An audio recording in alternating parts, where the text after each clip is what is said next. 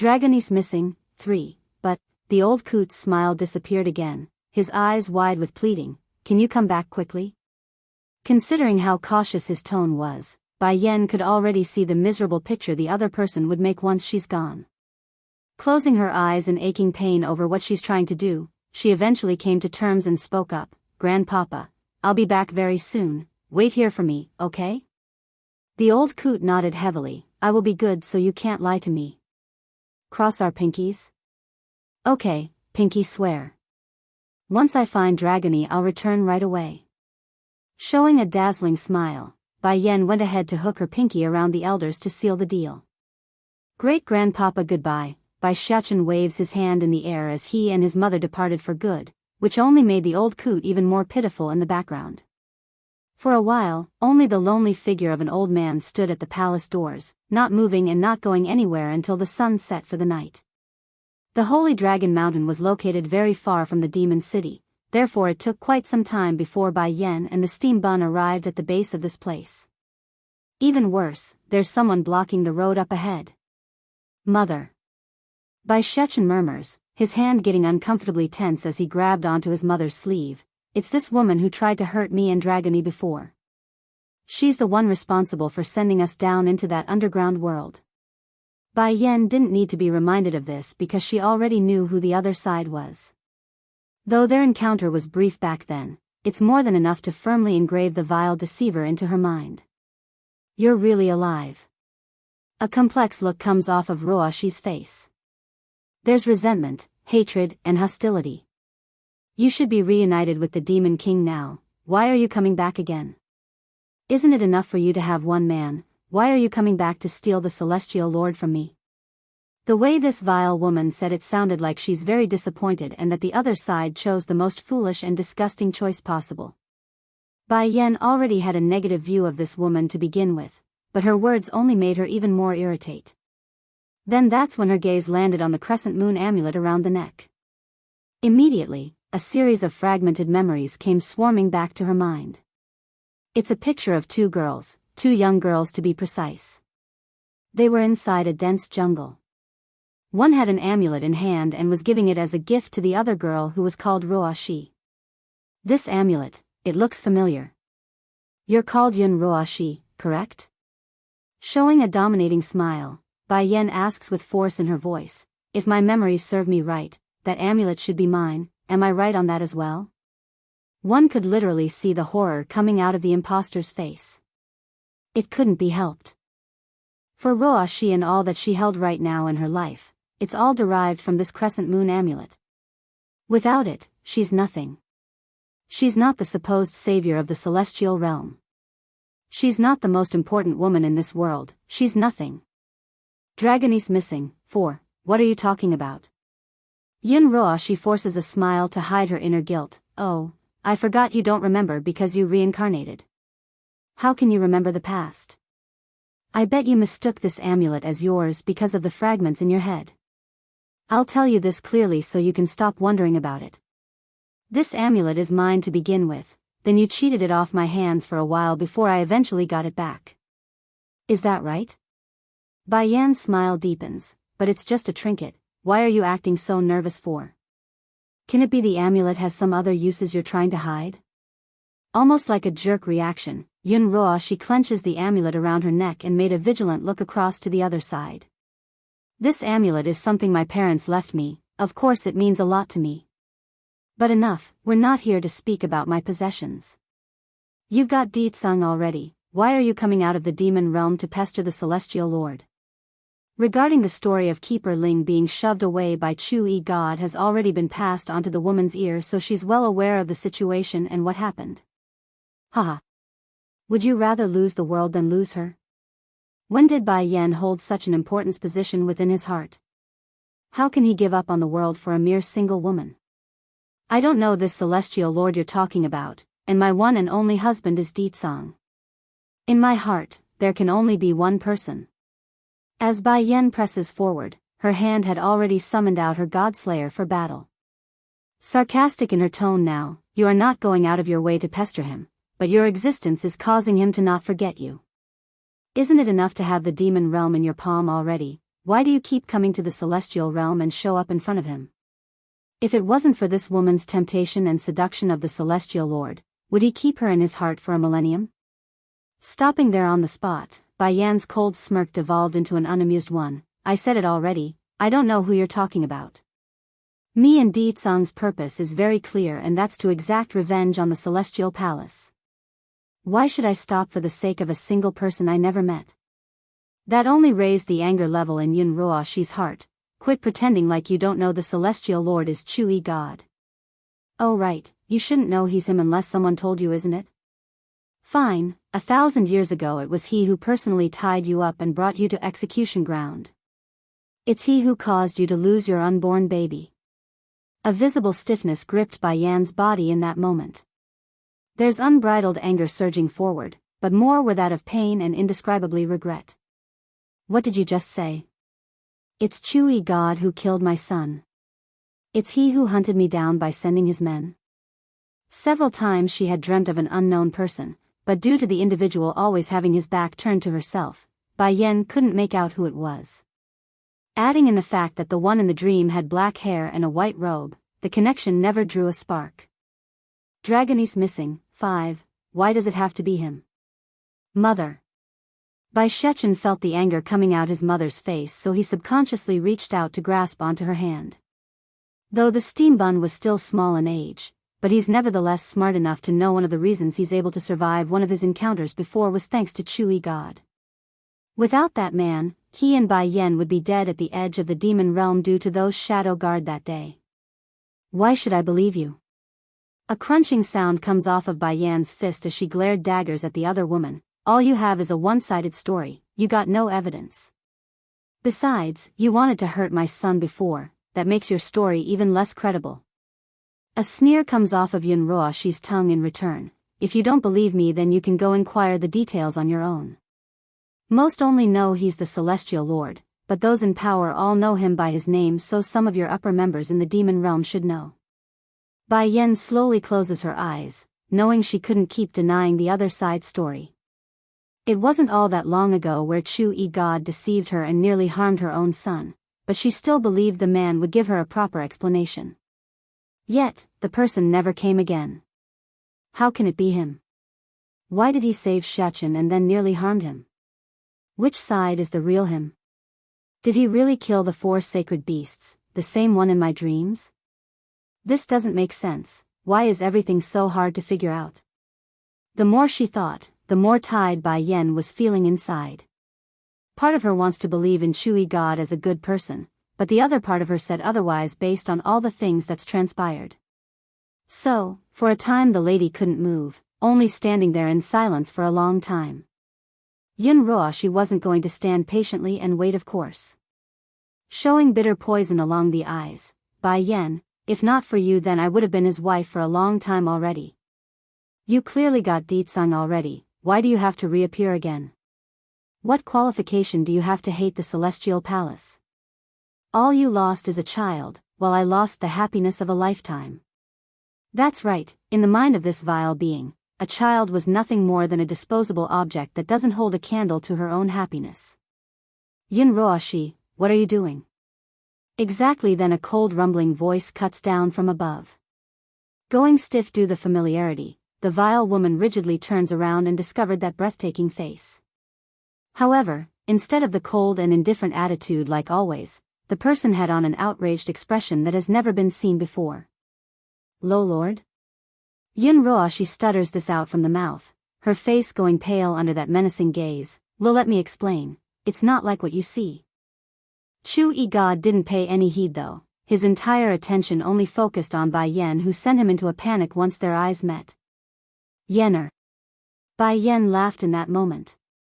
Not the small chuckle or derisive kind, but the heartfelt and pained cry of someone openly hurt by one's action. Against this, the celestial lord immediately felt an ominous sensation creeping up from his feet. Chui God, I ask you, is it because of you that my previous life ended up so miserable? My child, did he also leave me forever because of you? White tiger, azure dragon, black turtle, and vermilion bird, did they all die because of your hands? Dragonese missing, 6, pain and sadness always dampen down after some time. In this case, Bai Yan's final emotion were that of indifference because she didn't want to be hurt anymore. At this point, she only wants a clear answer. Yes. Under that indifferent gaze, Chui God painfully nodded and confirmed the truth. He didn't want to kill her, nor did she intend to harm her companions back then. However, the fact remains that her miserable fate and death was indeed caused by him. The man couldn't deny it. Bai Yan gently closes her eyes because her heart was shaking immensely. She thought she was prepared for the final answer, but it's clear she wasn't entirely. Mother, the steambun tugs at the lady's hand with worry in his eyes. Then turning to the man with anger burning, you leave, don't you see my mother doesn't want to see you? Xiachen, a bittersweet smile comes off of the man's mouth, I really don't have any malice towards you, please believe me. Getting frustrated along his little face now, Bai Xiachen raises his voice into a yell, you hurt my mother's heart, you also killed Azure Dragon and them, how can you still say you don't hold malice against us? I know you are strong and I'm not your opponent, but one day I will grow up and when that time comes, I will make you pay for everything you owe us. These words may be coming out of that childish mouth, but the tone and force in his voice showed that he's well on his way to becoming a ruler of one realm.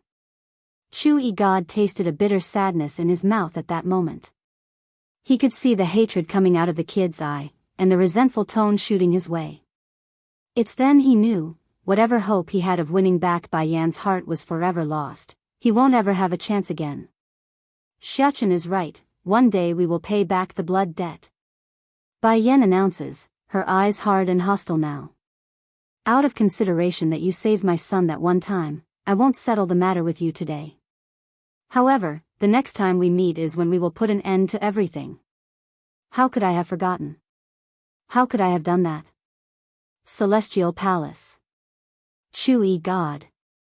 Yun Ruo 11. I won't let any of you go. Wait Yenner, let me explain. Chui God wanted to reach out with his hand due to panic.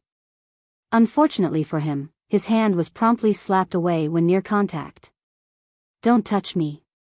Compared to Deetsong, you are scum. You're not even comparable to a strand of his hair. A visible tremor could be seen across the man's shoulder, a readable sign he's been hurt by that insult. Bai Yan stopped for a second in her words, then snickering sarcastically, if you want me to forgive you then it's possible. I want those from the Celestial Palace to die, including this Yun Ruoshi, can you kill them now? Initially the man flashed a flicker of hope in his eyes after hearing there's a chance to turn things around, but the latter part completely ripped the light out of his face like he's dead inside. Yenner, not now, but in the future. In the future I will. The only light, one, perhaps Bai Yan already knew this was the sort of answer to come of her request so her reaction was rather mild. So, she's off limits too. Narrowing her eyes in, there's self-mockery and hatred towards the other person. Yun Ruoshi instantly flew into an antsy panic. Hurrying to stare at the Celestial Lord for help, this impostor uses her gaze to plead for mercy. I promise you, I will definitely give you a proper answer in the future. Chui God says the same thing again. Yun Ruoshi can't die now, nor can the Celestial Palace topple just yet, but I will definitely give her a proper answer. Chuckling in her voice now, if you want to give me an answer then kill Yun Ruoshi now. I want her to pay for harming my child. Other than that, she has nothing else to ask for. Lord. The impostor reflexively calls out, knowing full well how much of a position Bai Yan stands within Chui God's heart. She's really afraid the man would slay her on an impulse. From beginning to end, the man never once gave Yun Ruoshi a glance. Yenner, give me some time, she and the Celestial Palace cannot die now. You have to believe me, everything I do is for you. He raises his hand again, wanting to hold on to that dress to pass on his feelings. Unfortunately for him, a small body cuts him off by slamming into him and knocking his footing back. Get out of here. Don't you to touch my mother. Bai Xiachen yells, his eyes full of disgust. Anyone who hurts his mother and break her heart are all bad people. One could literally see the air deflating out of Chui God's soul in that moment. Against the little guy's face, he couldn't help but smile bitterly because he wasn't making excuses here. In his mind, Yun Roashi needs to live, and the celestial palace also needs to exist for now. Xiachen, Bai Yan pulls the boy back behind herself, her cold eyes wary and alert. You don't have to do this, I won't hurt him. The behavior across from himself hurts the man even more. If you won't hurt him, then why did you kill my child 1,000 years ago? He couldn't even get a glance at me before he left me forever. If you really want to help me, then why did you lie to me before?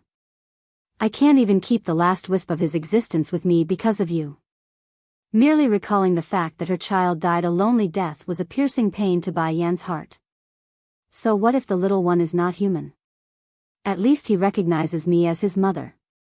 Mother, Bai Shechen felt the pain coming out of his mother's heart and attempted to soothe it. Don't be sad, I will always be with you. We will never separate. Sure enough, the grief and pain in the woman's eye gradually dissipated under her child's hopeful gaze. In front of the hostility from both mother and child, Chui God didn't know what else to say at this point. He had nothing that could defend his stance, nor find any excuses to do so. Everything was true, he single-handedly ruined the woman's previous life and murdered her child. He did it all.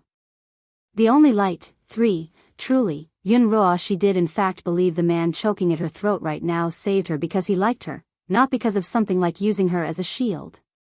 You and Yenner can't be compared together. Tossing the lump of meat to the ground in a barbaric manner, Chui God continues in a cold hard fashion. Keeper Ling and the others may be blind, but I am not. You will never be able to match her goodness. You will never be able to match her goodness. This sentence was akin to 1,000 arrows, each piercing right through to Yun Roashi's heart and burying her in a mountain of hurt. Why? Why do you keep liking her more than me when I've waited a millennium for you? What's so worthy to make you choose her over me? She asks with a sorrowful face. Another gush of wind blasts out of the man in response, this time powerful enough to blow the woman off the feet and into the bushes, thus causing her to become a tattered mess in the process. I said you can't be compared to her, what don't you understand? An annoyance filled the person's voice. This is my warning, I will only let you go this one time. If you appear before Yenner again, then don't blame me for being cruel. I don't care if you are useful or not, I will personally put an end to you. A visible shudder rocked Yun Roashi's body as she struggled to climb up from the ground. She couldn't believe this. As a result of her pouring emotions, a tidal wave of tears spewed out of those eyes like a waterfall. Why can't he simply kill me instead of saying those cruel words to me? I waited so long for him, why do I deserve such a cruel fate? I thought even if you won't love, but you will one day marry me. Closing her eyes, she mutters this one sentence out. Didn't he almost marry me back then? If it wasn't for Bai Yan, perhaps we would be man and wife already. I only agreed because Keeper Ling promised me they wouldn't kill Yenner if I did so. I believed him, yet they went back on their promise and never intended to let her go. Yun Roashi, don't think I don't know you're one of the main reasons in pushing those old fools into treating her that way. A huge look of panic gripped the woman's face at being pointed out. No. I didn't. Lord, you must have misunderstood me. Is it Bai Yan? Did she tell you something false? How did he find out? It must be Bai Yan. Yes, it must be her. She must have said something while I wasn't around. Yenner don't know anything, so you can stop blaming her for everything. Only Keeper Ling and them would be so oblivious. After a millennium, I've seen through it all. The funny thing was he too had been blinded by lies and deceit back then, hence his foolish decision to harm his love of a lifetime. Going numb in the legs, Yun Roashi collapses to the ground again, her eyes exposing a look of distraught. And unlike earlier, the imposter wouldn't believe the man was doing it out of mercy or love, it's definitely something darker. So he knows everything. If he knew, then why did he leave me my life? I never liked you, never had and never will. When I first met you I already disliked you, and the only reason I remained polite was due to Yenner's connection. The only light, 4, now cherish the time you have remaining, there's not much left in it. After throwing down this bone-chilling sentence, Chui God turned and flew away like a brisk wisp of wind. He's always been like this. Come and go as he pleases without leaving a trace of his existence. Half a ring later, Yun Roashi finally returned to her senses after being left alone. Unlike the terrified expression she had on earlier though from the conversation, her face was twisted and grotesque. Bai Yen, I want you to die. Even if I can't get the Lord, I will never give you a chance to live in this world in peace, just you wait. If she wasn't here, if she didn't existence, Chui God would have definitely loved me instead. Yes, this is all her fault, I did nothing wrong. Winger, get your ass out here, come out this instant. She roars. It didn't take long, only a second for the figure in black to appear at the front. Though the person's face was constantly covered under his cloak, it didn't take much to see his expression was cool and calm. Winger, you said before that Bai Yen gave birth to a son, did you not? Go kill the child now, I want Bai Yen to suffer the experience of losing her child. Making a shudder, the man grew hesitant and unwilling. Didn't you say you only want me to deal with her daughter? Why are you asking me this now? You damn garbage, do you not see how she's treating me? Because of her, the Lord has misunderstood me. So what if I kill her son? Winger didn't speak, only staying still and silent for the longest time before replying. Di Tsang's strength is very strong, coupled with the many powerful demons under him. I can't kill the young prince while under their watch. What little prince? Who allowed you to call him the little prince? That's a bastard child. A child born of foul blood. I don't care how you do it, you must kill the boy. I saved your life, so don't you forget that. You should be grateful to me. Isn't your Pteroraptor crow kind always willing to repay their debt? Winger hung head his under that scolding voice but still managed to murmur a rebuke back. I am not a garbage. It's just that I can't use my full powers because of those enemies. They will find me if I do. What's more, I don't want to hurt a young innocent child.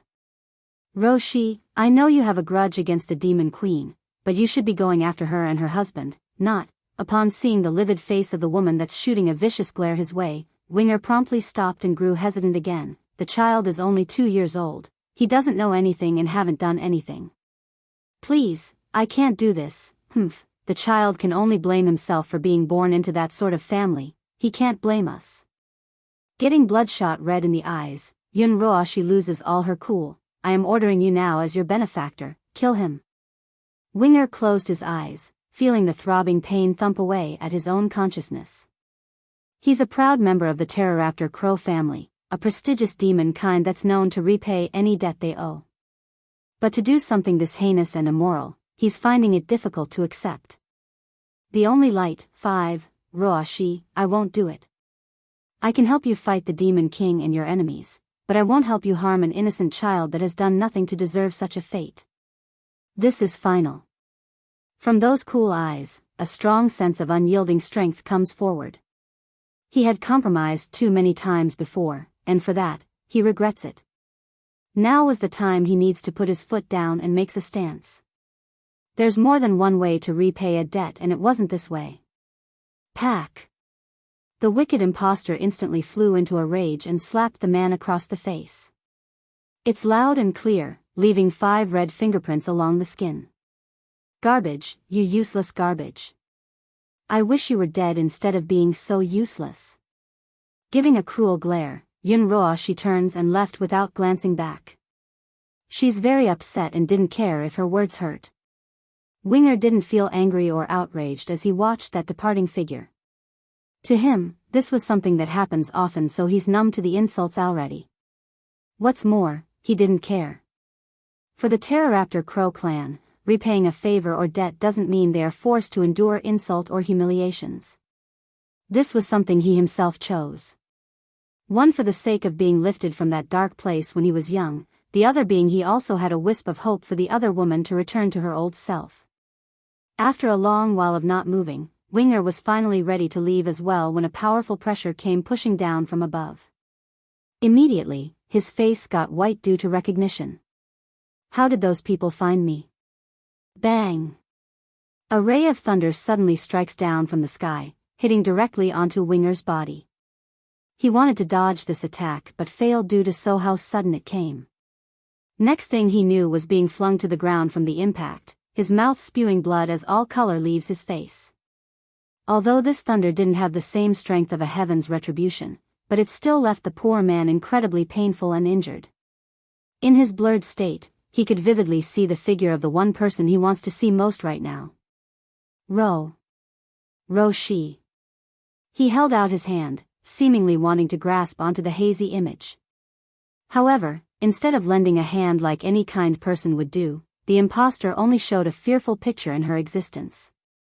Then casting another glance upwards at the storm clouds rumbling above her head, this wretched woman didn't think twice and made a run for the other way. She had no qualm about fleeing and running for her life. To be fair, She never intended to come back in the first place after she left the first time around. The only reason she returned was due to the loud commotion. Now that she's sure danger was around, the woman had no reason to stick around and get involved. Winger's consciousness slowly faded away as the strength left him, thus allowing his hand to fall to the ground after reaching out. Gradually, in his half-unconscious state, memories of old came echoing back. "Big brother Winger, you have to believe me, I will come and take you out of this place. I am not strong enough now, but I can help heal some of your injuries. Pain go away, shoo. But what if you don't come? If I grow strong enough, then I will definitely come save you. But if you escape before I do, then you can come find me instead. I live at the Celestial Palace." "Okay, if you don't come, then I will go out and find you." Slowly but surely, that warm gentle voice which brought light into his life was fading away. He couldn't figure out why, but it's not the same anymore. Winger's Dilemma 1. Just before Winger's mind completely slipped away, his ear somehow manages to vaguely make out two voices near himself. He wants to open his eyes to see who they were, but the tiredness he had was stronger and that stopped him from doing so. Xing, who is he? Based on his appearance, it looks like he's been hit by lightning or something. What did he do to be struck by something like that? A snowy white tiger marched in front of the unconscious man, his mighty eyes staring down at the stranger on the ground. "He's a demon like us, but his scent and aura are not familiar to me. I can't tell which tribe or clan he's from." Speaking afterwards was a woman in green, her face heroic and beautiful at the same time.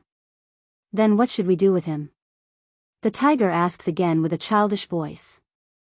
"First take him back to the city with us. If he's a demon, then we shouldn't leave him alone to die like this. As to his identity, we can confirm with the others when he's better. What's more, a seriously injured demon wouldn't pose a threat to them and their friends anyway. Rather than being heartless and cold, the dragoness would rather be kind to help her own soul." "Okay, I'll carry him on my back then." Using his mouth, the white tiger flung the poor guy into the air and onto his back like a baggage. A brutish method, but an effective one nonetheless. Xing didn't have any objections to this maneuver and followed her companion from behind. Together, they bolted for the demon city without looking back. Unbeknownst to the pair though, they were being watched from the rear the entire time by the very girl who fled earlier. Azure Dragon and White Tiger. They're here too. I can't let the demon realm's power continue to grow, otherwise the problem will be out of control. She hasn't forgotten the appalling power the 4 demon generals possessed back in their prime. If they are to return, then it would spell trouble not only for the Celestial Palace, but herself as well, because she had a major hand in their demise. If everything comes out, the first person those 4 would murder would be her. But concern was one thing: this wretched woman wasn't so ignorant to not realize what's the most urgent matter at hand. She must hurry back and make sure the keepers never meet Bai Yan again, otherwise the other person might bring up the topic of the moon amulet in her possession. If it becomes known she's not the real owner and Bai Yan was, she would be nothing. She wouldn't be able to live the life of luxury she has now, nor would she have a loyal dog like Winger who came on his own. Heck, she wouldn't even be able to protect herself without others to shelter her. Inside a bed chamber, Winger had struggles to open his eyes as a mountainous level of fatigue gripped his body. Despite this discomfort, the injured guy still felt abnormally at ease here. Winger's dilemma, 2, are you awake? A calm and old voice echoes in Winger's ear, causing his body to go stiff. If you're awake then that's good. I've already examined your body and you're indeed a member of the Pteroraptor crow family. I and your father Skywing are old friends.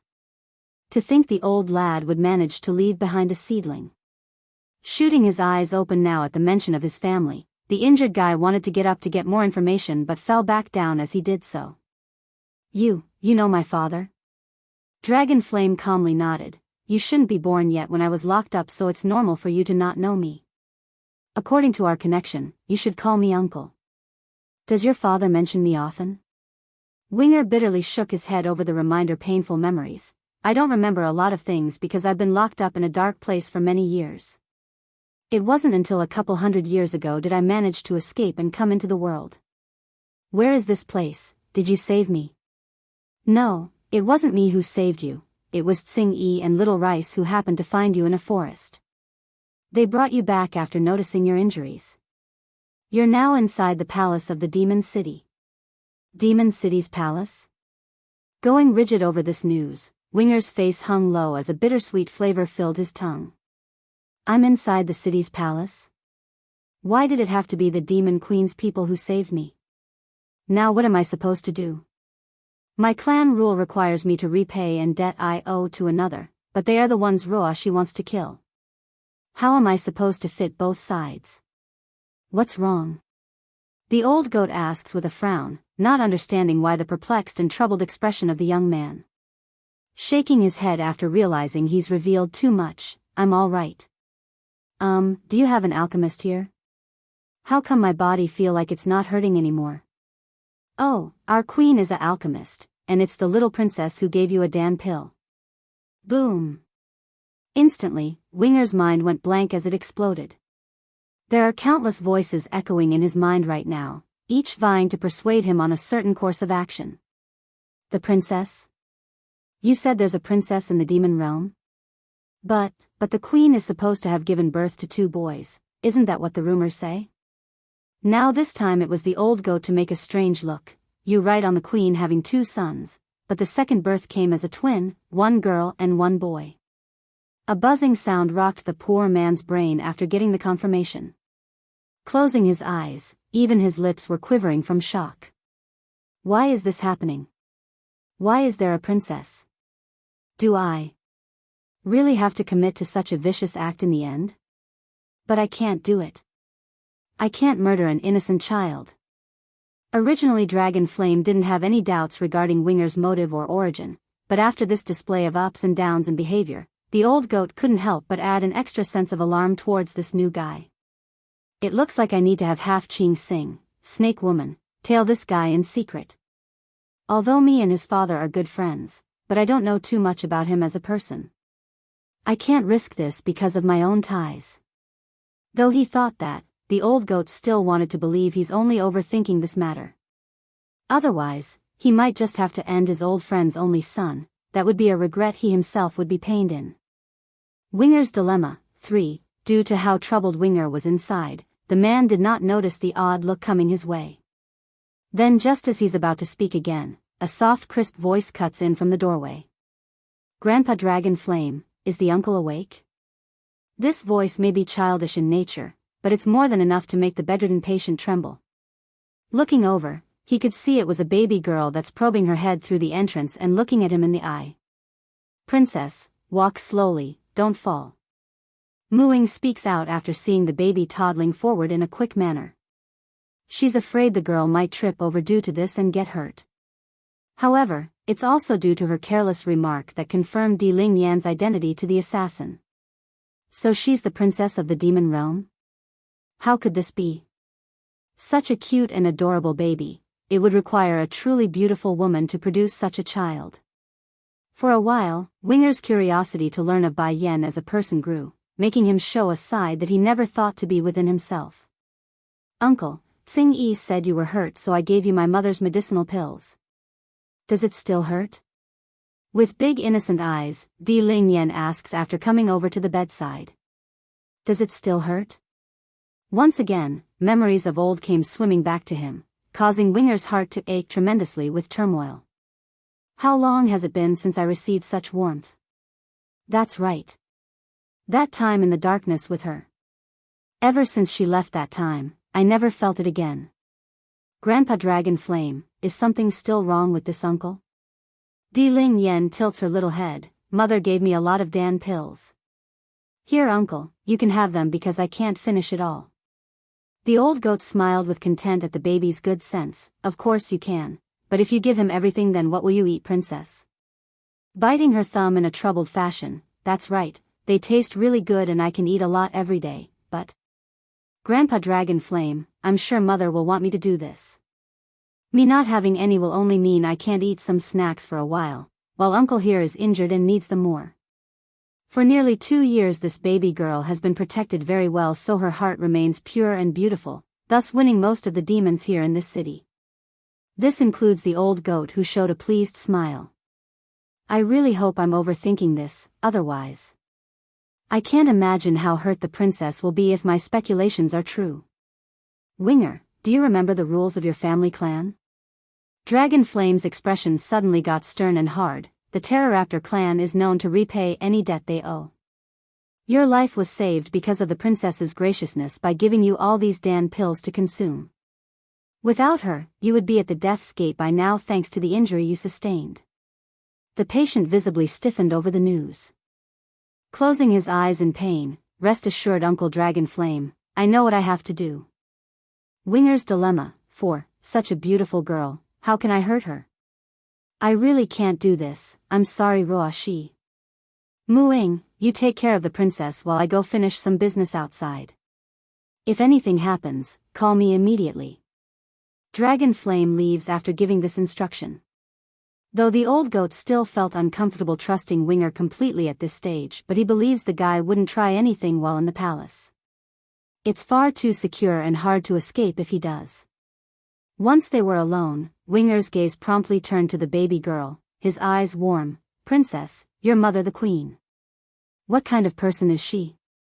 He's been told for a very long time that the woman Ruo she hated was a vile being for ages. Now's his chance to find out the details for himself. Showing a proud face upon having her mother mentioned, Di Ling Yen happily obliged the request by propping her chin very high.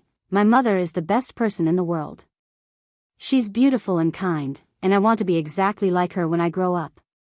Maybe not exactly since she's so excellent, but I will be the second closest to mother.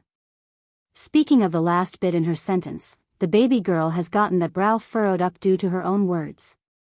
Princess, Muing smiles warmly and interrupts, it is getting late. If we don't hurry to dinner then all those delicious foods will end up in the prince's tummy. Ah. Ling Yan immediately jumped, her face urgent. I need to hurry, otherwise Jean Tian will devour everything again and I won't get any. Without delay, she led the way on her own for the exit. This was exactly what the maid wanted to happen.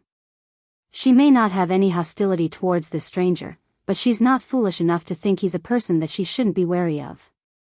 In any case, the maid doesn't want the princess to stick around for too long lest he does something unexpected. The negative opinion towards Winger right now was honestly unwarranted. His entire focus has been shifted to the past, to be exact, the time where Yun Ruo she explained her reasoning for changing so much thanks to the Demon Queen. You are right, when I saved you I did it out of good intentions. Who doesn't want to be kind and good to others? But what did I get in return? I was so kind to her, yet she stole my fiancé. If you hadn't been so late in coming, would I have experienced all those hardships? I wouldn't, that's what. You don't know what she did to me. She ordered all beasts to hunt me down, and my strength stagnated as a result of the injury I sustained. Bai Yen could clearly get me to become that old coot's disciples as well back then, all she had to do was speak up. But guess what, she didn't and left me in the dark. Furthermore, it was she who abandoned the Celestial Lord and hooked up with Demon King Di Tsang on her own. Even when she didn't want it, she won't let me have my own happiness.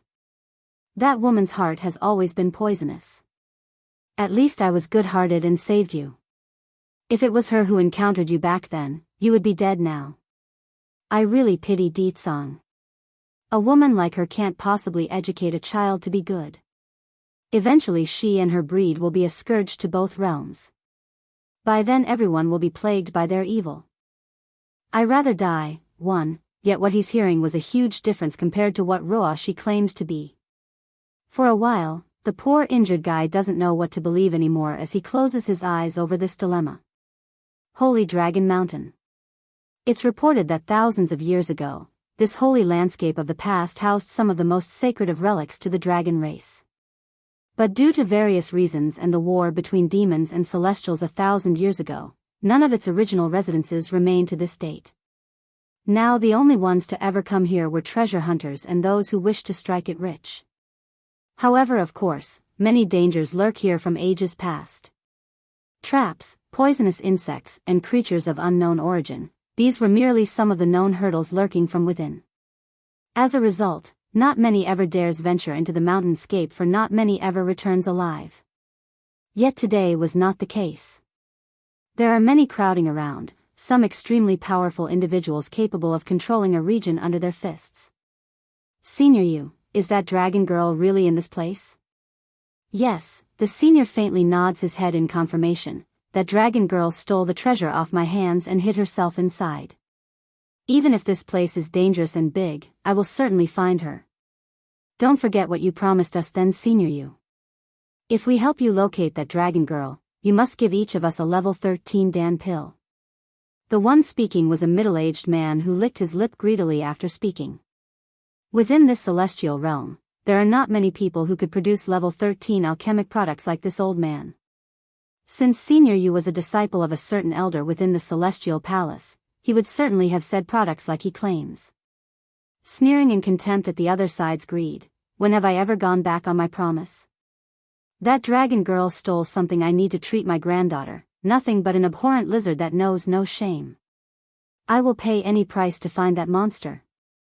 After Senior Yu threw his vow down, the rest immediately began to act as arranged due to the reassurance. There's a lot of traps ahead of their path, so it's a very slow process to dismantle the dangers. Meanwhile, at the same time, a little girl was currently curled up inside a cave not too far away, her body cold and shivering due to the frost coming off the body. It's cold, it's cold. Dragone's eyelash trembled profusely due to the bone-chilling frost attacking her internals. She wanted to sleep direly right now, but at the thought of Bai Yan and Bai Shachen's face again, she stubbornly bit her lip and forced her consciousness awake. I must not sleep here, otherwise I will never be able to see Mother and Gidge, big brother, again. Mother, Gidge, I miss you so much. Ooh, I really miss you. Bringing up the picture of Bai Yan's dazzling smile and kind hugs, Dragone could no longer hold back her loneliness and let the tears come forward. She knows that if Bai Yan was here, then there would be a way to dispel this cold. But now, she could only rely on their own perseverance to survive. Exactly then, a series of footsteps bursts over from the cave mouth, causing the poor girl's face to stiffen up. They are strangers to Dragone, she doesn't know them. However, once she got a better look at a certain old senior among their ranks, her eyes dimmed with lost hope. These people, they have finally come. Little girl, we finally found you. You stole Senior Yu's stuff, so hurry and hand it over. We can spare you your life if you do so. Due to Dragone's ever-growing beauty as she matures, the young man who spoke here had on a perverted grin that showed exactly what he's thinking and intends to do afterwards. I rather die, too, Dragone snorted, based on what? That's my stuff, and I found it first, so why should I have it over? When speaking, her teeth was clearly clattering due to the frost, so it's obvious her condition wasn't well. Even so, there were no tears coming out of those eyes anymore, only the stubborn look of someone not willing to submit. Senior Yu said it's his, then it's his. Little girl, you better be smart and hand it over. Afterwards you will come back with me to ask for his mercy. Perhaps then he will spare your life if you are good. From within Dragone's big eyes flickered a glimmer of danger, because she would rather die than be subjected to humiliation. Heck, if her body wasn't reacting to the frost hindering her powers, she would have gone all in before to fight that Senior Yu instead of running at first. But things don't always go as planned or the way they want. Knowing this was her best chance while they're preoccupied with speaking, Dragony attacks the youngest man nearby to take the initiative. One punch to the chest and a kick to the groin. Next thing everyone knew were the howling cry of a man having his manhood destroyed. This was the opening she wanted. Using the brief second of delay, she lunges for the mouth of the cave to run again. Unfortunately, her plan was foolhardy in this case. Outside had been surrounded by people already and they're ready with their weapons drawn. "Girl, I like to see where you are running this time." Speaking was Senior Yu, who had drawn his blade at this point. Clenching her fist, "Even if I don't run, you still won't get my stuff." Going sharp and dangerous in the face, the old-timer grew enraged after recognizing the frost coming out of his target. "You ate the ice fruit? What of it?" Dragony sneered with contempt at the shameless old fart. "The ice fruit is something I found first. If you had spoken to me kindly then I might have offered you it, but you didn't. You mocked me and my mother, so why should I give you it? Besides, it's not like she wanted to eat it right away, rather the darn thing flew into her mouth without a second to react, so this outcome wasn't by choice either." Outrageous. Senior Yu snaps back. "I am a disciple of the head alchemist inside the Celestial Palace, and this world belongs to the Celestial Palace. So what if you found it first? By right I have a claim over all that is here. You eating it without permission is an ill-mannered and shameless act in of itself." Dragony frustratingly clenches up her fist even more and causes a crunching sound to come off. "Damn it, if this ice fruit isn't stopping me from using my full powers then I wouldn't be forced to be so passive. Now all those demons mother sent to protect me is dead. Who are you calling shameless and ill-mannered, you old fart?" Going red in the eye, she glares directly at the old man like she wants to hear it a second time. Smirking with a mocking voice, Senior Yu happily obliges the request since he's on top right now. "Didn't your parents teach you something like selfless dedication? The ice fruit is a medicine I need in order to save my granddaughter. No matter, all I need to do now is rip out your beast core and that will do just fine in saving my granddaughter. I rather die, 3, although this method is a little troublesome, but in order to save my granddaughter, everything is worth it." Dragony finally exploded at this moment under the reinforcement of the stormy sky. Her little body kept emitting a hair-raising chill like it would encase the entire world in a layer of ice. Those closest to the dragon girl sensed the appalling force and hurried back, but it was too late for these unfortunate souls. Before they knew it, the ice had reached up from their ankle and all the way to their chest, thus sealing their fate to the afterlife. Senior Yu didn't fare so well either. Though he managed to escape in time and live, but the chill still left his body stiff as a rock. Fortunately he's a powerful alchemist. Activating that internal energy from within and eating a pill meant to remove the cold, he was able to ease some of the discomfort and avoid being stuck there. Is this the power of the ice fruit? Such a shame that something so nice fell into this girl's hand. If used on my good granddaughter, it can not only cure her physique, it will also increase her strength several times over. Showing a somewhat regretful face, the old shameless bastard knew that even if he removed Dragony's core and used it, the effects wouldn't be as good as the original. This dragon girl, she really spoiled a good thing. PFFFF. Suddenly, a squirt of blood comes flying out of Dragony's mouth as herself staggered a few steps back and nearly falling to the ground. However, the persistent will of the lass stood strong and she remained standing in the end. "I am mother's daughter, so I can't shame her. Even if I die, I will die standing. Lassie, you haven't completely absorbed the ice fruit yet, so you're only stalling the inevitable." Senior Yu then showed a satirical smirk, "But the end is now and you're in my grasp."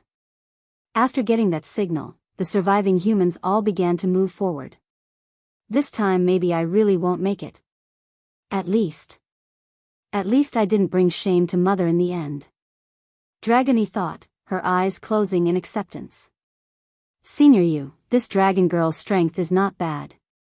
After you take her beast core, can you leave the rest for us? This way we can at least get a piece of the pie. Those who remains asked, their eyes heated and greedy. Nodding, of course, I'm a gracious person. Aside from the core, the rest of her corpse is free to take for all of you. This is on top of the Dan pill I promised. Generous as ever, Senior Yu. If it was anyone else, then they might not be so kind and give us a dragon's carcass. That right, Senior Yu, we will definitely remember your generosity. Please don't forget to call us again in the future if you ever need our help. Dragons are treasures. Even if it's just a drop of blood, it's still enough to help the average person to increase their physique. Besides, Senior Yu didn't do much at all during this venture. It's these people who did most of the laboring. Using this to help gain a favor from so many would undoubtedly benefit him in the long run. I rather die, for, step aside everyone, this dragon girl may be hurt right now but her strength is still formidable. I will kill her myself and retrieve the beast core. Without exception, the rest gladly took a step back to allow the old-timer to do the deed. They've done enough as it was and wouldn't hurt to have someone else do some laboring in this case. However, Dragony wasn't the type to go down without a fight. Suddenly showing a stubborn smile along her lovely face, the girl's behavior left the other side wondering on why she's able to laugh in this situation. Are you from the Celestial Palace? She asks. Senior Yu chuckled. Yes, my Shifu is the lead alchemist in the Celestial Palace. Is that so? Smiling even deeper at the confirmation, Dragony did not show any sort of anger from earlier. If you are, then that makes you mother's enemy. So, I won't let you have your way. You, feeling an ominous sensation creeping up his back, Senior Yu instinctively pointed his finger out. Sure enough, the girl's complexion quickly took on a paler tone as traces of blood flowed out of her lips. This deathly appearance could only mean one thing, and it's damning. You self-destructed your own core? The old shameless bastard exclaims, his eyes burning with rage and disbelief. No. How can you do this? Stop right this instant. The ice fruit takes a millennium to mature. After all these years, this is the only one I found. What is my granddaughter supposed to do if she destroys her own core? Damn this dragon girl. She's dead anyways. Why can't she just help save someone else instead of destroying my last hope? Pity for the old-timer, he's a step too late at this point in doing anything. Once Dragony fell backwards and spewed up a mouthful of blood, the act was done. He stunned with his hand reaching out, those eyes dull and lifeless until they evolved into a look of pure rage. You actually did it. Why can't you just save someone if you're going to die anyways? You selfish and damnable being. Even if you die, you will go to hell for this, never to be reborn again. Painfully cusping his own head, the old bastard behaved like the world's collapsing before his very eyes. How can this world have such a selfish person? First it was stealing my ice fruit, then it's destroying their own core, so I can't take it. Why are all demons such ruthless and damnable creatures? They all deserve to die. Dragony naturally noticed the bastard's expression and smiled in response. It's not mocking, nor ridiculing, but a very innocent and resolved one that left her eyes a blurry mess due to the tears coming out. But that was until the corner of her view noticed a panic-stricken face coming from afar. Mother, I'm sorry, I couldn't get stronger, I couldn't protect you. If there is an afterlife, I want to be your biological daughter, that way I can grow up by your side from childhood. But now, I can't accompany you anymore. Gradually closing her eyes as the heaviness took her, Dragony's breathing began to weaken and the life fading from the skin. Her appearance has grown incredibly transparent under the sun's light, making the girl look like she's about to disappear at any time. I rather die. 5. Dragony. A heart-wrenching cry echoes across the sky and causes all to look her way. The voice was filled with emotions, but more were that of pain and distress. Dragony felt a tensing ache as well after hearing the familiar note. Why now? Why did it have to be at such a time? Even if I die, I didn't want her to see me in such a sorry state. The newly arrived figure didn't take any time to lung down to the ground and sweep the dying girl off the ground. There's sadness and anger in those eyes, which swiftly manifested into a powerful burst of energy flowing out from the body and onto the ground. Bai Shechen was also here, but instead of his usual mischievous self, he merely stood behind his mother with eyes staring intently at the withered girl's face. There's no life, just like a tree that's about to fall and die. Dragony shouldn't be like this. She is always active and happy. How did things turn out like this? Did you kill my daughter? Bai Yan's cold hard gaze swept across the line of scums until it landed on the single elder responsible for this all.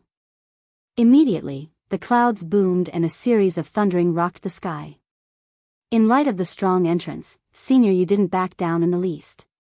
He's the disciple of the head alchemist within the Celestial Palace, a person with incredible backing and a representative of his Shifu.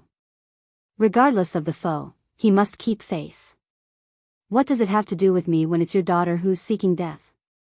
The old-timer grits his teeth with burning anger in the voice, but seeing how you're indiscriminately blaming others without proper evidence, then it's no wonder she's so selfish. That brat would rather destroy her own beast core than to save my only granddaughter. Such a selfish person doesn't deserve to live in this world. As if provoked by that statement, Bai Yan suddenly started to laugh wildly, causing a ringing effect across this mountain. You're trying to take my daughter's core, that's equivalent to taking her life. I do not understand what it means to be selfless for others, but I do know that if someone shows me respect, then I will do the same. As for those who doesn't, Bai Yan will always return that favor 100-fold. Growing colder in her voice as the anger grew in kind, since you forced my daughter to die, then I will let you all pay back this blood debt with your own blood. Don't think about running away, none of you will live. Swish. In that very instant, a gush of flame rose from the ground and began to devour everything within her vicinity, leaving only a small circle free of destruction. Of the ones that managed to survive Dragone's initial burst of ice blast, many were very vigilant to begin with due to what occurred to some of them, but this time it's beyond their means to dodge or avoid. Next thing that happened were a series of ear-piercing cries of pain and pleas for mercy. Save me, Senior Yu. Please save me, I don't want to die. Of the closest to the elder, the poor man that's been devoured in flame reached out with a hand for aid. Unfortunately, before those fingers could even make contact or do anything else, the flesh had already incinerated into nothingness, leaving only a pile of ash in its wake. Do you think you're all that by murdering these innocent people? Your daughter isn't even killed by them, what right do you have in taking their life? Bai Yan ignored the questioning, only raising her hand to materialize a sword into existence. Blood stained the Dragon Mountain, one, boom. Slashing down with enough power to create a sonic boom, Bai Yan's attack left the elder pale white as he rapidly dodged backwards in order to save himself. However, due to the suddenness of it all, Senior Yu was now disheveled and messy looking after regaining his footing. Who the hell are you? The elder asks with narrowed eyes. Bai Yan still didn't answer the question, she only wants to kill them all because they're the reason her daughter was dying. Then without any signal, she charges into the trapped crowd at lightning speed. Wherever her blade swung was when a human fell. Ruthless and without mercy, she's truly a death god right now as her godslayer reaped the life out of these people. Those who caused my daughter's death all deserve to die. I don't care if these people are accomplices or not. The very fact they're here is enough. They will pay for what they did. Now it's finally dawned on the old bastard that he's made a terrible mistake. Up until that point Senior Yu still believed Bai Yan to be not a huge threat and that he could overcome her with everyone present, but his underestimating would be his own undoing as he kept retreating and retreating against that endless assault. What should we do now, Senior Yu? A young-looking man asks with pale complexion after losing an arm. This individual also noticed the huge gap in power and sought help. How am I supposed to know? This woman is simply crazy in the head, it's not like we killed her daughter or anything. That's right, in the old bastard's head he's not responsible for Dragone's current state. Rather, it's the girl herself who self-destructed, so the blame doesn't lie with them. Bai Yan has no qualification or right to attack them at all. But Senior Yu, a lot of the men we brought along are now dead because of her. Gritting his teeth, the young anxious man forces out the one thought he had, why don't you go apologize? Although that dragon girl wasn't personally slain by your hands, it's still partly your fault that she committed suicide. Just admit to the crime, Senior Yu, then all of us can escape after we quell that woman's anger. This was an act of desperation to even suggest such a thing for the individual. He wants to flee like everyone else here, but Bai Yan had already sealed their escape route by placing a sea of flame in a circling formation, making it impossible to run without suffering incredible damage or even their life. getting sharp in his old eyes. Have me apologize? Are you listening to yourself? Which fault did I do? How can you be so cowardly? The young man's expression promptly got ugly after hearing that rebuke, and with good reason. They only came to search for someone at the offer of a reward, not to put their lives on the line and die. The other side was clearly provoked by Senior Yu himself, so the men gathered didn't want to pay the price for the mistake of someone else. Now that's where you're wrong, Senior Yu.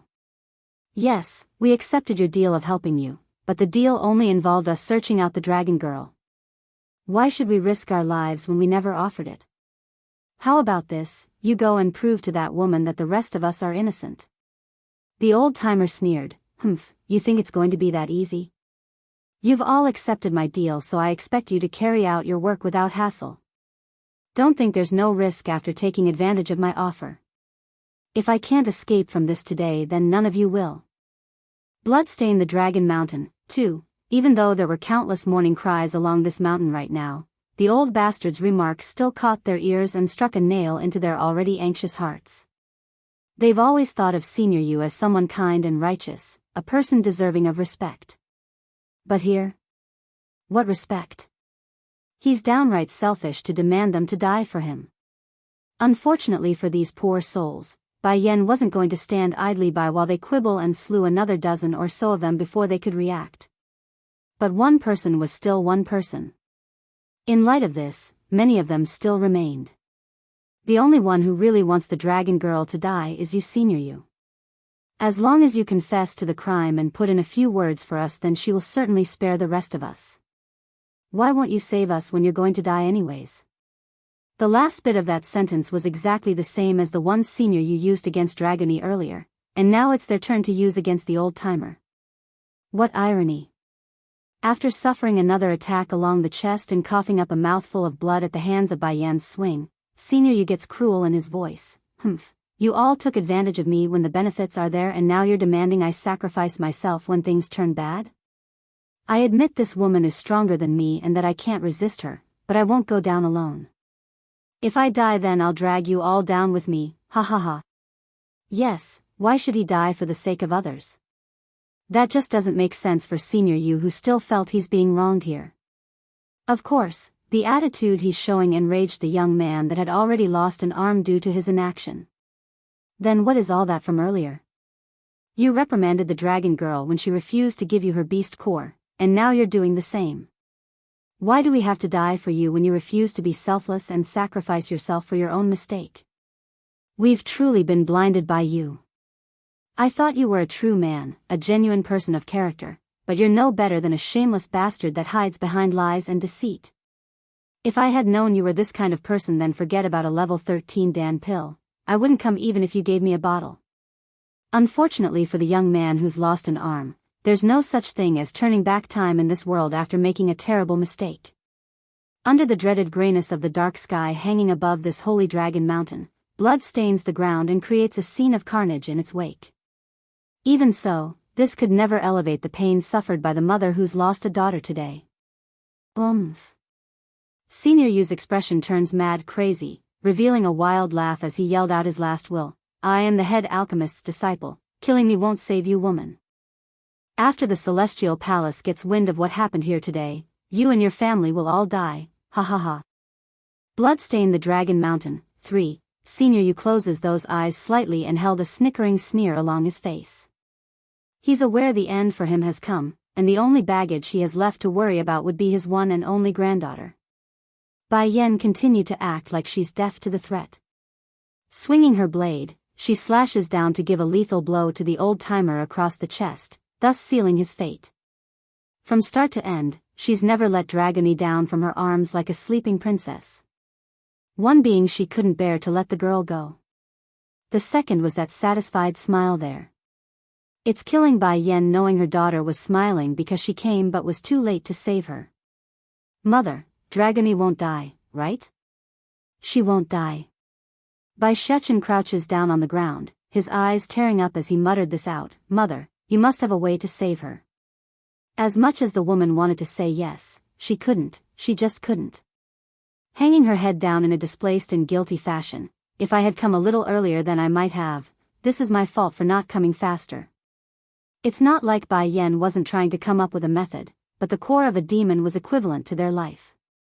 By self-destructing it was the same as committing suicide, and that's exactly what Dragony did there to herself.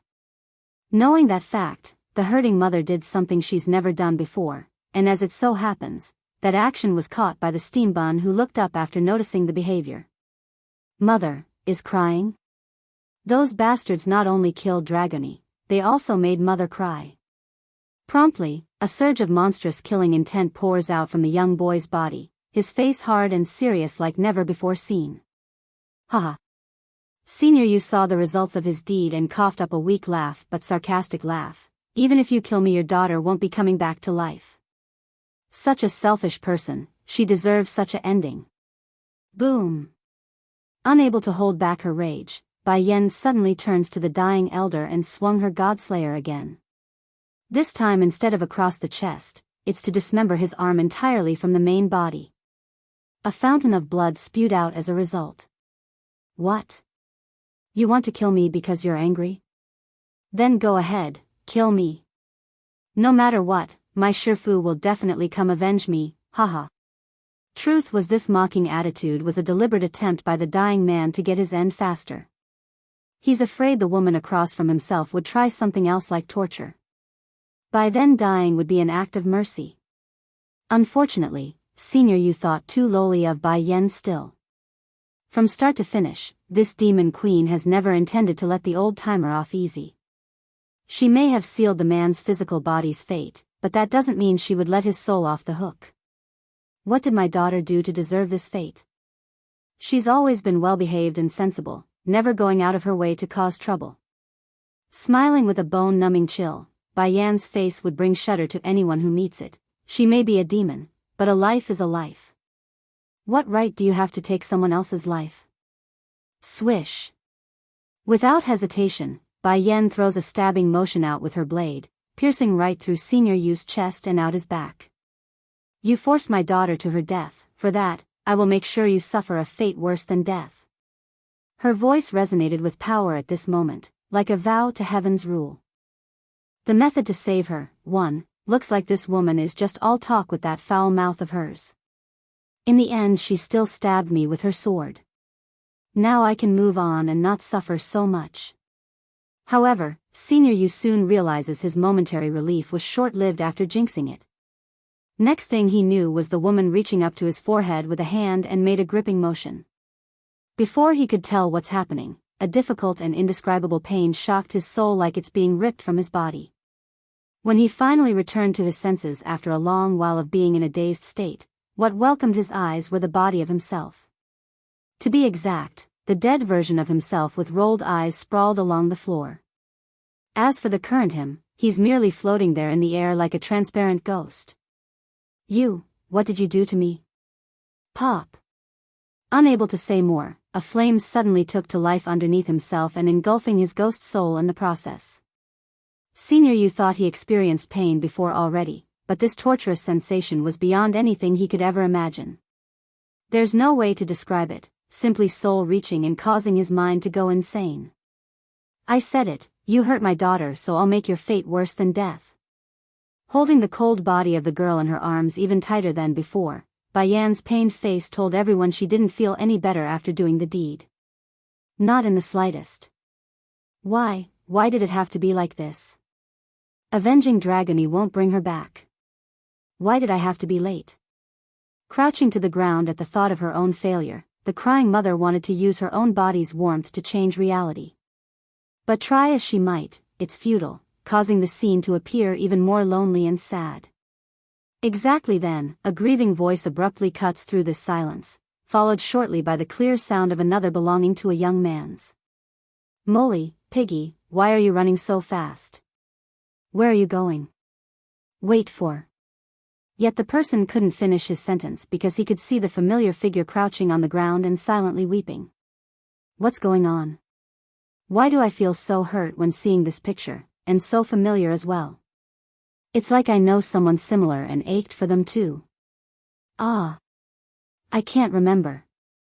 Flying over with great speed by flapping his little wings, Molly the piggy practically threw himself in front of the girls with a tearful face. He howled out in pain and retaliation at the heavens for taking Dragony's life. Dragony, woohoo, reaching out with his pig trotters to poke at the dead girl's face in hopes of getting a reaction. The poor thing kept shaking his head in denial after getting none. Queen Mother, what happened to Dragony? Is she dead? Covering her own eyes, Bai Yan didn't want others to see her crying face, nor did she ask why Mo Li Shang the young man and his companion the winged piggy was here. She simply wasn't in the mood for that. The method to save her, too, Yen. Mo Li Shang found his heart pumping with heartache after finding the woman's tearful face. Did I come too late? If me and Molly, piggy, had come earlier, then perhaps we could have helped. That way Yen wouldn't be so sad. It's not your fault, Shan. Bai Yan shook her head before gradually coming back up. It's my fault for not protecting Dragony properly. It's because of me. 1,000 years ago many of her closest family and friends left her, and 1,000 years later the same tragedy ensues. The cause of all this? The Celestial Palace. Showing an angry face of vicious nature, the woman vows to herself, I will make them all pay, make them pay for all they've done to me. The winged piggy continued to sob though. Queen Mother, please save Dragony, woohoo, please save her. I'm sorry, but not even I can repair a destroyed core. I don't know how. For the first time in her life, Bai Yan felt useless and weak because she couldn't save her own daughter. No. Queen Mother, I know a way to save Dragony, you can save her. Molly the piggy suddenly stops crying and pleads with a serious face.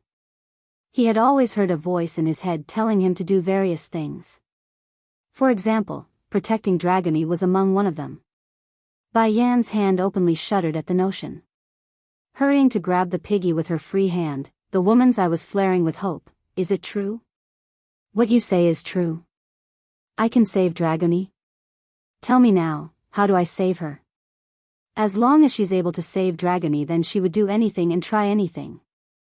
Dragony seems to have ate something called the ice fruit. Molly the little piggy appears bewildered in the face for some reason. You absorbed the essence blood of your husband the Demon King and integrated it with your own. That means your blood carries a certain level of his power. By infusing your blood with the ice fruit inside her body, it can then restore Dragony's demon core. Mother. Bai Shechen cries out after hearing there's hope. Does that mean my blood will work too? He wants to save Dragony as much as anyone else, so he's more than willing to use his own blood. Furthermore, the steam bun doesn't want his mother to shed her blood specifically. Shaking his piggy head, I don't know, but I have a voice in my head telling me it must be Queen Mother's blood. Your voice? Bai Yan locked onto that key piece of detail and frowned. Nodding his piggy head, back when I first saw Dragony, the voice in my head told me I must exhaust my life to protect her. Afterwards it disappeared, only coming back out again at this moment. What? So you weren't joking around with me when you first said there's a voice? Mo Li Shang the young lad exclaims, his face full of shock. A while back his companion the winged piggy already mentioned this key fact with him, but the young man only took it as a joke and left it at that. To think it's real. The method to save her, 3, I'm not lying, I'm really not lying. Molly the winged piggy gets all anxious in the face after noticing the doubt coming his eye. Tearing up like a child, Queen Mother, you have to save her, only you can save her. Bai Yan did not respond right away, only slowly crouching down with the girl in her arm while caressing Dragony's increasingly deathly face. There's true warmth in her face as she muttered what's in her heart, Dragony, from the time I decided to take you and I have always thought of you as my daughter. No matter what happens or the price, I will bring you back. Even if that means going to hell and dragging your soul back into this world, nothing will stop me. Bai Shechen's little heart openly shuddered at the idea of going to hell. Tugging at the woman's sleeve, Mother, Shechen, you don't want to save Dragony? Bai Yan stares at her son, that voice gentle but winded due to the emotions coming forward. Shaking his head, Dragony is my family, so of course I want to save her, but I want to try first. If my blood is useless then we can try yours, Mother. If it works then Mother won't have to get hurt. Xiachen, I'm sorry, but if Molly insists on it being me, then there must be a reason. Why waste your blood? Giving her boy a ruffle along the head, listen to me, I must save her. As distressed as he was, the steam bun knew his argument was lost in this case. Biting those lips, he frustratingly lets go of Bai Yan's sleeve and accepts the situation. If only I can be a little stronger, then I can protect Mother and Dragony instead of letting them get hurt. Bai Yan saw the feeling of her boy and the guilt he felt. Normally she would console him and say it's okay, but those words are pointless now and she knew it. Without another word, the woman pulls out a blade and draws a small line across the finger, thus allowing the golden fluid to trickle down to her daughter's cheek. Perhaps this was too much for Bai Yan because her complexion instantly went white. In the end, the woman had to lean in against her son for support, otherwise she might have fell backwards over then. Unfortunately, the one drop wasn't nearly enough and forced the woman to press out a second one.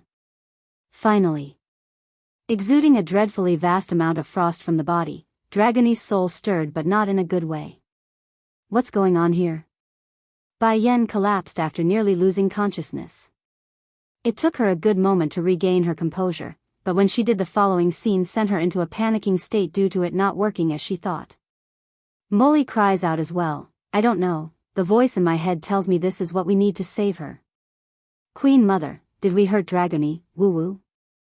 The method to save her, for, Dragony, don't be afraid, Mother is here by your side. Bai Yan murmurs this after forcing herself to calm down. She was afraid and panicked there for a second, but she also believes Molly wouldn't lie, so it's going to be alright. Mother, Bai Shechen's eyes lit up then after noticing something crucial, Dragony is breathing again. It's at this moment a faint movement could be seen from the girl's chest, indicating she's alive again. Though weak and small, life has returned. Nearly having her heart jump out from excitement, Bai Yan hugs the girl in her arms even harder, hoping the physical contact would accelerate the recovery. Dragony, Mother will never let you go again, nor will I let anyone hurt you again. Such pain, she couldn't bear it a second time, not ever. As if to answer the good news, the dark clouds that has covered the area above their heads also dispersed, revealing the bright blueness and the warm sun in the sky. Wanting to join in on the embrace, the steam bun also crouched down to hug the girls. Mother, I promise I will get stronger and protect Dragony, I won't let anyone hurt at all. Even though the boy remains young in his age, but the face was firm and strong. Moved by the picture, Mo Li Shang, teen, who's been watching from one side, couldn't turn away. Showing a bittersweet smile, Molly, you stay with them from now on, master. The winged piggy turns around with shock in his eye. Is what you're saying true? I can really stay? Grabbing his chest like he's hurt, the young man appeared sad along the face. Why are you agreeing so quickly when I said you can stay? Your behavior, do you know how much it hurts me?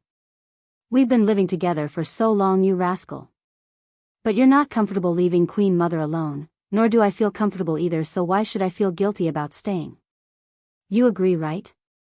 Molly replies with innocence in his voice, like he's not doing anything wrong. Which, in kind, was akin to a stab in the heart for the other side. Mo Li Shang's clearly not used to his partner acting so cruelly. For example, every time in the past when he said he would lose Molly after getting in an argument, the piggy would always cling onto his leg and sob all day long. Now look what's happening. The little fellow was willing to ditch him so fast. Fine, Molly, you can stay, but you must protect Dragony at all cost. If I find out Yan Yan is sad again with you here, I will break your leg as punishment, you understand? Mo Li Shang threatens after pulling a long face. The piggy promptly shrank his neck back after hearing this. In comparison to his current master, the poor fella obviously felt it's better to stick with the ladies since he never got scolded like this. Furthermore, Bai Yan would also give him snacks when she's feeling sweet, a polar opposite to Mo Li Shang's attitude. The only issue was, at the thought of Dragony's distaste for pigs, Molly would get very tired in the heart. Oh, how am I supposed to win her over? Xiachen, Bai Yan slowly gets up. Dragony will be alright now, so let's head back to the city. Your father is going to be worried, plus we need to send more demons here to search for the missing guards. Okay.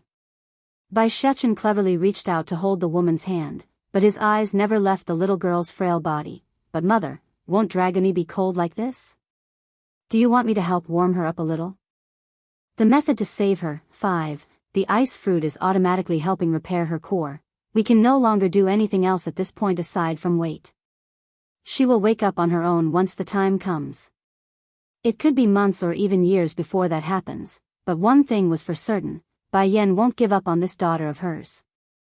Regardless of Dragony returning to her old self or becoming a cripple, this mother only has one wish, and that was her girl being alright and able to live her life. Celestial Palace. Not far away in a certain manner, a certain sick-looking lady was currently covering her own mouth with a handkerchief when she noticed the blotch of red stain from the deed. It pained the lady, which instantly roused a comment from the nearby maid. Miss, should we inform the house chief? No, the lady by the name of Wuxia shakes her head. Grandfather has gone out to find medicine for me already. I will recover once I take it, so let's not worry others. But why hasn't grandfather returned yet after so long? For some strange reason, she's got this uncomfortable sensation something was off and it frightened her. This won't do. I have to go to the Celestial Palace and ask Healer Yu to help me find grandfather. That said, the young lady promptly pulls herself up from the ground. From a technical standpoint, the person called Healer Yu should be addressed as Grandchifu Yu by the girl here, since that person was her grandfather's Shifu. However, there's also another layer to their relationship, since she's also the old man's disciple, thus complicating the relationship. But miss, your body, the maid sounded even more worried now. Smiling to not alarm her servants, I'm all right, you don't have to worry too much about me. If you're still worried, then you can accompany me, this way you can help if anything does happen. After throwing this down, the young lady didn't leave room for discussion and stepped forward for the exit. Over in the main palace wing, the material and decorations here were magnificent to say the least. Even so, it could never mask the foulness of two females fighting over a man. Right as Wuxia arrived at the entrance, she was welcomed by an unwelcomed individual who happened to be leaving at the same time as her. Wuxia, what are you doing here? It can't be, are you here to look for the Lord? Yunruo, she snickers a chuckle, her tone mocking and disgusting as ever while she spoke to the sickly lady. If so, then I can tell you now the Celestial Lord is not around. Too bad your trip is in vain. Furthermore, I am his fiancé. If anyone should entertain the Lord, it should be me. Fiancé, this word was equal to a sharp thorn poking at Wuxia's already frail heart. Smiling coldly to retort, the sickly lady doesn't back down. As far as I know, the Celestial Lord never married you, nor recognize your status. Wuxia. Darkening in the face at having her sore spot poked at, Yunruo, she wanted to slap the other side but kept it inside due to the other side's background. And how would you know? Back then you weren't even born yet. Whether he is my husband or not, it has nothing to do with you. Unlike someone who only knows how to fantasize about the Lord, I at least met him in person, while you only know how to stare at a portrait. The Lord doesn't even know who you are. The jab instantly made Wuxia draw her hands into a ball due to the frustration she felt. It's true, she never met Chui God in person, only crushing on the man because she happened to come across a portrait by chance. Nevertheless, she still fell madly in love with him in light of this thin, frail connection. The method to save her. 6. You insolent. The maid from the Yu family saw how her lady was being bullied and snapped out. My family's Miss is Healer Yu's disciple, so you better show some respect. Not to mention Milady's is young and beautiful, unlike you who is a 1,000-year-old witch. Yunruo, she appeared livid across the face. She's lived for 1,000 years, that's true, but she's kept up her appearance very well and hasn't aged in the slightest on the surface. For that she was very proud. To be mocked like this still hurts though. Forget it, Lu Yan. Wuxia stops her maid by raising a hand. We need to go find my grandchifu first, leave her alone. Wuxia. Getting even more outraged at being ignored, Yunruo, she deliberately lowers her voice into a whisper so others wouldn't catch it. You came here for your grandfather? As far as I'm aware, your grandfather went out to search for an ice fruit to help cure your body. The fact that he hasn't returned yet doesn't bode well. From my view, he's likely dead at this point. Going icy in the face as well, Yu Shishir snaps out as an instinctive reaction. You shut up. Shut up? Why should I shut up? Ticking her lips upward in a sarcastic manner, the old witch gets all cocky and conceited. Your body is a sickly mess. If not for you, your grandfather wouldn't have had to go out to begin with. Why don't you just go off yourself so your loved ones don't have to suffer? Maybe then their lives will be better off. At this moment Yunroa she only wanted to win a tongue fight, to think her words would actually come true in this case. With her trembling finger pointing at the other girl, Yu Shishir wanted to say something in retort, but all that would come out was a stammering of nothingness. Eventually, a squirt of blood flew out of the sickly lady's mouth and caused her to fall backwards over. Miss! The maid rushes over to catch the falling woman. In kind, Yunroa she also stood there dumbfoundedly. She didn't expect such a strong reaction, especially the blood-vomiting part. Without another thought, this old witch immediately tried to make herself scarce and hightail it out of there. Unfortunately for her though, the maid over there caught this. You bitch, you dare bully my lady. Don't you dare leave. The irate maid made a lunge in order to stop her. Originally Yunroa she wanted to dodge this maneuver, but her eyes have always been a sharp one. Right as she was about to do so, her view caught a glimpse of a certain elder coming out of the celestial palace. Like always, the devious and scheming side came out and she took the blow head on, thus allowing herself to be thrown to the ground and making herself to look like the victim. Yu Shishir, I know you love the Lord, but I only said those things to you because I didn't want you to wait in vain and be hurt in the future. I didn't expect you to be so emotional. Showing red in the eye like she's about to cry, the old witch puts on an indignant and aggrieved face. So, I am willing to bear anything your maid wished to instill upon me. After all, if it wasn't for me trying to do good, you wouldn't have collapsed and vomited blood either. Head alchemist of the Celestial Palace. 1. Before Yu Shishir could pull herself together and get back up, she was promptly alerted to a loud and infuriated voice from the rear. Outrageous. Yu Shishir, how dare you order your maid to attack Roashi? She only had good intentions in mind. Why are you so narrow-sighted? Do you think healer you can protect you forever? Coming forward was none other than Keeper Ling, the grumpy old elder who hated Bai Yan the most. This Yu Shishir is getting over her own head. Who does she think she is? The Lord would never take her considering her status. And because of her own small heart, she's blaming Roshi for her own sickness? Ridiculous, absolutely ridiculous. I didn't. Yu Shishir falls into a panic at the outcry. Biting her lip like she's aggrieved. It's her. Roshi said my grandfather died and won't ever come back. It's not related to the Lord. Why are you framing me like this, Sister Shishir? The old witch makes her eyes all red like they're red to cry. I can never say something cruel like that. Keeper Ling, you have to believe me, I would never say something bad about the Celestial Palace. Senior Yu is a respected man, I would never. The sickly lady openly gawked her mouth there. She wants to dispute this some more and expose the lying witch, but this level of shamelessness simply left her stunned and lost for words. As a result, the old grumpy keeper took this as a sign of guilt and firmly believed the false story. Noticing the spiraling situation as well, Yu Shishir began to stammer and loses her stance. I really didn't. Slowly closing her eyes, the lady knew she's stuck now. Whatever she says, it would only trap her some more. Miss.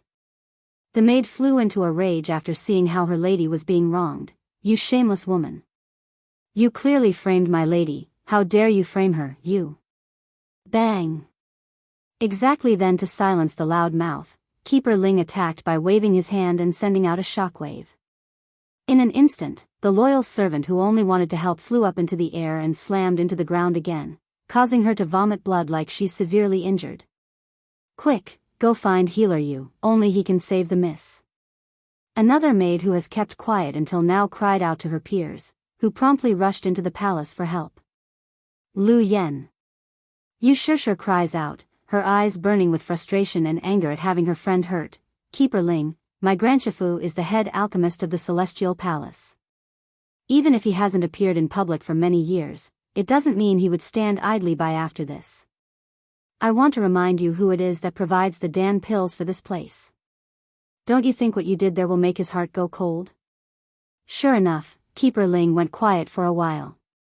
He knew the underlying threat behind the woman's word and in fact already held back when attacking. Otherwise, considering his grumpy temper, he would have killed the maid already. Also, you should know the old saying of one should know who the master is before hitting a dog. You injured my maid, where does that put me here today? That finally drew a reaction from the grumpy keeper. Huffing a grunt, nothing but a maid. There are no shortages of maids in the Celestial Palace. If you want, I can send you a dozen or so, but your maid insulted Ruoshi, that demands punishment. Head alchemist of the Celestial Palace, too, you sure was weak to begin with. Now under the stress of the other side's accusing glare, her trembling face only got worse as she got in front of her maid as a shield. I won't let you hurt my maid, and she's not wrong. Although this lady of the Yu house was the granddaughter of Senior Yu, her personality was nothing alike to the selfish old man. Of the biggest difference here, she's willing to stand up to those in power if she believes the right was on her side despite everything, which was exactly what's happening here. You sure, you dare get in my way when I haven't even punished you yet? Don't forget, your Yu house is only a subordinate faction under the Celestial Palace. What makes you think you can defy me?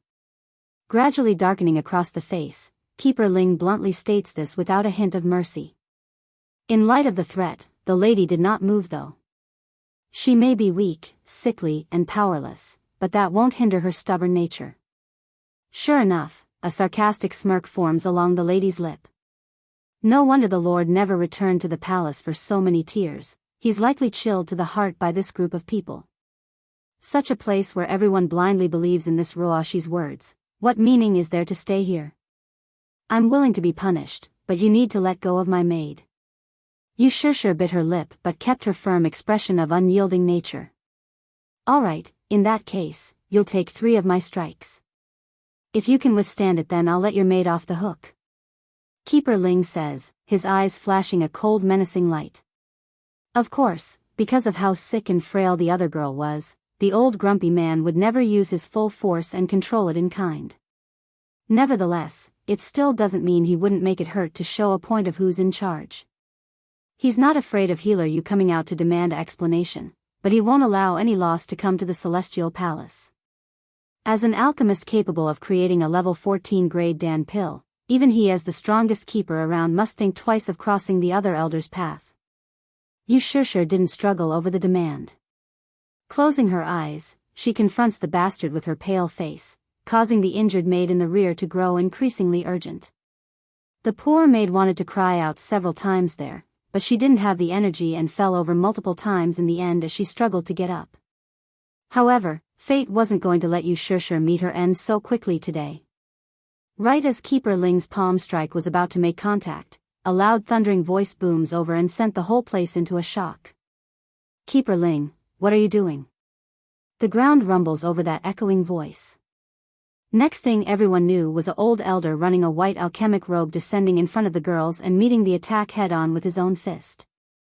Sparks flew from the impact, almost like metal scraping against metal. What am I doing? Stumbling backwards from the unexpected exchange, it was Keeper Ling who lost the struggle first. Getting dark in the face at the new arrival, why don't you ask your precious disciple over there? Originally Healer Yu still had on an irate face against the grumpy keeper, but that instantly changed once this head alchemist turned around to meet the sickly lady. Sure, tell Grandshifu here what happened. I will help you get justice if you suffered any indignation. Because of the urgency of the matter, those maids from before didn't have time to explain the whole story, only saying Sure was in danger and that he needed to hurry outside. Even so, this head alchemist of the Celestial Palace didn't question the urgency. He knows this girl's personality better than anyone else. Unlike his disciple who's selfish and likes to pick on the weak, this girl was kind, patient, and gentle, only ever retaliating when pushed into a corner. Grandshifu, trembling along the eyelashes like she's about to cry, just now Ruoshi said my grandfather is dead, is that true? Did something happen befall him? Head alchemist of the Celestial Palace, 3, Healer Yu became stunned there for a moment. Earlier his heart also felt uneasy for some unknown reasons, Now it made sense after having the idea brought up. Even if he wasn't particularly fond of that disciple of his, it's still his. How could he tolerate someone offing his student? Furthermore, there's still the question of why Yun Roshi knew about the matter ahead of everyone else. Matching all these points together, it leaves to beckon on whether or not it's the woman herself who sent the ones responsible for the matter. Healer you, I never said anything of that sort, getting all teary red in the eyes, the old witch plays the innocent card. I only kindly mentioned the Lord has a person he already likes, then Shirshir suddenly vomited blood from out of the blue. Perhaps my careless remark stimulated her feelings for the Lord and caused such a strong reaction, for that I am truly sorry. But I did not expect Shirshir to order her maid in attacking me. If Keeper Ling didn't come in the nick of time, I might have died by their hands. Is it wrong for me to show kindness? When speaking the last sentence, the old witch's face grew even more pathetically sad, making it all the more convincing. In response, the old grumpy keeper could feel his anger gushing out. Glaring over at his peer who continues to stand guard, I'm sure I don't need to explain the sort of character Roa she has, do I? She would never say something like that. How can you force her like this based solely on Shirshir's claim? How can you bear it? The sickly lady's appearance visibly trembled over being called a liar and a bad human being. In the end, a squirt of blood came vomiting out of the throat a second time after pressing it down for so long due to the indignation. Turning around after becoming aware of this sound, Healer Yu instantly grew outraged at the sight. Getting dreadfully cold in his voice, compared to Yun Roa Shi, I rather believe in my students more. It's not enough that you bunch caused the Lord to never return, now you want to go after my people as well? In that case you can forget about getting any more Dan pills from my end. That said, the head alchemist signals the other maids to come forward in order to help support their lady and injured maid. Take the two of them down to rest, I won't let anyone harm my people again. Also, tell the other keepers here that I won't be supplying any more of my 14th grade products to the Celestial Palace, you can look elsewhere. The logic behind Healer Yu's maneuver was simple. If he's going to provide for these ungrateful bastards, then why not spend it on Shirshir who has been so good to him? At least this way he could put a foot down so they won't think about kicking him aside after their wings grow hard. Keeper Ling's expression visibly contorted into a mess there. He's outraged, but ashamed at his own lack of constraint to dissolve the situation, which was enough to make him release a dangerous cracking sound along the fists. Keeper Ling, I'm sorry, this is all my fault. The old witch saw this and knew she's done it now. Hurrying to speak with her head hanging down like a repenting child, I shouldn't have reminded Shirshir of the Lord, it's my fault for mistakenly causing all this. Perhaps the incident really left a serious sour note in the old grumpy elder's taste bud, but his tone there didn't resemble any of the comforting and warm tone he used before. These things have nothing to do with you is old and stubborn, so it's bound to happen eventually. Go back first and rest, I need to find the other keepers to discuss the matter. Becoming aware of the impatience shown towards herself, Yun Roshi knew what it meant. Slightly shaking in the heart, she hangs her head and left for the exit in silence. However, the tightly clenched balls that were her hands said everything that was truly in her mind. She's jealous of you, Shirshir. That sickly piece of a flash bag wasn't the same as herself. The old witch understood that everything she owns, everything she has, it all came from lies and deceit. Meanwhile Shirshir truly did own all the love and care in her life, the polar opposite of what Roshi has. Head alchemist of the Celestial Palace, 4. In the convening hall of the Celestial Palace, the gathered keepers were all showing various kinds of faces due to the fluctuating emotions in their mind. This was especially true for Keeper Yellow, who went up against his grumpy counterpart. What is Roashi doing? Even if Shirshir crushes on the Lord, it's not her business to say those things. Now look at what's happening. Yu is definitely not going to keep supplying us with his Dan pills at this rate. Pausing to glare at this grumpy counterpart, Keeper Yellow gathers his patience lest he explodes. And you, Keeper Ling, you're so old already, how could you not know better? All of us here know how much you loves that girl to the point he takes as her grandchild. There's good reason for the finger pointing here.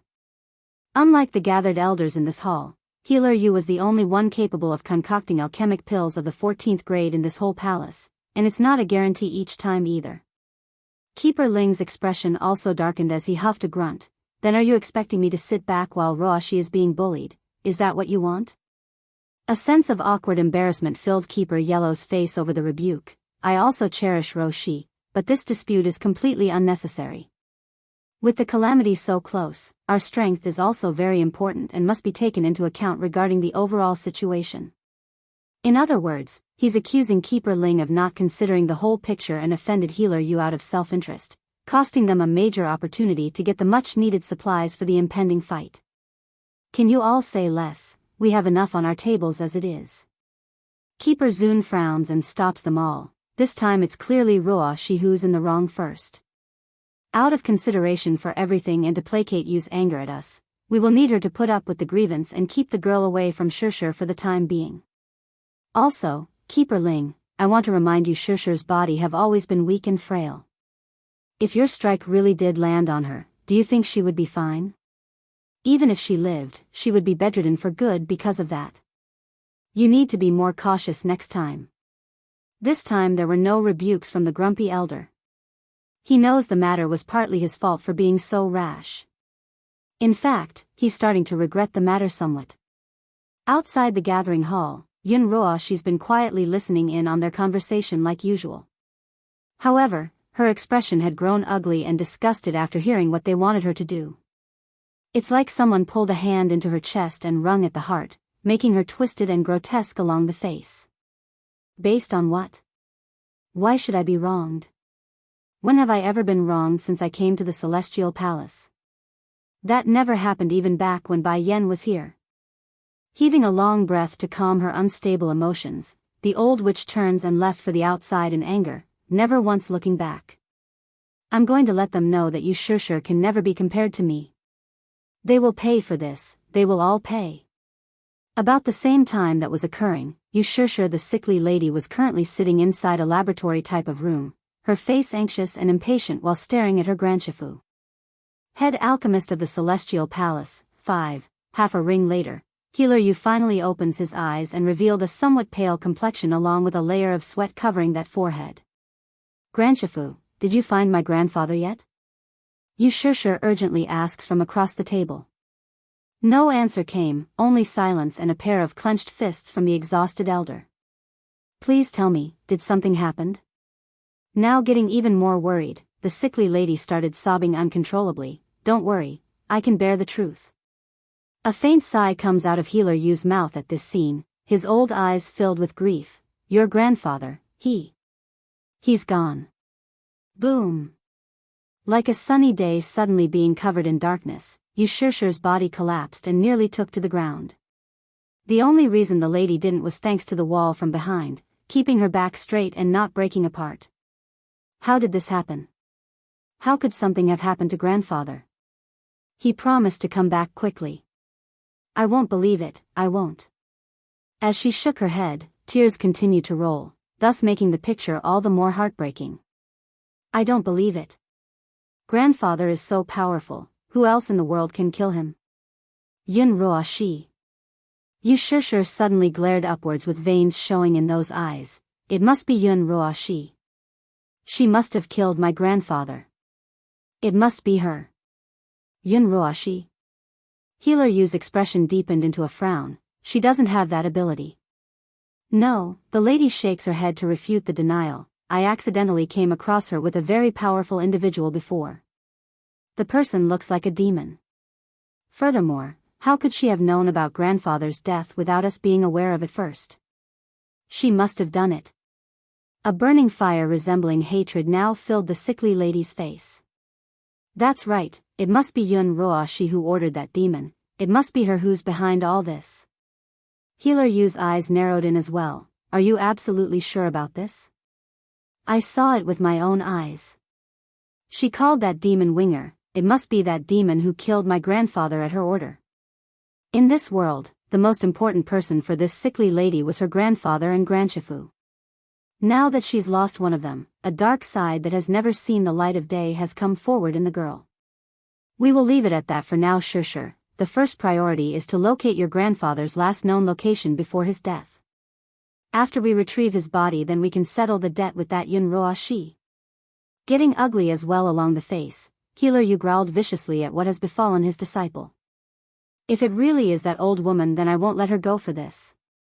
Bai Yan naturally wouldn't know about that incident within the Celestial Palace. Truly, she accounted for a lot of things, but never for someone else taking the blame for her own actions like killing Senior Yu. As the old saying goes, trouble comes from the tongue, and that's exactly what occurred here for Yun Ruo, she who got too talkative. Anyways, there's more pressing matter for Bai Yan and her family to care about right now than to care about other people. For example, getting the heck out of this holy dragon mountain. Mother, are we lost? Bai Shechen asks with a tinge of worry in his little eyes. Lost? Really, that word has never been in their dictionary until this day. But aside from that, what else could it be? Furrowing her brow at her son's question, Bai Yan hands Dragony over to her young friend Mo Lishang for carrying. After that's done, she immediately flew into the air to scan the area. To the woman's surprise though, the base of the mountain remains nowhere in sight despite the greater height she's taken, which was very abnormal. How does it look, mother? The steambun shouts up from the ground, his eyes eager to get out of here. Is there a way to leave? Head alchemist of the Celestial Palace, 6. Something fishy is going on with this holy dragon mountain. When we came it only took us half a day to traverse the landscape, yet we can't make it down to the base after walking for a full day. I suspect we've activated some sort of trap along the way. Bai Yan explains after musing over the situation. There are countless traps and illusionary spells placed along the place, yet she's never seen anything like them before. Whether it be from theoretical standpoint, or their makeup, it's very different from the modern-day style she uses. Shechen, are you worried? She asked out of fear for her boy panicking. I am not, mother. As long as I'm with you then I'm happy. Bai Shechen shakes his little head and diffuse the idea. Ruffling the boy's hair with a smile, all right Shechen, we will definitely leave this place. This child is always so intimate and sensible, like a burning warmth in my heart. But Yen, what is wrong with this place? Why can't we get out of this place? Mo Lishang, the young friend, scratches the back of his head in confusion. For the time being I can't figure out the cause either, pausing to furrow her brow. Regardless of the issue, we will eventually find out the reasoning, I'm sure of it. Okay. Nodding with a firm belief in the other side, the young man doesn't sound worried after that reassurance. Precisely at the same time while they were searching for a way out of this strange and maze-like mountain, others on the other hand had just arrived here to land at the spot they were in not long ago. Glancing around for her precious grandfather, Yu Shishir appeared shocked and horrified when she noticed the soul burning inside a pyre of flame. Grandfather. Reacting to the outcry, the lost soul flickers with life for a brief second and reached out with a hand. Perhaps wanting to touch the girl for one last time. However, when the hands of both granddaughter and grandfather interacted, what happened was a heartbreaking scene of the latter dissipating into specks of light, signaling the final destruction of his soul and passing. This spectacle left Yu Shishir stunned like a rock, unable to move an inch further from the spot as she remained in that outreaching pose. Grandfather, she murmurs this while weeping silently. Grandfather not only died, but his soul, it's also gone. Who in the world have such hatred for grandfather that they wouldn't let his soul move on? Collapsing into a crouching pose after losing all strength, the girl cussed her own head in pain that left her crying out in agony. Shishir, how many people know about your grandfather coming here to find the ice fruit? Healer Yu finally spoke up, his face cold and hurt. Still sobbing uncontrollably, only those in the Celestial Palace know about it. Then it's undoubtedly Yun Ruo she who's behind this. Only the Celestial Palace and the Demon Realm's king have the power to kill your grandfather. I'm sure the Demon King didn't move against us, that leaves only those we know. Of why Healer Yu was so certain Ditsang didn't do it was because they took a short detour to the Demon City prior to coming here. From the information he got, the man never left the city. Let's go Shishir, it's time we made that woman pay. That said, the old elder picked up the corpse of his disciple and dragged the girl away with him. Of course, this entire event remains unknown to Bai Yan, who should have been close enough to notice the new arrivals. Unfortunately, the illusionary spell they are in has cut her and her companions off from the outside world, making them the only ones being kept from leaving. Secret of the Amulet. 1. Shrouded in a shade of yellow as the sun sets for the night, the Holy Dragon Mountain looks like it's made of pure gold, a scene surreal and mesmerizing. In light of this beautiful scene, the party that's currently trekking through the landscape didn't find it so beautiful, rather it's starting to wear down on their minds. Yen, Li Shang continues to follow from behind while carrying the unconscious dragon girl, his face starting to show a bit of fatigue. We've been walking here for a very long time. Do you want to find a place to rest for the night? Me and Molly, Piggy, can go explore the road ahead instead while you and Shachin rest. Bai Yan's finger visibly shook somewhat at the suggestion. Subconsciously reaching up to her neck to grasp onto the jade necklace, she closes her eyes to recall back to the beginning of this whole ordeal. It's already been half a month since they started to wander aimlessly around the mountain, yet the exit was nowhere in sight. At this rate, she's certain her husband would go crazy without news returning. No, Shan, we need to keep going. I refuse to believe some simple illusionary spell can trap me here. Shooting her eyes open again, a flicker of resolve returns to the woman. Exactly like the demon queen suspected, Di Tsang became very worried after getting no information or news from his wife. At first he trusted Bai Yan to return on her own, but that trust soon turned to dread as the days dragged on. Without another thought, the husband began sending his own soldiers to the Holy Dragon Mountain to search for his family's whereabouts. Yet, instead of returning with good news, they reported that Bai Yan and Bai Shachin were gone without a trace to follow. If not for the connection within their souls due to the binding contract, he might have exploded into a furious rage and burned the entire celestial realm into cinder. While things were falling into a huge mess on the demon realm side, the celestial palace wasn't faring so well either. Right after Healer Yu returned with Yu Shishir in tow, the pair began to raise hell across the board. They wanted justice for Senior Yu's death and their anger was directly pointed towards Yun Ruoxi.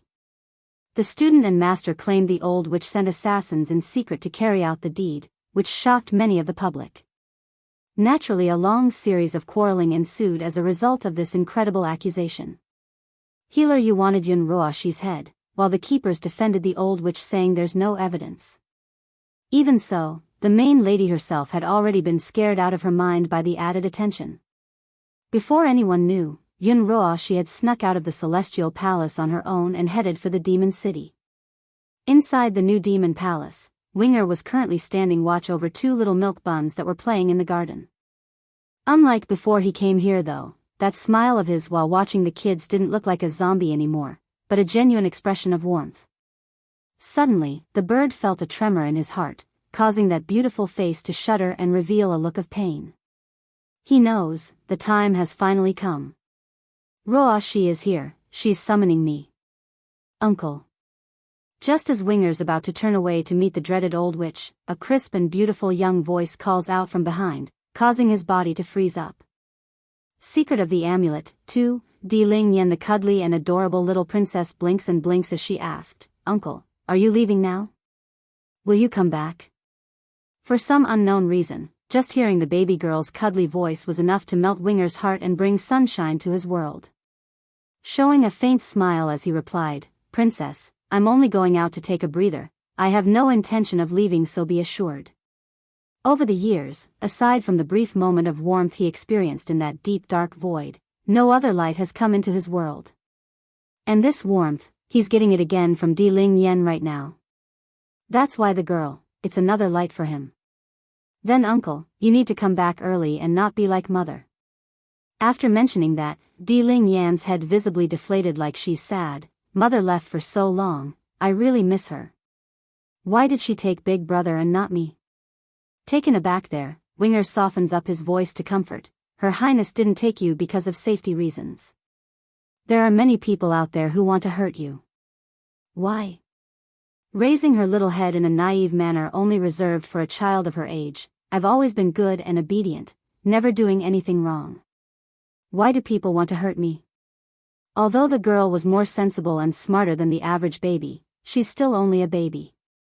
Regardless of her intellect, it's unreasonable to expect her to be more mature and aware of the world. In return, the bird man could only lower his eyes as well.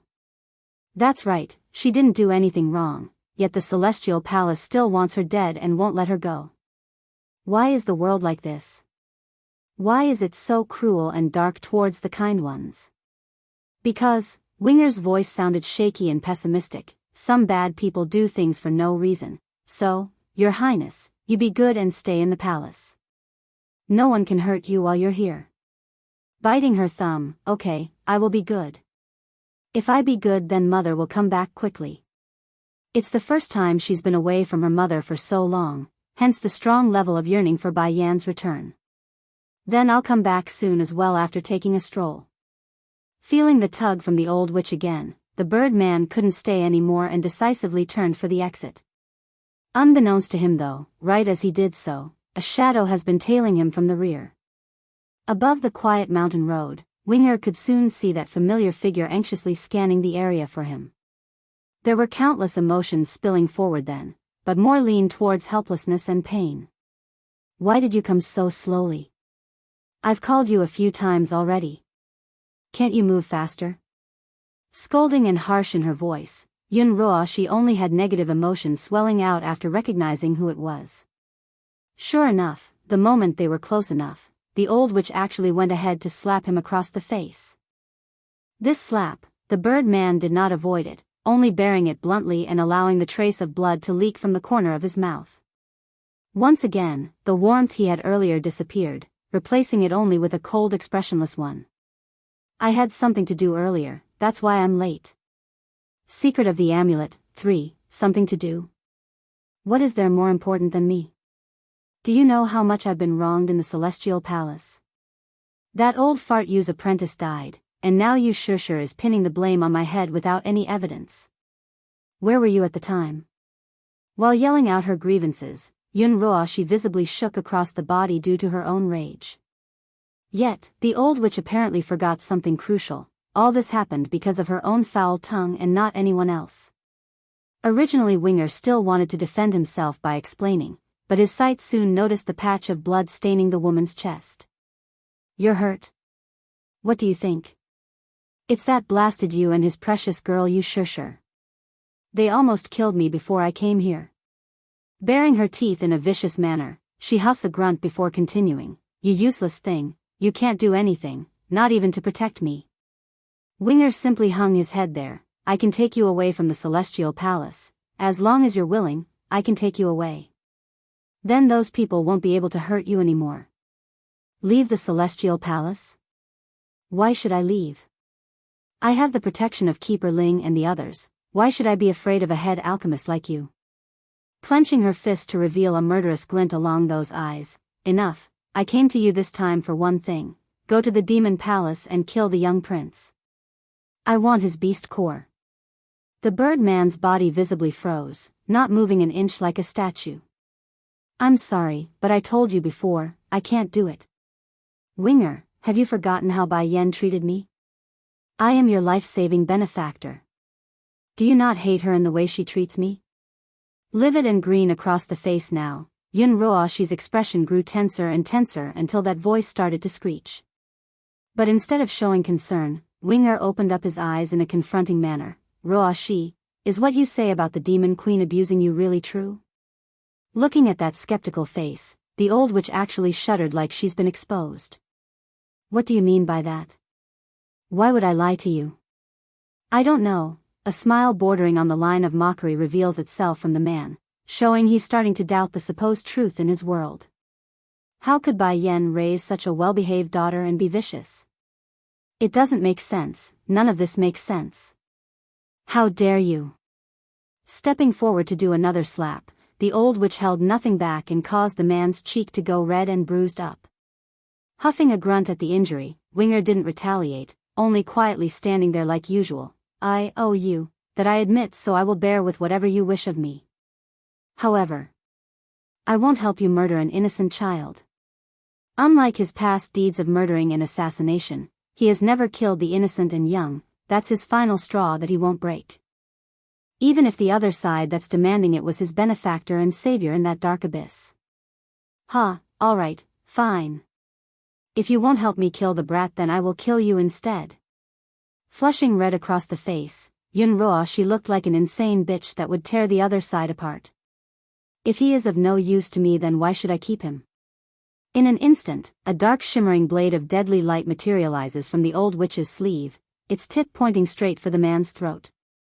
Winger knows what she intends to do, even so, he didn't move, only making a helpless smile as he closes his eyes in acceptance. A life given, and now a life taken. If she wants my life, then so be it. If not for her, I wouldn't have kept going until this day anyways. However, right as the lethal blade was about to make contact and slice through that throat, an old hand unexpectedly reaches over and caught the sword mid-thrust, leaving only a millimeter of space before it could cut. Secret of the amulet, 4, you betrayed me? Staring rigidly at the old figure gazing down at herself, Yunruo, she splutters this out with vicious intent. Winger was equally as stunned like the former. When he saw and recognized the person, he immediately showed a helpless smile along the mouth. Uncle Dragon Flame, how come you are here? Shaking his old head in disappointment, the old goat looks like a saddened elder after discovering their young has failed in something. From the first day you appear, I knew you were not quite right and was up to something. I reported this to the king and was ordered to follow you at all time. To think I was right and you were colluding with outsider. Hanging his head in an apologetic manner, the bird man had no excuse. I'm sorry, Uncle Dragon Flame, she is my benefactor, I have no other choice. Even if she continued to grow crueler and crueler to him, he still couldn't bring himself to abandon her, hence the reason he came out at the summoning. Benefactor? So that means she can treat you like garbage just because she saved your life? Smile if her mood pleases, then stomp on you if her mood is foul? Donning a sarcastic grin at the mention, no wait, from the way I see it, this old hag can never be happy. You are a member of the Pteroraptor Crow clan, how can you degrade yourself as such? Imagine what your father would say if he learns of your current state. Maybe he would stuff you back into your mother's belly and have you remade. Winger continues to shake his head in the old witch's defense. You don't understand, Uncle Dragon Flame. She is the light in my heart. It was she who saved me and brought warmth to my heart in that lonely darkness. No one knows what kind of place he lived in back then. It's lonely, dark, and without light. More than once, he thought of committing suicide to end the torture.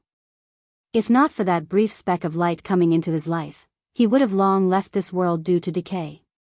Yes, I don't understand, but I have a sense of self-esteem. If you hadn't shown the goodness that's in your heart just now and refused to listen to this vile hag's order, I wouldn't have saved you either.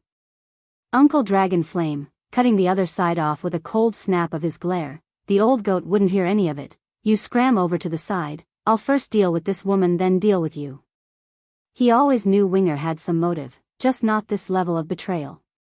Colluding with someone from the Celestial Palace was a crime worthy of death. Fortunately, the lad didn't lose the last ounce of his consciousness, otherwise he might have had to kill him with his own hands. Murdering a friend's child doesn't sit well with the old goat's heart at all. Guilty along the face, Winger didn't dare talk back and hung his head. Uncle, can we not kill her? Consider it as my way of returning the debt. Instead of saying yes like a good elder, the old goat only smirked derisively. You mean to spare her, someone that wants to murder the royal family? Ha! Who do you think you are? Me and your father are only old friends. Based on what can you ask of me to let her go? Winger had no way to counter that logic.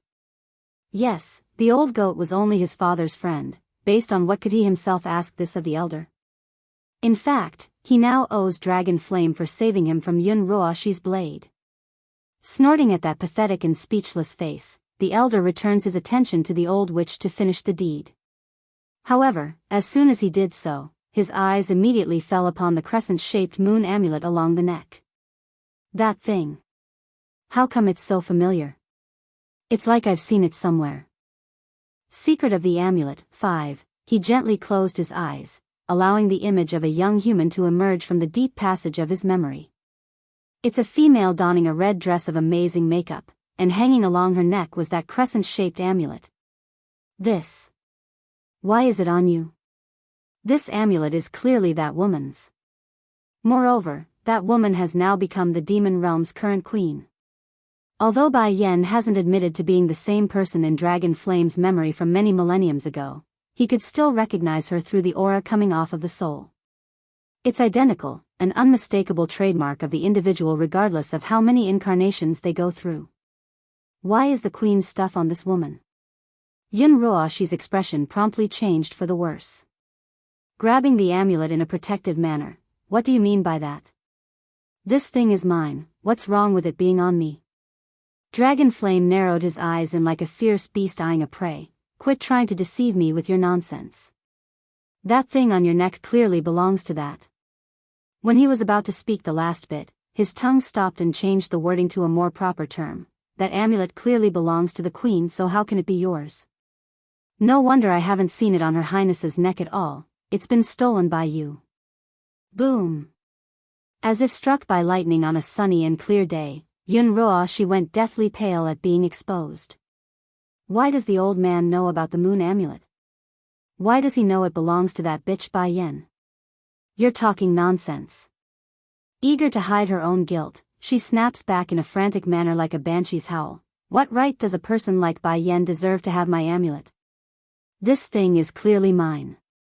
It was she who stole it from me for a while before I managed to take it back. No matter what, she's not going to admit anything, even if the other side already knew the truth. However, it doesn't mean others are going to buy her story just like that, especially Winger, who's been standing there and listening in with strong intention. The Birdman only appeared skeptical at first after hearing the story from the old goat, but that skepticism soon changed to shock before evolving into an eerie calm. Uncle Dragon Flame. This amulet, it belongs to Ruoshi, are you mistaken? Even if he tries to hide it, one could tell the swirling emotions in Winger's unsteady voice. His heart couldn't bring itself to believe it, not because of blind belief, but rather of fear for all the pain and suffering he endured. What if Ruoshi deceived him for all these years? Wouldn't that mean he became a dog for someone for no apparent reason? Such humiliation, he simply couldn't accept it. Ha ha ha, ridiculous, this is too ridiculous. Breaking out into laughter at the questioning look, Dragon Flame almost found it funny that he needed to explain his own claim like it's some ironic scenario. You ignorant fools even know what that amulet represents? It represents power, talent and strength. The one holding it will control the world, an omnipotent being to rule them all. Why, you may ask? That's because hidden inside that amulet is the secret to great strength, power beyond anything you could possibly imagine. Go ahead, ask that woman over there if she can tap into the secret, come on, I dare you. Laughing to no end, the old goat's voice continued to ring against the Birdman's ear like endless mockery. Winger couldn't take it anymore. Stumbling backwards until he's leaning against a nearby tree for support, this poor soul kept shaking his head in disbelief like a man that's been betrayed and destroyed from the inside out. Exposing Yun Ruoshi, Yun Ruoshi's heart panicked after seeing Winger's pale complexion. As her most loyal dog, she knows her own lies would turn this one into a rabid dog instead after exposure. If that happens, her life would be in peril. Listen to me, Winger. Biting her lips tightly, she wanted to twist the story to defend herself some more but was immediately cut off by the old goat's snickering sneer. I reckon you don't even know the name of this amulet, do you? Finding there's no response from her loyal dog, the old witch instead turns to glare at the old-timer. Quit trying to spell false stories in front of my face. All knows that I am the wearer of this amulet. Do you think you can just casually come up with a name and call it true? No matter what, she's going to keep denying the amulet was from Bai Yan. But no matter though, the old goat didn't need her agreement and kept talking without a care. This amulet is named All Heaven, and only one person is worthy of owning it. Unfortunately for you though, it's not you. All Heaven? As if some sort of long-lost memory got triggered, Winger tightly grasps onto his own head as he murmured to himself. Why does that name sound so familiar? Where have I heard it before? With a boom, something exploded in his mind and causes that face to go deathly pale. The reasoning? It's because a certain little girl's voice started to ring out from the depths of his memories and brought the truth forward. Actually, the life before I entered the Celestial Palace is also dark. If not for all heaven keeping me company during that period, I might have given up hope and died several times over. All heaven? It's this amulet here. See? If you can't find me, then go to the celestial palace. Recognize me using the amulet. I'll wait for you there if I don't return in time. In this moment, that calm heart could no longer be calm anymore, like a rippling surface of a pond. How did this happen? How could I have forgotten something so important? That dark place kept him from sensing her aura or recognizing her face, but he never should have forgotten that sentence at all. Why did I forget something so important over time? How could I have forgotten it all? Going from green to white, then white to green, anyone could see the Birdman's emotions were very unstable and nearing explosion right now. Why did you deceive me? No longer pained along the eyes, there's only endless fury within Winger's pupil. How many things did he miss because of the deception? How close did he come to making that light within his heart into an enemy?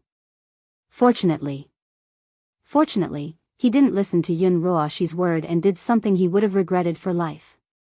Why did you deceive me? He asks for a second time, losing all of the warmth and kindness he ever showed to the other side.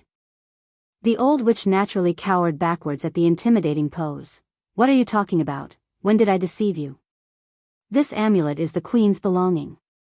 You took it from her. Now tell me the truth, why did you lie to me? Winger almost sounded pleading but also threatening. Exposing Yun Ruoshi, too. Don't listen to his nonsense, Winger. You know me for so long, are you really going to believe him over me who has had the amulet from the start? Trying to force a smile that only made her look bleak and untrustworthy, Yun Ruoshi was betting on their long relationship to prevail. Unfortunately for the old witch though, the Birdman only saw the look of panic and guilt along the woman's face that left him numb to the heart. Making a sarcastic smile, then why do you not know about the amulet's name being All Heaven? This, stumped for a proper answer, she bites her lip and forces the excuse, that's because the name is not true, it's something he made up. Winger, you must believe me, I am your benefactor and the one who saved you from that darkness. You said you will protect me forever in this life, did you not? No longer rippling with emotions, nor wanting to explode in rage, Winger only felt a cold chill run down his spine at what was now the absolute truth. The light. The girl back then called the amulet All Heaven. To think I would be such a fool. I actually forgot something so important like the very name of the item I was supposed to always remember. Otherwise, he wouldn't have been fooled to such an extent by this Yun Ruoshi either. Closing his eyes in pain, Winger began to go over the many years of humiliation he suffered at the hands of this deceitful old witch. He also doubted why such a kind girl would become so cruel to the point where he didn't want to recognize each other at first. However, Yun Ruoshi's explanation gave him a flicker of hope for change at the time. Like for example, she suffered a severe injury at Bayan's hand and couldn't recover, or that her fiancé left because of another woman, that's why she had such a huge change in personality. It all made sense at first, but looking back at it now. Talk about laughable, truly laughable for anyone to ever believe that nonsense.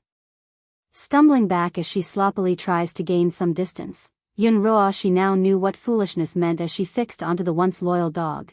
What did you say? I said, this amulet is called All Heaven, the girl who saved me back then told me this personally. Staring upwards with a frosted glint in his eyes, Winger appeared hostile and murderous. Boom! Like a sunny day being torn away, the old witch stammered for a proper reply. The amulet really is called All Heaven? Why didn't those keepers tell me? How come they didn't know? Once again, the hated image of Bai Yan surfaced within Yun Ruoshi's head. This is all Bai Yan's fault. She never mentioned the name before. It's all her fault. Ho ho, Dragon Flame already knew this would happen after he took action, just not this awesome and spectacular. Winger, you are the heir to the Pteroraptor bird clan, it's shameful for you to have ever believed such a vicious woman. I am vicious? Yun Ruoshi snarls viciously in return at the accusation. If it hadn't been for her existence, would the Lord leave during the marriage night? I was supposed to marry the Celestial Lord, it was Bai Yan who destroyed it all, my happiness. When speaking the last sentence, the eyes of this deceitful witch appeared red and fanatically like she's some sort of mad, crazed beast. Celestial Lord? Dragon Flame sounds like he's speaking of something degrading just by mentioning the name. What the heck is that? Don't tell me you're claiming the queen is in love with your whatever lord and stole him away? Oh God, how stupid do you have to be in the head? Compared to my king who rules all of demonkind, your love interest is laughable in comparison. I bet you don't even have the heart of your celestial lord to begin with, that's why he left on his own. You, pointing her finger out at the old goat in utter rage, Bai Yan have always been a vicious person. She has the demon king by her side already, yet she refuses to let Chui God go and seduced him before my marriage night. Only fools like you are dumb enough to be tricked by her wicked ways. Exposing Yun Roashi, 3, and me turning into this like today is also Bai Yan's fault. Vicious and malicious in her voice, the old witch grits her teeth when speaking that last bit. Dragon Flame was honestly speechless and didn't know how to comment on that. He knew this woman was a bad one, but not to such an extent. It's downright shameless and illogical. Just then, an old derisive laugh came out of nowhere, followed immediately by the emergence of an elderly figure donning a sleek white robe. Yun Roashi, are you intending to surrender yourself by coming alone, or are you here to apologize to the queen for all the past crimes you committed? Recognizing the situation had already left her control by the appearance of another third person, the old witch promptly wanted to turn tail and flee. However, by the time she realizes it, there's already plenty of demon soldiers standing on ready with their spears pointing out. What are you all trying to do? I'm warning you, if anything happens to me then Keeper Ling and the others won't let any of you go. First Elder snickers a laugh at the ridiculous threat. One might think those bastards from the Celestial Palace are going to let us go anyways from the way you said it. Yun Roashi, do you remember what you did 1,000 years ago? No answer came from the woman, merely a look of urgency at wanting to run. 1,000 years ago, the Celestial Realms suddenly came out with word of you being able to save the world, and that our queen will overthrow the world and destroy it. I didn't think much of that rumor, but now it seems those were all you're doing, isn't it? Truth was First Elder had been around the area the entire time, about the same moment when Dragon Flame tailed Winger to this location. But unlike the latter who cut in earlier, he didn't want to show himself just yet since he wasn't instructed to deal with the old witch. However, things have changed now. Since the truth has come out, he no longer wants to stand back since he's one of the few who knew the whole story and more after today's detail being revealed. Pity. Our queen did not know your true nature and of how vile and evil you are inside. She kept insisting on you being a good person and ordered everyone to respect you, but I knew better, that's why I had my men shadow you from the very start. But I honestly never thought you were that cruel, murdering a newborn fox when you thought no one was looking. Then as if that wasn't enough, you fooled those idiotic keepers to attack the queen on your behalf and tried to execute her highness. If not for His Majesty arrival in time, the queen would have died right on that day. Closing his old eyes, First Elder started to recall back to those ancient memories where the events didn't turn out well. But that wouldn't be enough for someone like you, would it? Despite severely injuring the queen and causing the king to give up his essence blood in order to save her highness, you vile scums just won't give up. In the end the queen lost the baby in her belly because of you. Practically screaming now due to the fierce rage he's been suppressing for all these years, First Elder's detailed recount of the past hammered at everyone's heart like they're witnessing all over again. What exactly did the queen do wrong? Why did you treat her like that? Is it because she's too kind and won't discard a backstabbing witch like you? Growling now, ha ha ha, how laughable. Everything you suffered is caused by your own two hands. What injury because you tried to save the queen? Only an idiot would believe something so stupid when we take her highness as our liege. Exposing Yun Roashi, 4, Yun Roashi, Winger sadly closes his eyes. I will never forget how you denigrated her in front of me. Turns out these truths you spout are nothing but lies. I too have been blinded by you for all these years. What irony. Turns out by the time he made it out of that dark place and headed out to search for her, the light in his heart had already left the celestial realm. What makes him even sadder though was the fact that this old witch tricked him, causing him to hate the very girl for all these years. In light of the contemptible look she's getting, Yun Roashi actually showed a smug look. So what, do you hate me now? Don't forget, if it wasn't for me you would still be out there looking for her. If not for me, would you have such a stable lifestyle for the past 100 years? I bet you would have killed yourself if you had learned of her destruction. You wouldn't be alive without me. All in all, she still believes she deserves thanks for lying to the poor guy, not this sort of maltreatment. Against this twisted logic and shameless attitude, Winger didn't find it strange. Heck, it's not the first time he witnessed such behavior, so all he did was glare at her like a soul-slicing reaper. Under the pressure of those eyes, the old witch suddenly started to panic again after realizing what position she was still in. Winger, even if I didn't save you, we've still been together for all these years. I know you have some ties with these demons, so take me away. Afterwards we are clear of any debt between us. Even now, the woman here still wants to use Winger to her own advantage by demanding he save her. Talk about shameless to the core. Yun Roashi, making a crunching sound from his fists when forcing that name out, did you forget the way you treated me all these years? Aside from scolding me, what else have you done? No matter how much I help you, all I get are cold hard words from you. I put up with it because I thought you were her, but now...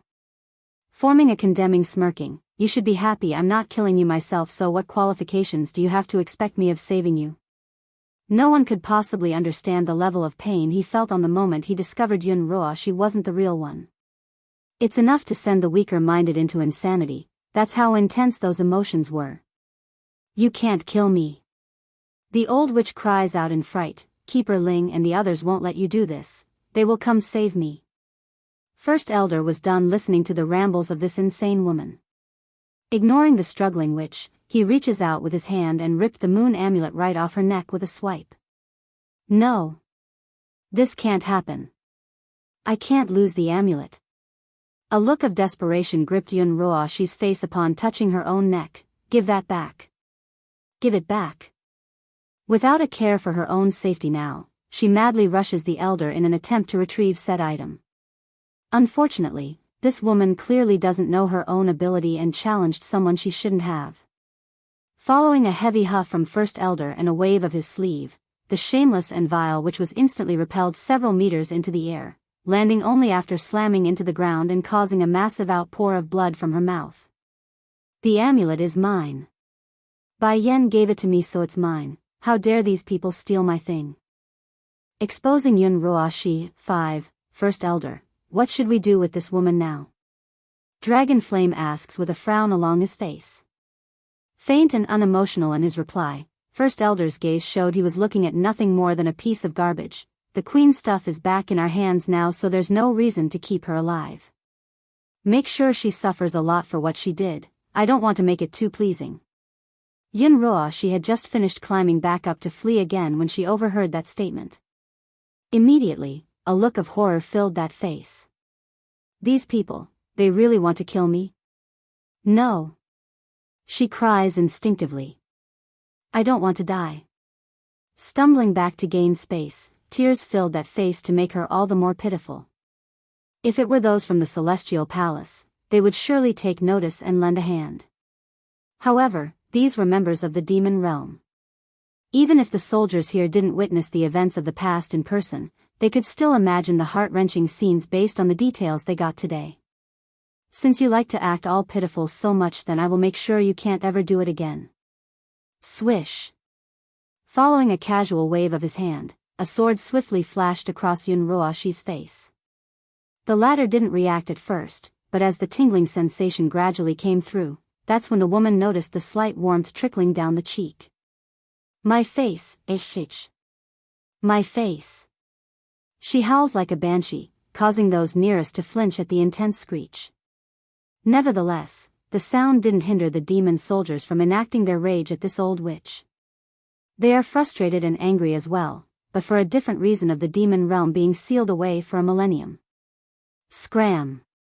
Suddenly, a howling roar of intense rage rocked the air, sending the group back and clearing an area away from the screaming woman. Even so, it's already too late for the old witch. Once freed and able to look up again, that face had already been ruined with plenty of bruises and blood.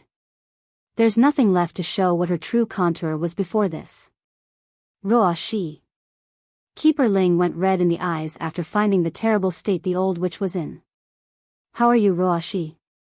Answer me quickly. Looking up in a dazed-like manner due to how much hurt she suffered, Keeper Ling, are you here to save me? I have come, Ruo Shi, I'm sorry for being so late. Don't be afraid. Now that I'm here, no one can hurt you. Flashing a cold frosted glint in those old eyes towards the demons, they can't do anything to you, and sooner or later, I will make them pay.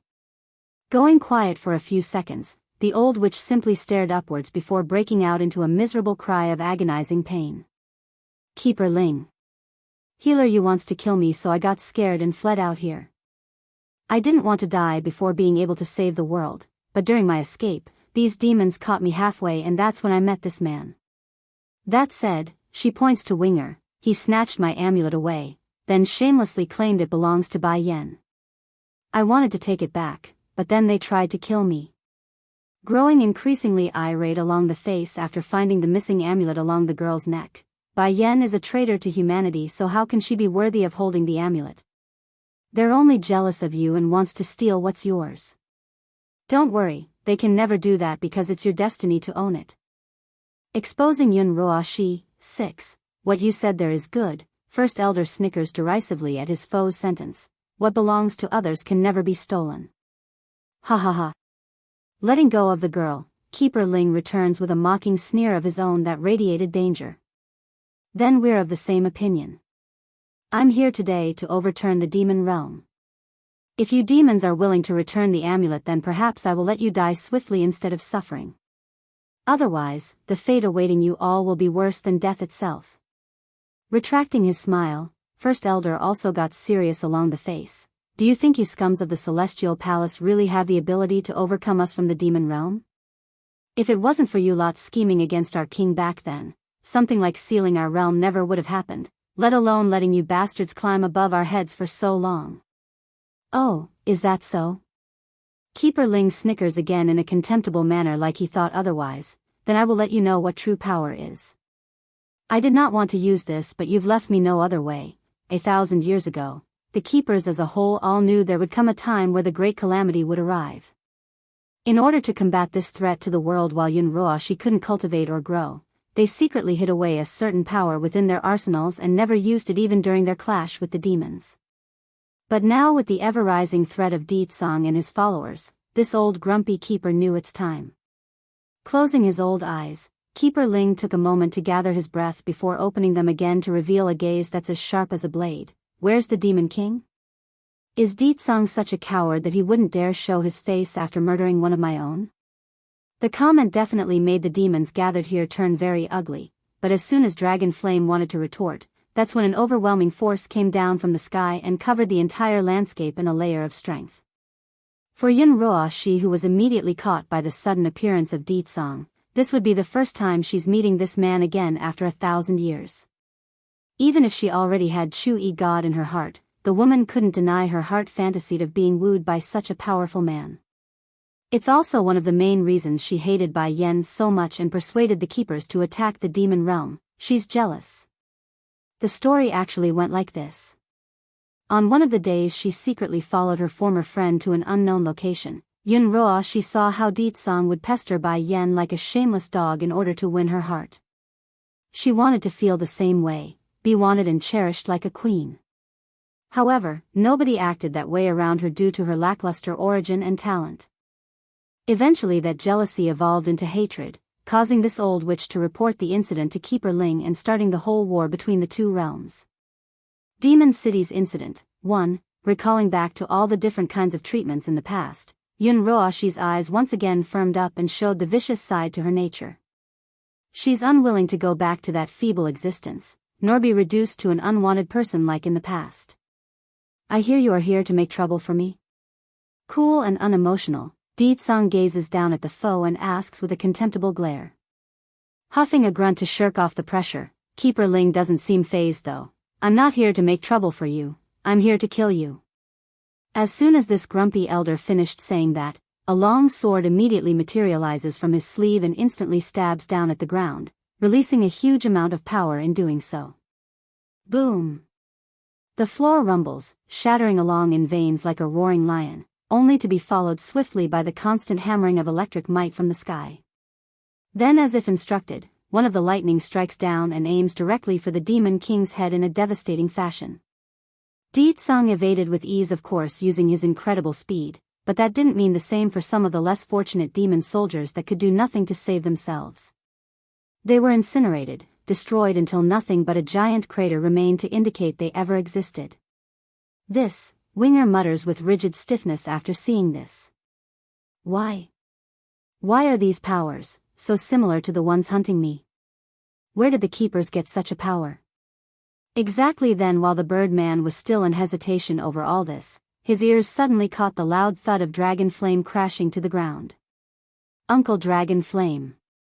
Running over in haste to help support the old bone, he sounded urgent and afraid. Uncle Dragon Flame, I'm sorry, I'm so sorry, it's all my fault this happened, it's all my fault. If it weren't for me, Yunroashi wouldn't be attracted to this place, nor would Uncle Dragon Flame suffer such a severe injury at the hands of that keeper Ling. Winger. The old goat heavily grasps onto the Birdman's hand while coughing blood. I don't know if I can hold out. If I don't make it, then I hope you can replace me and protect the royal family.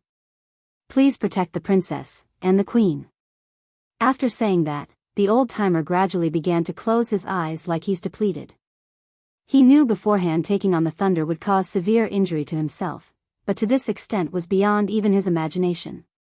Unlike the heavenly thunders from a breakthrough or a Dan Pill creation, this thundering event embodied destruction. It destroys everything it touches, regardless of the uninvolved or target. Therefore, even with Dragon Flame's incredible and sturdy body, it penetrated and wreaked havoc across his internal organs. Ditsang saw this, of course, and the huge fatality happening under his eye. Speaking in a heavy note, First Elder, take the others back to the city, I will handle this. But sire, we can't leave you here alone. Even if it's death, we will stand with you. Go back. Ditsang sounded irate now and shouted, go back and protect my children. Normally Keeper Ling would bring along a whole tirade of companies with him. The fact that he's not in here alone meant the others under him must be somewhere else, and where else could they be if Ditsang was out here? Obviously the city or palace, that's where. A simple trick of diversion wouldn't work with someone as smart as Ditsang. Demon City's Incident 2, Winger, Dragon Flame, First Elder shouts, we're going now. Perhaps the Birdman also sensed the deceiving nature of this battle because his eyes promptly shifted to that of panic. Without a second of delay, B bolts for the palace ground, leaving only an afterimage. Hold on, princess, I'm coming now. The inner courtyard of the Demon Palace. At the current moment, Di Ling Yen was holding her cheeks with both hands while sitting at the staircase and overlooking her twin brother playing away. She's very bothered in the face when speaking to the maid next to herself. Sister Muing, how come Uncle Winger isn't back yet? Did he leave like mother did? Upon mentioning Bai Yen, the baby girl's face plummeted even further. Mother has been gone for so long, I miss her so much. Muing the loyal maid wanted to give her a huge hug at this troubled face but didn't out of respect and loyalty. Princess, please don't worry, Winger will certainly return to us, the same as Her Highness will. Oh, obviously not fully believing her words, Di Ling Yen didn't argue and instead gathered her spirit to play. However, that's when an anxious and hurried-looking soldier came running over to report. Your Highness, we've got trouble on our hand. The bastards from the Celestial Palace are attacking us here, you must run away. What? Mu Ying's face changed a greater shade of white at the terrible news. The king had just left the palace and they're attacking? How did they know the king is away right now? Gritting her teeth, the maid didn't think twice and picked up the princess in preparation to flee. She promised Bai Yen to protect the baby girl at all cost, even if that meant her own life.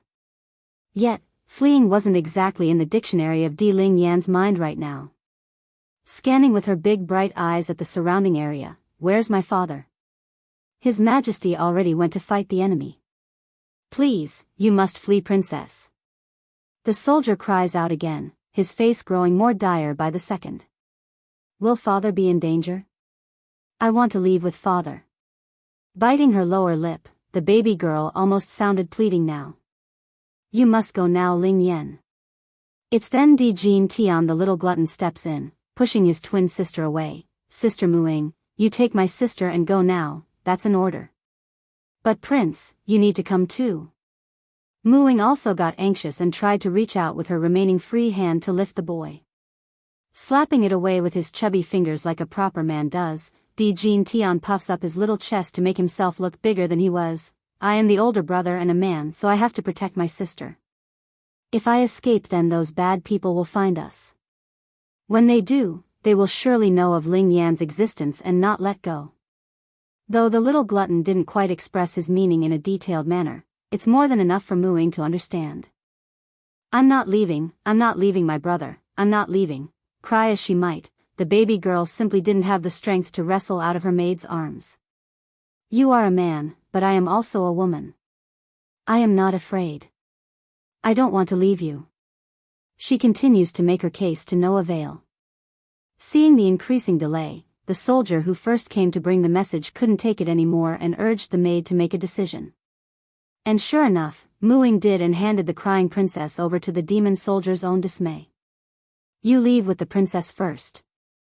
I'll stay behind to protect the little prince. Finding only a dumbfounded face from the other side, the maid roars out in order to snap the soldier out of the stupor. Go. Moments later, the image of the messenger was gone with his precious crying cargo in arm.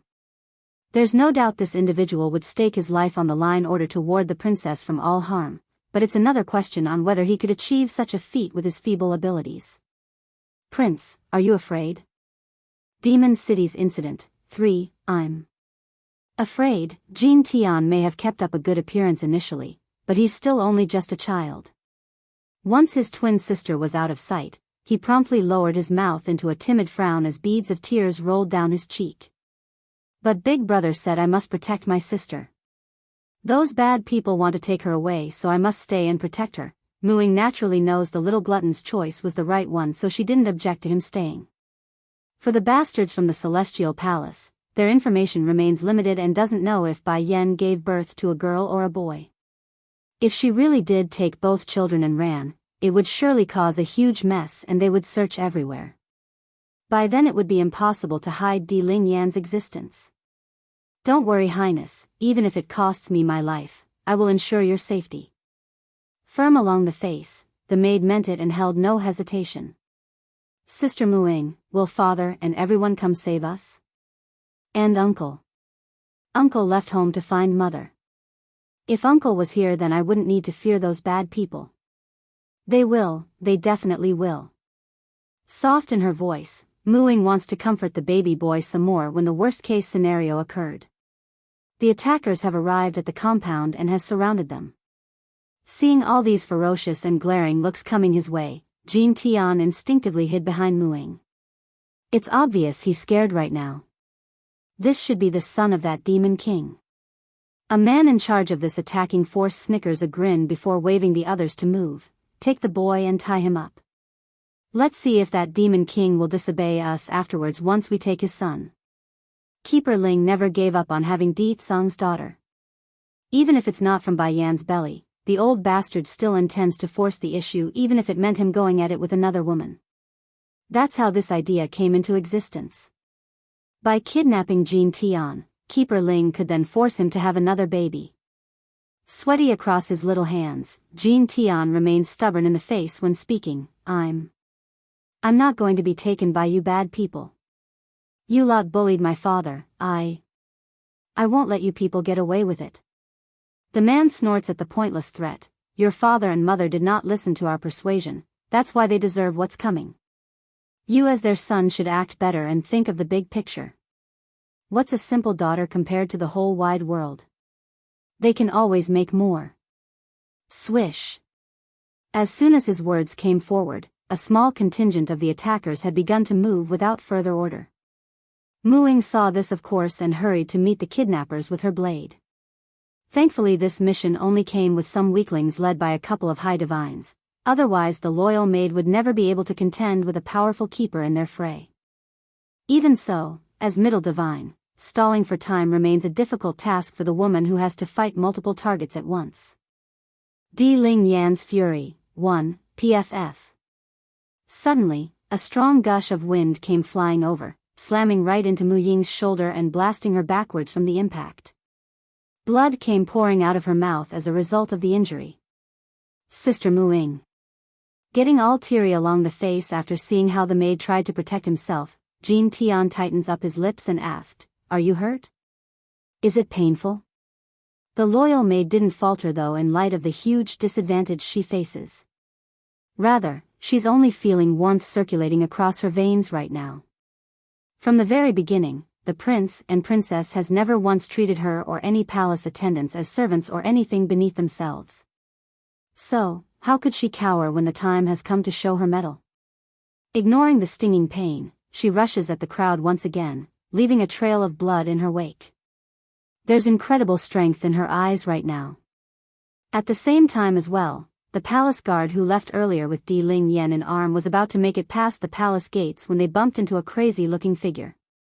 Going bright at the sight of the baby girl, the crazy old coot that was once the strongest keeper spoke with glee in his voice. "Good Ling Yan, I was just about to go find you to play." "Huh? What's the matter, why are you crying?"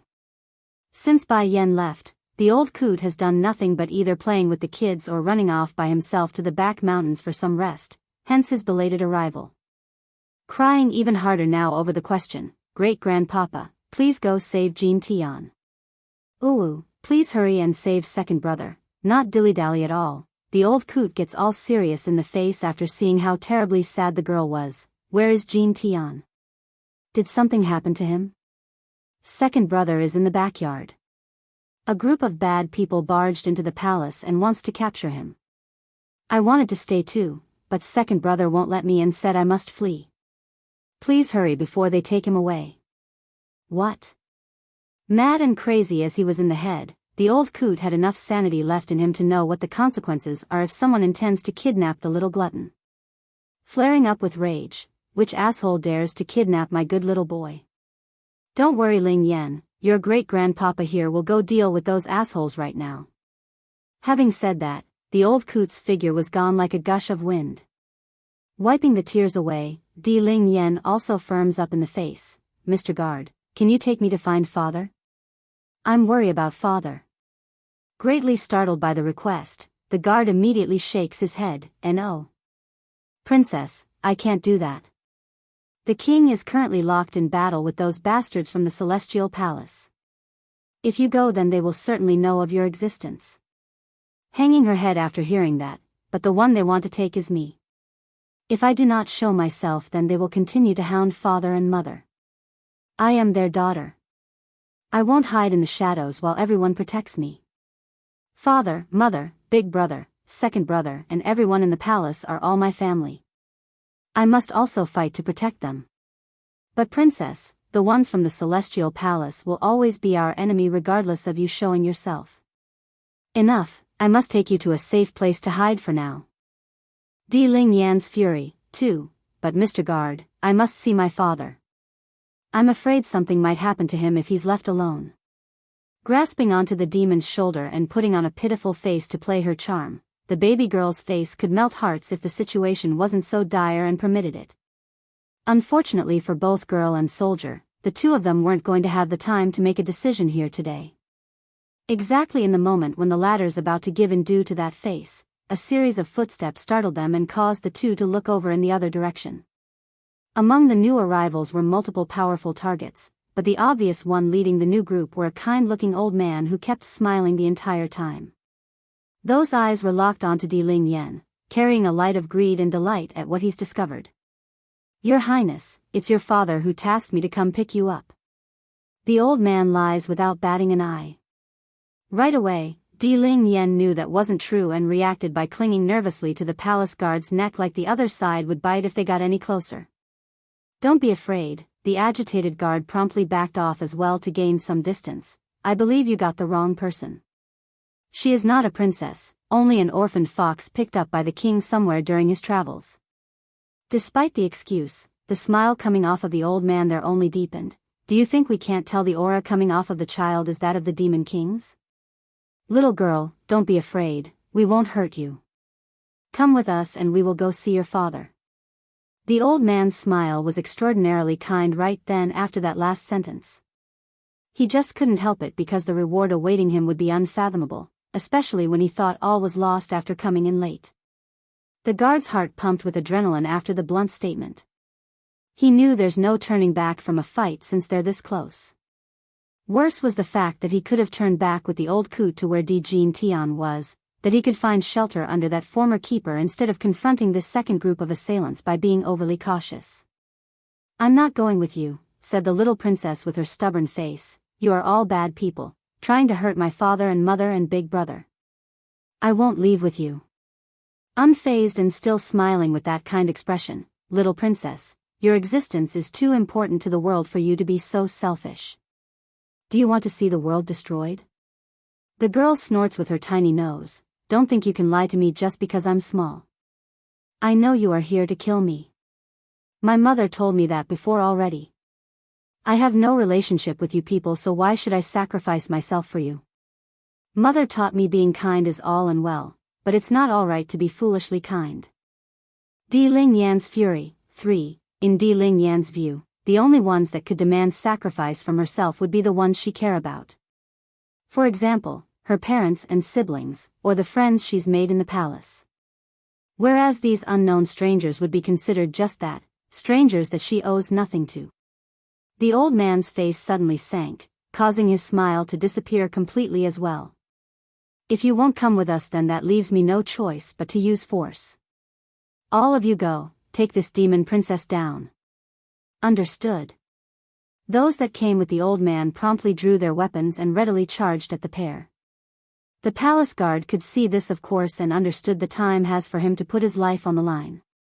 Without another thought, he tossed the girl in his arms towards the inner yard as hard as he could to give her the highest chance of getting to safety. Though it's a futile effort and he knows it, the soldier still wanted to do everything in his power before his end comes. Princess, run away, go find the king. That's the final words the soldier before it got cut off. For Di Yanling, who could only catch a glimpse of the scene once she hit the highest point in the air, the picture was painful to take in even for her immature mind. Bloody, gory, and limbs severed into multiple pieces, that's how quickly the attackers mercilessly murdered the demon soldier who stayed behind to fight.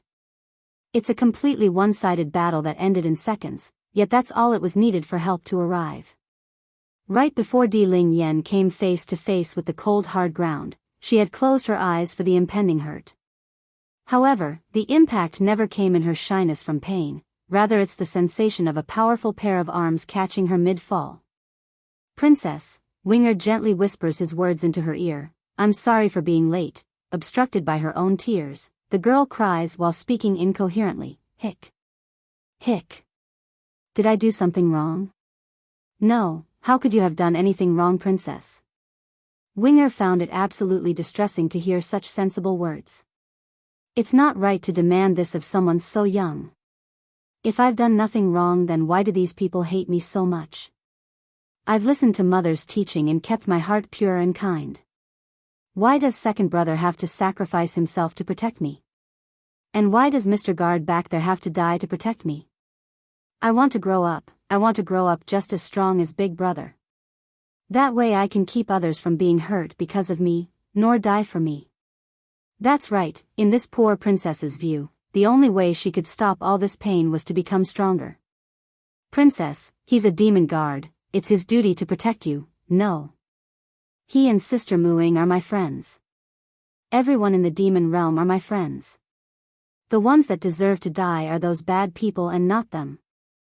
Yes, the ones to die should be the evil and bad ones, not the friends and family in her life. And for the first time ever, a flash of hate and anger filled those big innocent eyes of this pure child, tainting a small speck of her childish heart.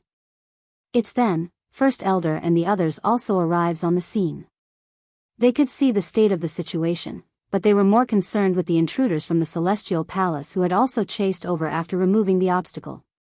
It seems the king is right. You lot really came to attack the palace while we were out. How dare you lay a hand on the princess? Huffing a grunt in an irate manner, First Elder was glaring daggers at the bunch. but now you can forget about ever leaving this place alive." The old man leading the second group of attackers only snickered a laugh at the idle threat. "Is that so? Shame though, I've already had some of my subordinates run off to inform Keeper Ling about the princess's existence. Now whether it be the Demon King or Demon Queen, or even the Demon Realm for that matter, none of you need to exist anymore." "What?" Darkening in the face, First Elder's voice grew dreadfully cold, like he wants to snap the other side's neck. Sneering some more after getting the reaction he wanted, "Do you know why the Celestial Lord never moved against the Keepers despite his hatred for them? It's because they hold an ancient relic in their hands. It's an incredible weapon containing power capable of destroying everything, and such a relic can only be activated by the Keepers themselves." Di Ling Yan's fury, 4. The old man's smile deepens like a tactician winning a battle. "Guess what? Keeper Ling only held back against your king because he needs him to produce a daughter for us. Now that we have one right here, what makes you think he will let that abhorrent Demon King live once news gets to his ear?" Without surprise, First Elder's expression devolved into an ugly frown. He's all too aware of what the other fellow was implicating by that threat. The power from that strange lightning caused by the sword from earlier still left his heart trembling with fright. It's overwhelmingly powerful and destructive to the point where even he has to watch out from being struck head-on. Clenching his fist until it's slightly shaking, "Don't look down on the king of the demon realm. I can say for certain even if all the keepers from your celestial palace gathered here today, it would only end up in a deadlock between both sides." "Ha ha ha." The old man laughs some more, like he's just heard something hilarious. "That would be the case if you hadn't touched Lady Ruoshi. She is the future savior of our world. What qualifications do you animals have in targeting her? That's why Keeper Ling brought out the ancient sword for this fight. He's not messing around anymore, you see. The power of the ancient artifact may be powerful and terrifying, but it's a consumable item that could only be used once after being fully activated, hence its lack of appearance in the battle 1,000 years ago." "Uncle Winger," Di Ling Yan hurries to tug at her protector's shoulder after getting all anxious. "I want to go see my father. Hurry, and take me to my father. Great-grandpapa already went to Jean Tian's side, so he will be fine. I must make sure father is okay." "Princess," Winger sounded hesitant despite the plea. Unbeknownst to everyone else, that lightning from earlier was practically the same power that's been hunting him for all these years. Imagine hiding for all your life from a nightmare, and now you're being asked to confront said nightmare. Who wouldn't be scared? Nevertheless, once he took another look at the baby girl in his arms and that tearful face, the bird man just couldn't refuse. Nodding his head with a firm light, "Okay, I'll take you to him. Even if I have to risk my life at being discovered, I must go. I owe it to the queen. I can't repay the debt to her now, that leaves her daughter the princess." Back over in the Holy Dragon Mountain, Bai Yen has been continuing to trek through the thick shrubberies when her temple ached with a throbbing pain, causing the woman to stare up into the sky with a frown. "Mother, is something wrong?" Noticing the oddity, Bai Xiachen quickly asks with his curious face. Gripping her chest like something's wrong, "Xiachen, we need to hurry and find a way out. I fear something might have happened back home." "How can this be? Di Tsang is watching over the demon city. There's no way something can happen while he's there. Am I overthinking this?" "Yen, look," Mo Li Shang, the young man, suddenly calls out from the front, his voice sounding surprised by what he's pointing at.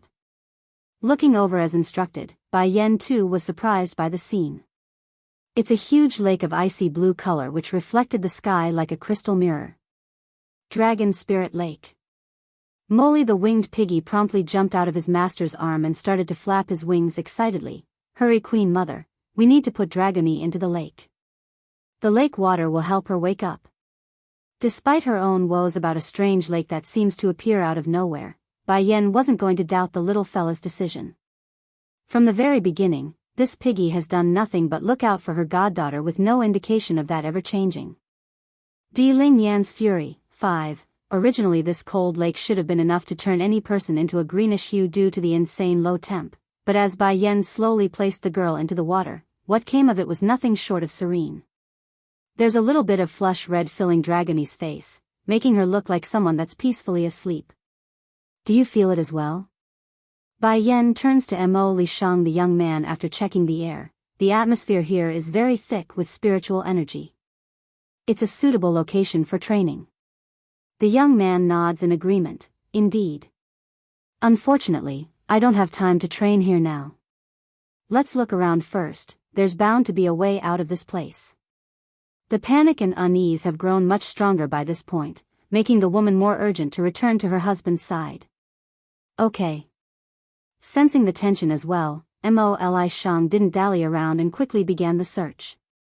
It's then, something up ahead caught their eye that seems to appear out of nowhere. Standing at a person's height was a monument with several words etched along the surface. To break is a demi-divine lord. Demi-divine lord? What does that mean? Mother, Bai Shechen tugs at Bai Yan's hand. This monument says demi-divine lord. Does that mean we need to break this monument with a demi-divine lord? Does that mean we can leave after we break it? A shudder breaks into Bai Yan's heart, causing her hands to clench into a ball in the process. But how can I spare the time to advance into the demi-divine lord level? The city is under attack and I'm supposed to sit here and train? Making an extremely frustrated face, why? Why must I fall into this forsaken place at this time? Why does the city have to be attacked while I'm away? I can't do this. I must return to Ditsang's side right now. Bang! Not hesitating, Bai Yan throws a heavy punch at the monument.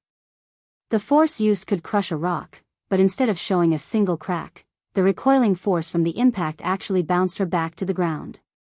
Mother! Greatly startled by the turn of event, Bai Shechen didn't think twice and threw himself to her side. Mother, you will be hurt if you continue to hit it.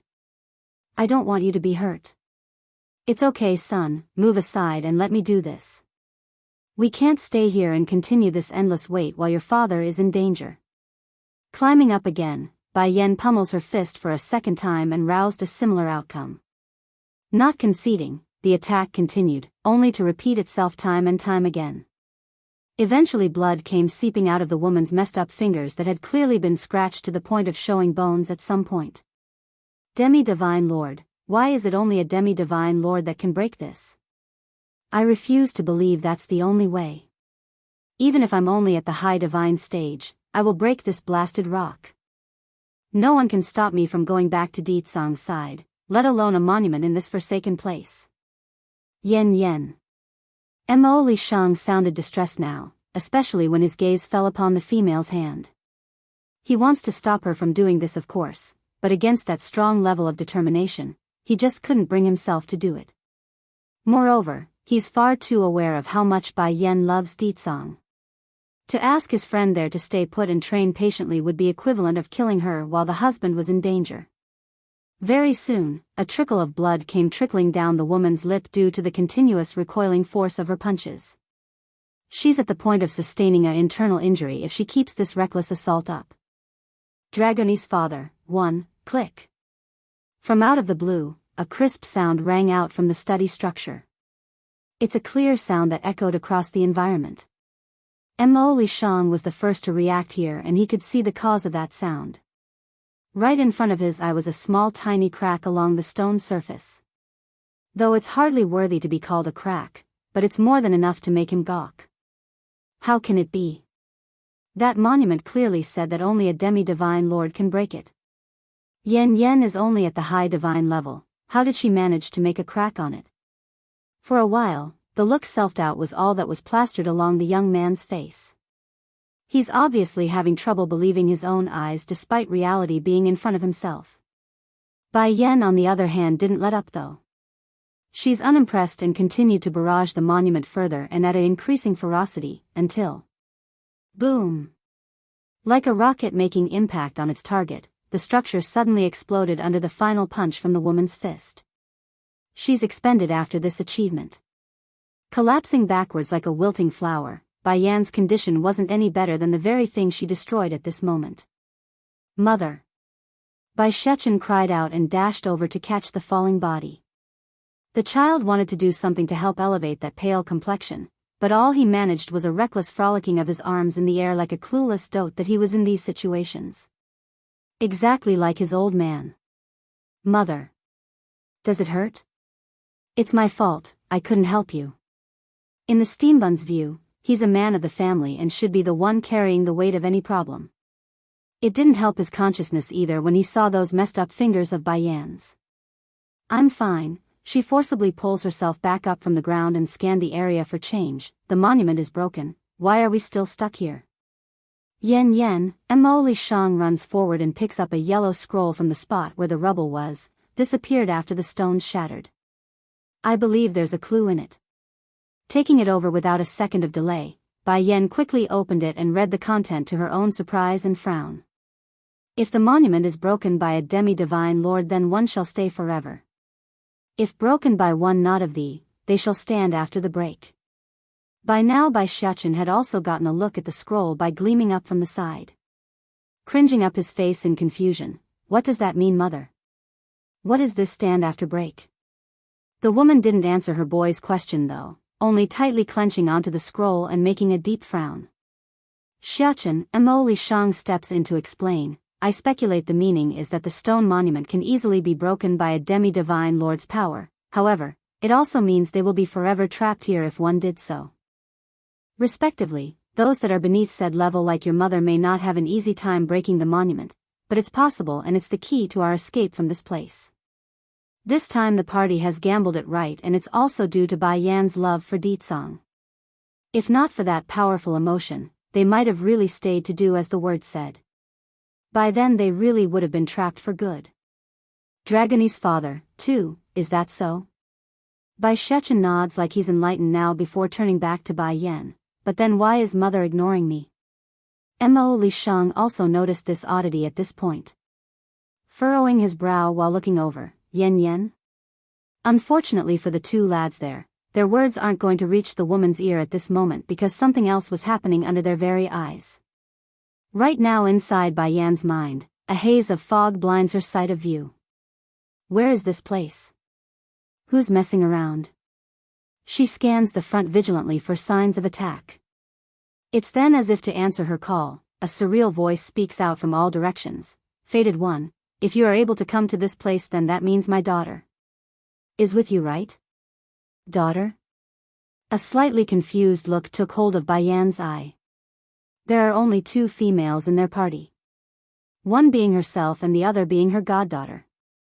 And if she remembers correctly and without fault, Dragony should be the daughter of the former dragon chief from the demon realm. It doesn't add up regardless of how she calculated it. Your daughter. You mean Dragony, my goddaughter? Frowning now along the face and speaking in a hostile tone, I know for a fact she is the daughter of the former dragon chief from the demon realm. Why are you impersonating her birth father? The voice clearly sounded pleased based on its tone despite the aggressive attitude from the other side. You are not wrong in your assumption. Technically speaking, I am her father from a previous life. Due to some unforeseen circumstances, I had to seal her soul up until the opportunity presented itself. In this case, she went into the wheel of life and was reborn as you said, the daughter of that former dragon chief in your memory. A surprised face promptly gripped Bai Yan's expression because she knew all along something was amiss when she met Dragony.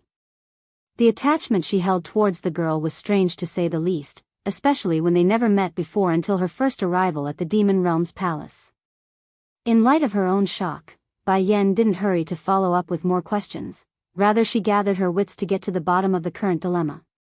Then what is this place that I'm in? If Dragony is your daughter, does that mean anyone else can also come here if they had her with them? No, the voice sounded faint and distant, that is not the case. The reason I allowed you in here is of my own choice. I sense the blood that is yours inside my daughter's vein, that's why I brought you in here when you picked up the scroll housing my soul. It's also why I am calling you a fated one. Blood? He must be referring to the essence blood I used to save Dragony. To think the reason why I wound up here is because of that. I'm assuming you didn't summon us in here just to recognize your daughter, is it? There must be another reason as well. Perhaps it's due to the voice's relationship to her own goddaughter, but Bai Yan's tone also softened up when searching the area for signs of the source. You don't have to look for me, I won't come out with my current appearance. It will certainly frighten you if I did so after going through that event. Furthermore, I can't either even if I wanted to because my continued existence can only be prolonged by staying within the scroll. So, I will have to bother you to keep watch over my daughter in the future. Event? What event are you talking about? You're too weak the way you are to ask for that detail. Fated one, there are things in this world that aren't fit for the weak to know. Secondly, I didn't summon you into the world of the scroll for such talks, I'm here to give you an aiding push. Immediately, Bayan's forehead had cringed up into a knot after hearing his intentions. She was just wondering if the so-called event was related to the calamity that's being mentioned by the Celestial Palace, but to be told she's going to get help from a stranger's voice? Now that's something she never expected. Dragonis father, 3, how can you help me? I will give you the rest of my strength to help you advance into further heights, afterwards I will return to my slumber. But my daughter. I will have to bother you to keep caring for her in the future with the power I give you. Boom. Just when Bai Yan wanted to open her mouth, a stinging sensation suddenly filled her head and made the woman flinch. Before she knew it, an outside force bordered on the line of invasiveness entered her veins and gathered into the meridian. My daughter hasn't woken up yet, so you can put her in this place for a while. No one can step foot here, she's safe, and the flying pig around you, let him stay and look after my daughter too. Oh, Anne, your son is quite good from the way I see it. If later on he can cope with the upcoming changes, then I will promise him my daughter. As icing on the cake, there's also a demon sealed within the ice lake here. If your son ever gets strong enough to reach the demi-divine lord level, have him come possession of it. For a moment, Bai Yan wanted to smack herself to see if this was real. Why does Dragonis father sound like a market madam that's constantly yapping away without end, long-winded and endless jibbery-jabby? But why a demi-divine lord? Is there a reason for that? Because that place can only be reached if one is a demi-divine lord. In the voice's view, this was the only gift he could offer outside of the power he's going to give her. For saving Dragonis' life, and for allowing himself to meet his precious daughter again. You can rest assured, tightening up her hands in a firm manner, no matter what happens, I will not abandon Dragoni. She is like family to me. I won't abandon family. I believe you. How could he not believe Bai Yan? A human woman who would take her own essence blood out for a demon, that's something he's never heard of during his period alive. I also want to ask one last question. How do I get out of this place? The voice didn't hesitate and answered right away like he expected it. That's easy, you couldn't leave before because I wanted you to come here. Now that I've met you, the obstacle will naturally clear out on its own if you continue to walk down the mountain path. After saying this sentence, the strange presence simply disappeared. Bai Yan understood why, of course. Without energy to support his own soul, the voice was bound to fall back into slumber until it regenerates enough to function. The issue was when? Days? Months? Or years? Unaware of how long the time has passed in her current state, Bai Yan's body had started to tremble excessively due to the surging power from within. She never experienced such force before, which felt like it's going to make her flesh burst. Even so, the mind was the key here. As long as she's able to overcome the mental and spiritual test provided by being fast-tracked in her growth, the power would be hers to wield. Mother, Bai Shechen asks again from the real world, what's wrong? Why are you ignoring me? And suddenly making a breakthrough? And 2 stages in a row? Directly from a bottom divine to a high divine? As if to answer his call, Bai Yan suddenly moves again. Reaching out with her hand, she rubs the boy's head in a soothing motion. Don't worry, Shechen, I only met Dragonis' father just now. This place is also made by him. Dragonis' father? The steam bun lights up in the face, but isn't she the daughter of the former dragon chief? How did you meet him? Well, it's a difficult thing to explain, but everyone has a past life, right? This father is one of Dragonis' past father and not the one you know of. Dragonis' father, 4, Bai Shechen makes a face like he's enlightened. Now I understand, mother. So, what did Dragonis' father say? Smirking mischievously, Bai Yan throws the bomb down like a sly fox. He said to betroth Dragoni to you. Oomph. Mo Li Shang instantly started to cough like he's been hit in the stomach. How old are the kids? They're already talking about betrothal? And it's done by the parent's own mouth? Then, as if recalling something, the young lad slowly sneaked a peek to the winged piggy next to himself. He wanted to find if there's any change in the little fella's expression, but found none to his own relief. It seems I was overthinking the matter before. Molly only wants to protect the girl in the purest sense and not anything else. Mother, the steam bun gets unhappy and buries his frowning face into the woman's belly. I don't want a wife, I only want to stay by your side. Also, Dragony is my sister. If me and her marry, then wouldn't that be considered incest? Bai Yan's face visibly twitched over the last bit. You're not blood related, so it doesn't matter. You're still young, so you will understand this in the future. The boy merely tilted his head like a lost child. Will I really understand in the future? Then mother, how are we supposed to get out of here? Looking up to face the downward slope, Bai Yan makes a meaningful face. We need to continue down the path. This place won't stop us anymore. However, Dragony needs to stay here under her father's request, along with Molly to watch over her. Mo Li Shang was the first to react to that statement since it involved his companion. Making a reluctant glance to his little buddy, okay, you stay and protect Dragony while she's asleep. Me and Yen will leave together. Although the lad and his piggy companion did agree to split up before, but to actually have the pair go ahead with such an idea was still painful for the pair. Showing tears along his piggy face, Master, I will be sure to protect Dragony so you can be assured. Regarding this arrangement, Bai Yan didn't have any objections. In her view, there must be a reason why the voice insisted on the piggy to stay behind. Mother, doesn't it hurt? Bai Shechen carefully raises the woman's hand with a look of pain over the revealing bones. I will blow on it. Before you would always blow on my wound if I got hurt, so you will be fine too. That said, the boy promptly began to puff up his cheeks to give it a big huff of air like it would do something. Still hurt? Of course not, you silly, rubbing her son's head in a happy fashion. We will go back now. Your father and siblings are waiting for us. What needs to be done has been done on this account. Now all that leaves was to confront the enemies coming at them, and whatever fate holds for her and her husband, Bai Yan intends to meet it together. The sky above the demon city has already been shrouded in dark looming clouds. It's uncomfortably suffocating under the constant hammering roars of the thunder. Even so, a single figure remained standing with no fear in his eyes. Such a being exuded dominances and power. Keeper Ling. Suddenly, an excited voice came over from the rear and landed on the conceited keeper's side. Dragony's father, 5, what's going on? The grumpy keeper asks using a deep voice after seeing how excited the other Sid was. I have wonderful news, Keeper Ling.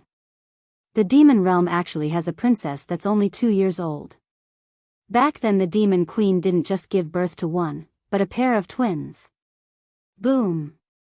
The messenger's words were like a beaming ray of sunshine for the keeper, causing him to choke for a proper response to describe his own ecstatic emotion. In contrast to the delight felt by the members of the Celestial Palace, Yun Ruo, she didn't feel so happy right now. She's downright distraught at the outcome regarding her own fate. Why? Why is there a princess in the demonic world, and that winger would hide the fact from me? What am I supposed to do? If Keeper Ling really manages to kidnap the princess, then I will have to carry the burden of saving the world. That bastard, is he trying to kill me by lying? Hatred has long filled the woman's heart, therefore the news only added to her vile nature. You are saved, Ruo Shi, you are saved. Keeper Ling couldn't hold back and grabbed the woman's shoulder, oblivious to the fact that the other side was making a face uglier than seeing their own parents die. Are you happy? Now you will finally be able to cultivate again with the demon princess's blood. Shuddering some more, the deceitful witch didn't know what to say nor respond. She's merely standing there in a daze. Can I not? My body is just fine like it is. Di Tsang didn't miss their conversation, of course. Immediately, the demon king's brow began to furrow up. In the end, Ling Yan's existence became known to these people after all, but I won't let anyone hurt my daughter. Demon King, Keeper Ling smirks like he's won already. Over the years your kind have sinned, but now you can finally redeem yourself somewhat by sacrificing your daughter to save the world. So, I forgive you. Boom. In light of that self-conceited and self-righteous sentence, the old grumpy man didn't hold back. Perhaps it's the fact he no longer had a use for Di Tsang, but the power coming out of the sword just increased by several folds, meaning the battlefield had spiraled out of the Demon King's control. Back over in the city streets, Winger had just finished running out of the palace with the princess in arm when he sensed the terrifying power coming his way. Without a second of hesitation, he whisked his sleeve towards the sky to fend off the lightning strike that was striking down in their spot. Bang! Puking blood from the impact, the bird man went deathly pale as he gets forced back. Uncle Winger, Di Ling Yen burst into tears. Are you hurt? Dragonie's father, 6. Winger shook his head and warmly brought the girl in his arms closer for protection. Princess, I'm sorry but I'm afraid it won't be easy for us to seek the king now. Di Ling Yan's eyes dimmed somewhat. She wanted to head to her father's side, but she also knows the act of dragging someone else into trouble was a wrong thing to do. Let me down, Uncle Winger. It's okay, you don't have to look down at me like that, I'm actually very tough and can take care of myself. The milky voice and strong determination sent the birdman trembling inside because he felt ashamed for being a coward. A full-grown adult couldn't even compare to a 2-year-old courage. What more does he need to say? Princess, I actually don't feel hurt at all from the lightning, it's no different from an itch. Here, I'll take you to the king. Even if that pain stung him deep into the bone, Winger won't allow the baby to go off on her own. It's his duty right now to protect her and his wish. Really? A puzzled expression came off of Di Ling Yen when looking up. I've seen mother take hits from a lightning. It hurts a lot. Don't worry, princess, that is not a thunderbolt so it doesn't hurt. Would I lie to you?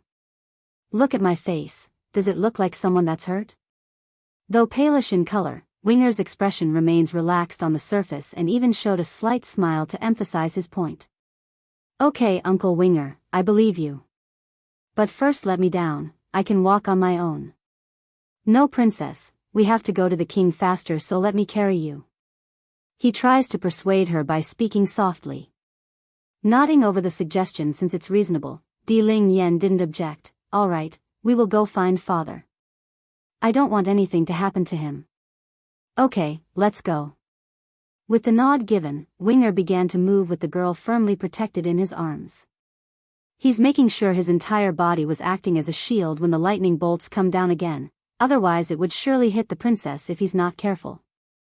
Very soon, the bird man could see the tightly closed gate of the city after enduring several more strikes from above. He's spitting blood now from the corner of his mouth, but he's done and kept the charge in his arms safe. Uncle Winger, you tricked me, you're hurt. Let me down, I will go on my own to find father. Boom. Only a meter away from the exit, Winger finally collapsed under the last blow from the sky. Ah! Di Ling Yen cried out in fright. Uncle Winger, how are you? Don't die please, I know I'm wrong, I shouldn't have asked you to help me find father. Don't die. Seeming to recall something crucial, the girl suddenly picked up a dagger from the ground nearby and cut open her finger, thus allowing the blood to flow into Winger's wound. Tearful Ling Yen, 1, slightly quivering along the eyes, Winger slowly regains his consciousness after falling down only to be welcomed by the image of a crying girl after looking up. Princess, don't cry. I'm fine. Reaching up with his hand, the bird man attempts to wipe away some of those tears. Then that's when he noticed the cut across the girl's finger. What did you do? Finally smiling after confirming the other side was fine, Di Ling Yen immediately got all happy again knowing she succeeded. Back when I was at the Sky Mountain, I accidentally cut myself when I tripped over a withered tree's root. My blood made the old tree grow again. So, I thought if I smeared some of my blood on your wound it might help heal you too, Uncle Winger. Like the baby girl says, her blood does have the magical property of healing anyone if applied, but only if the patient was still alive and breathing. A tight pain promptly gripped Winger's heart due to this news. He's fully aware of his own lowly status. If not for being saved by the demon realm, someone like him wouldn't even be worthy of being in the princess's presence, let alone demand the baby to offer up her blood. Such privilege and honor, he should never have received it nor deserve it after all he's done. And exactly then, another past memory suddenly surfaced within the birdman's brain like a stroke of light. It's the time he spent in that endless darkness and how the tender voice of a strange girl came into his life. Just like her mother, the princess is kind and beautiful. How could I have been so foolish and misled for all this time? That Yun Ruo, she could never do good with her vile nature. How could I have been so stupid? Princess, I'm sorry. I'm really sorry. Guilt, pain, regret, countless emotions blended into one indescribable emotion that continued to rip away at the man's soul. Why are you apologizing, Uncle Winger? Blinking her big baby eyes, Di Ling Yen didn't understand why the other side would suddenly say that. Closing his eyes in pain, the man decides to come clean. In the past, your mother gave me the only hope in life during my darkest moment. I promised to go find her if she couldn't come find me afterwards. However, by the time I did, she was already gone. Even worse, I misrecognized your mother's enemy as her and did some very terrible things during that period. I almost did it again and was supposed to kill you and your brother. He wanted to speak the truth and spill everything how his heinous past, and now that he said it, it both removed a heavy burden from his shoulder and frightened him. The former being the guilt, the latter of not being able to achieve forgiveness. I won't blame you, Uncle Winger. Mother said it before, a good child is one that knows when he is wrong. So, Mother won't blame you either.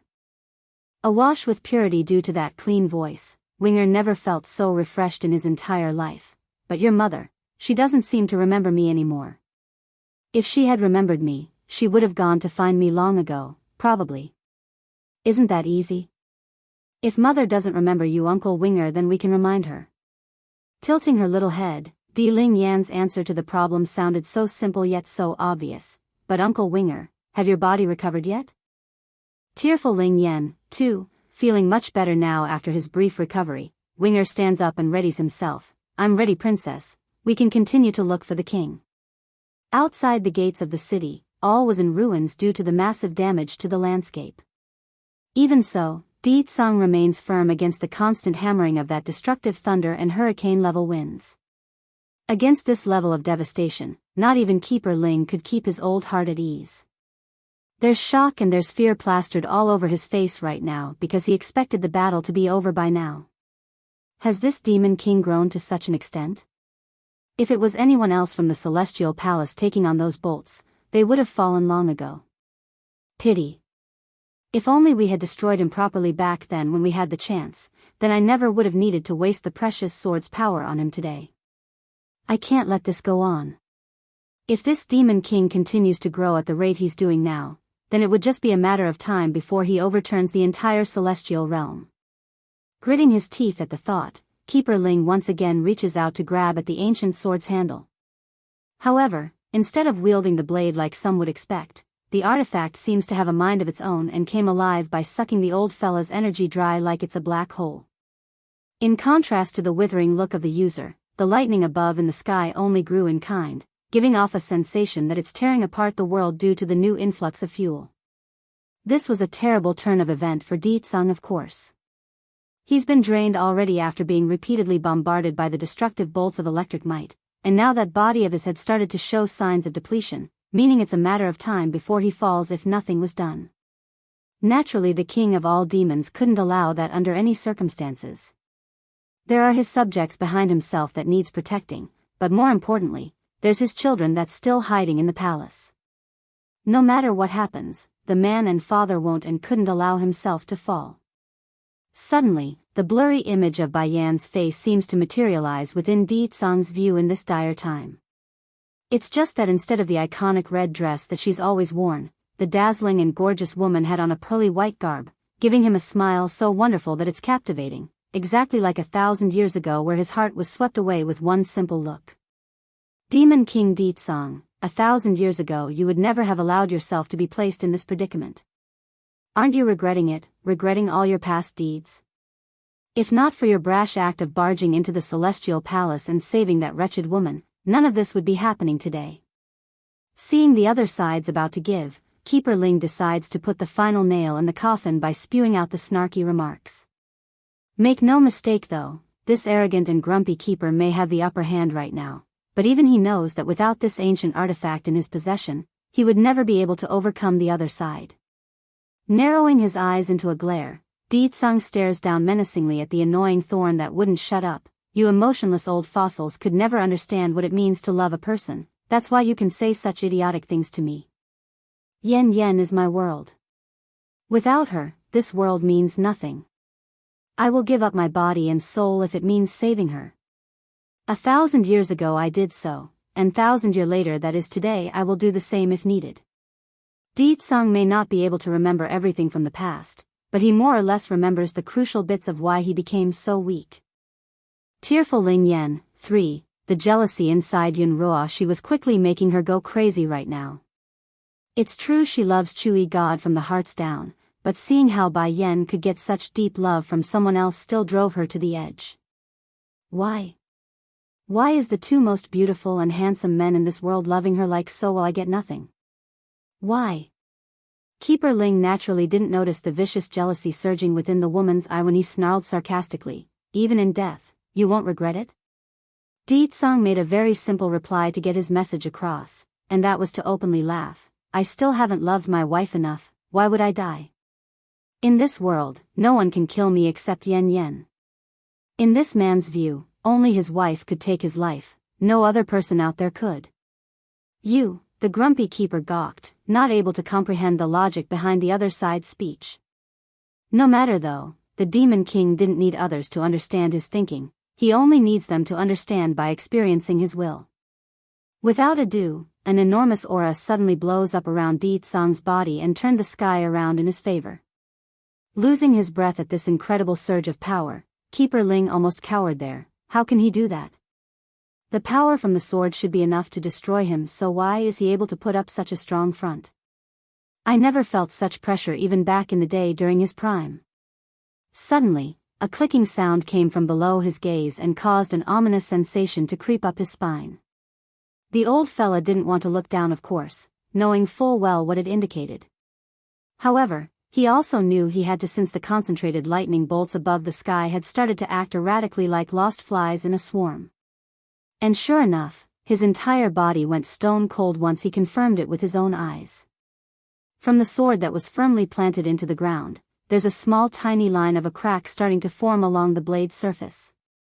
This small defect may be small right now, but it's definitely a crack, a sure sign that the sword was starting to crack under duress. Keeper Ling, Yun Ruo, she nervously calls out from the rear. The old witch knows full well if they lose this battle then the demons here would skin her alive if they could, that was why she's so scared at the moment. Back over in the sky, Di Tsang could see what's happening with the sword. He's smirking now, mainly because that's exactly what he wanted. Furthermore, the proud Demon King could already sense the familiar aura of someone he knew drawing in from afar, otherwise he would never take such a huge risk in what he just did. It's a double-edged sword, failure means the death of him, but success meant the destruction of the main obstacle. Unfortunately, things wouldn't always pan out the way one deems it to be. Right when the Demon King wanted to finish the job by mustering up the last of his strength, a crying voice suddenly calls out to him from the city gate. Father, it's a tender and childish note belonging to a baby girl. Why, is she here? Di Tsang wanted to respond to his daughter's cry, but in order to do the damage he did to the ancient sword, he had already exhausted most of his powers. Merely speaking out was an arduous task in of itself. Tearful Ling Yen, 4. By the time Di Ling Yen managed to make it out into the main battle site, the first scene she saw was her old man falling down from the sky and crashing to the ground. Papa! Immediately, the baby girl burst into tears and cried out, pushing herself to toddle unsteadily to the man's side. She didn't think twice, doing the only thing she thought she could do, and that was to cut her own finger again to let the blood drop. Drink, Papa, blood, please hurry and drink some, Ling Yen. Di Tsang's faint voice sounded hoarse when speaking, but it paled in comparison to the tense pain he felt when seeing his own daughter's action. He would never ask this from the girl, nor want her to bleed for him. It's okay, Ling Yen. I don't. Unfortunately for the Demon King, his plea only made the baby grow more desperate, which in kind made Di Ling Yen squeeze her finger even harder to push out more blood.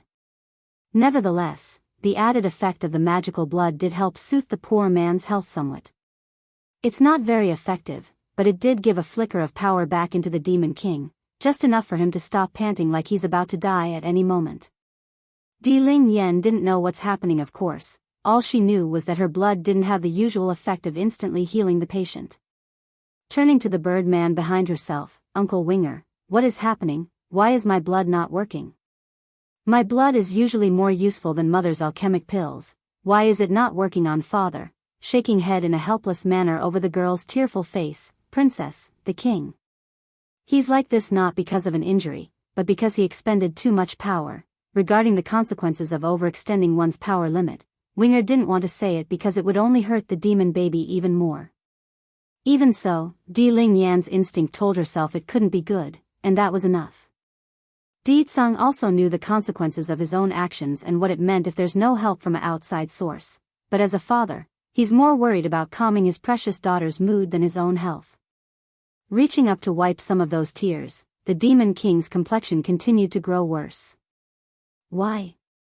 Grabbing her old man's hand in the process, Di Ling Yan cries upward towards the sky like she's speaking to the heavens itself. What wrong did I do? Why do these people want to hurt me?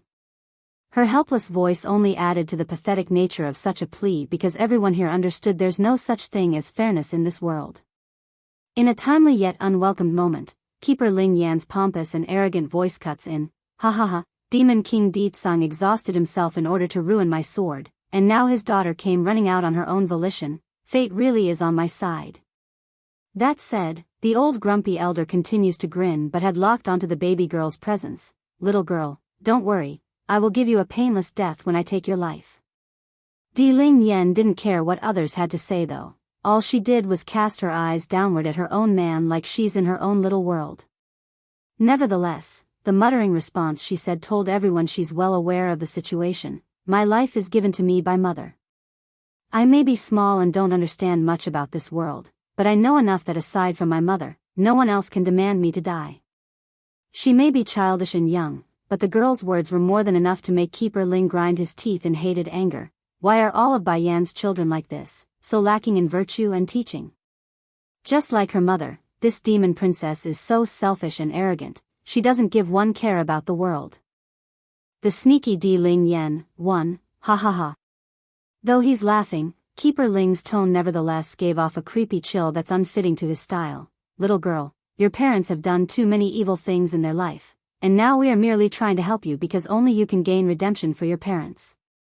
The old fella knows full well Di Tsang didn't have the strength to stop himself anymore, but he's a member of the Celestial Palace, an institution of the highest moral standard. Even if he takes a life, he wants to make sure the other side understand why they are dying. It's his ethical standard. Showing an irritated face, "My father and mother have done nothing bad, it's you people who won't let them go and kept pestering them." She won't allow others to bad-mouth her parents, that's the demon princess's standard. Continuing to smirk in a sly fashion, "It's not up to you to decide if they've done bad or not, it's me who decides it. Of course, if you are willing to contribute your blood and save the lady next to me, I will naturally forgive your parents for all their past mistakes." Treating Yun Roashi with the fox blood wasn't an overnight feat, it's a long-term project that requires constant showering. Meaning until the baby girl across from himself bleeds the last drop of blood, it won't be enough for him. Furthermore, this grumpy keeper already seen the healing function of the fox girl's blood just now when used on the Demon King, thus reaffirming his belief of the treatment's viability. "So you refuse to let me go because of my blood? If that's the case, then why didn't you say so?"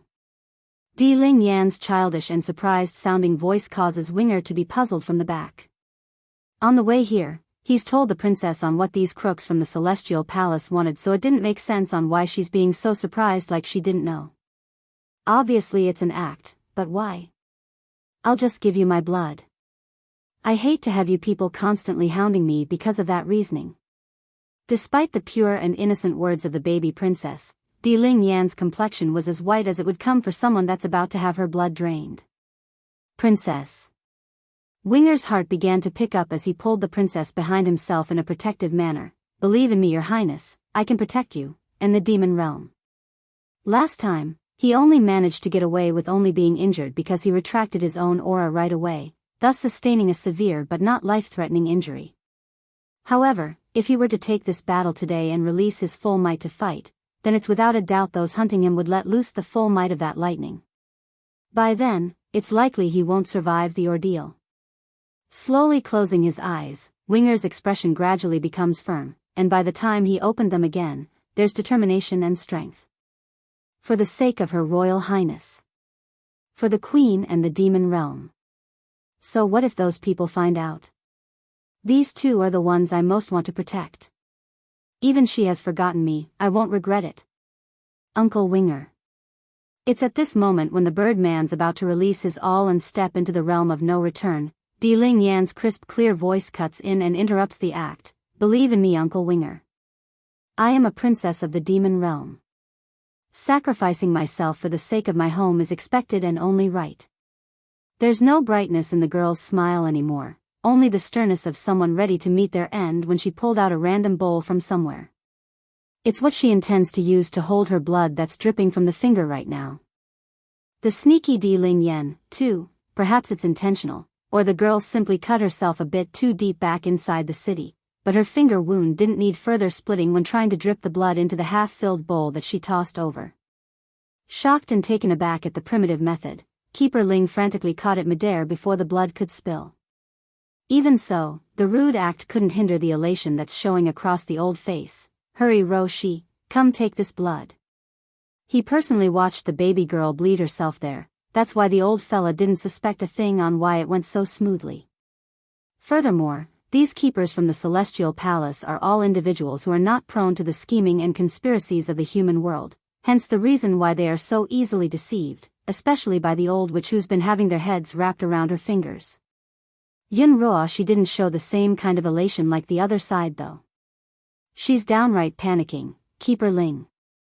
I don't think it's a good idea. Having me drink blood, I just can't. If my body really recovered, wouldn't that mean I would have to shoulder the burden of protecting the world? No, no, no. What does these people take me for? Why should I sacrifice myself for someone else? You are the only hope of the Celestial Palace, Roa Shi, the elder sighs with a frown showing across his old face, and only by having you recover will we never fall. Now we are only asking you to drink this blood, why are you refusing? The old witch's face only grew paler as she's being forced into a corner.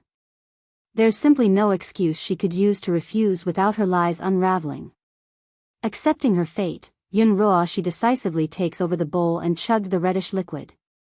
However, instead of showing a look of healthiness and strength afterwards, the woman completely dropped the bowl onto the ground and shattered it. She's bleakly white while trembling, which only got worse as she puked blood like someone being injected with a vicious poison. Roa Shi. Screaming out in agony over this picture, Keeper Ling rushes over to catch the following woman. Turning to confront the baby girl, you wench, how dare you scheme against Roa Shi? Making an obvious skittish face at the huge holler, Di Ling Yan appears scared on the surface. I don't know what's going on, but I do know that if a bad person does bad things, they will be poisoned if they take my blood. So, she must be a vicious and bad person as well. Humph. That's what you get for hurting my parents and wanting my blood. Now let's see what you will do. Keeper Ling's body started to shake all over due to how livid he was inside. He's green in the face and wanted to strangle the young baby. Knowing full well she's infuriated the enemy, Di Ling Yan starts to move on to her next phase of the plan. Uncle Winger, when a person dies, will their blood solidify? Yes, Winger's mouth twitched because he now understood why the princess did what she did. She poisoned Roa Shi by poisoning herself first. The sneaky Di Ling Yan, 3, oh yes, they want my blood and they want to kill me while doing so, didn't they? Oh well, it looks like they will never be able to use my blood then. Di Ling Yan speaks like she's just come to the realization. You. Keeper Ling's face went a shade of green as he pointed that finger in an accusatory manner. Yes, they are going to kill the girl eventually, but not right now. See? Giggling in her voice, I said it already, you are not qualified to kill me. Her smile no longer carried any of the childish delight she had before, only a chill that's distant and cold. Winger may have known the princess for a short period only, but the Birdman never expected to see such a strong side from the baby girl. It's completely out of character and beyond her age. Sinking into a dark glare, Keeper Ling now understood what the baby was trying to do. Humph. You think we can't take you back with us first and then slowly deal with you? As long as she arrives at the Celestial Palace, then her fate would be sealed. That's a fact and a simple task to achieve right now. Unfazed and still smiling with that frosty look, you can. However, if you force me, then I won't ever give you the cure to the granny's poison over there. Yun Roashi's brain literally exploded right in that moment. Not because of the poison though, nay, but because she's been called an old granny. A lethal sore spot for any woman of age. This wench, she actually dared to call me a granny? I knew it, she's just as annoying as that Bai Xiachen. As expected of Bai Yan's children, they're all ill-mannered brats. She wanted to say something to rebuttal that claim, but the clenching pain from the abdomen sent her crouching down like a squirming worm. You admit you added poison? Keeper Ling also explodes upon seeing the pained look of the old witch. I'm too negligent, thinking a child will not have too many vile thoughts, but this is Bai Yan's child. I should have known, I should have known. Di Ling Yen didn't pay too much attention to the elder's interrogating voice though. Instead she continues to speak with the Birdman, a huge disrespect for any keeper. Uncle Winger, can you take my father back to rest? His injury is very serious. Dropping her head, the baby girl appears to be frustrated due to her own powerless self. Naturally Winger would be frowning over the request. If he leaves, then what about the princess herself? Thankfully the dilemma didn't last long because First Elder had caught up by now and presented himself as the answer. Princess, you really came to this place.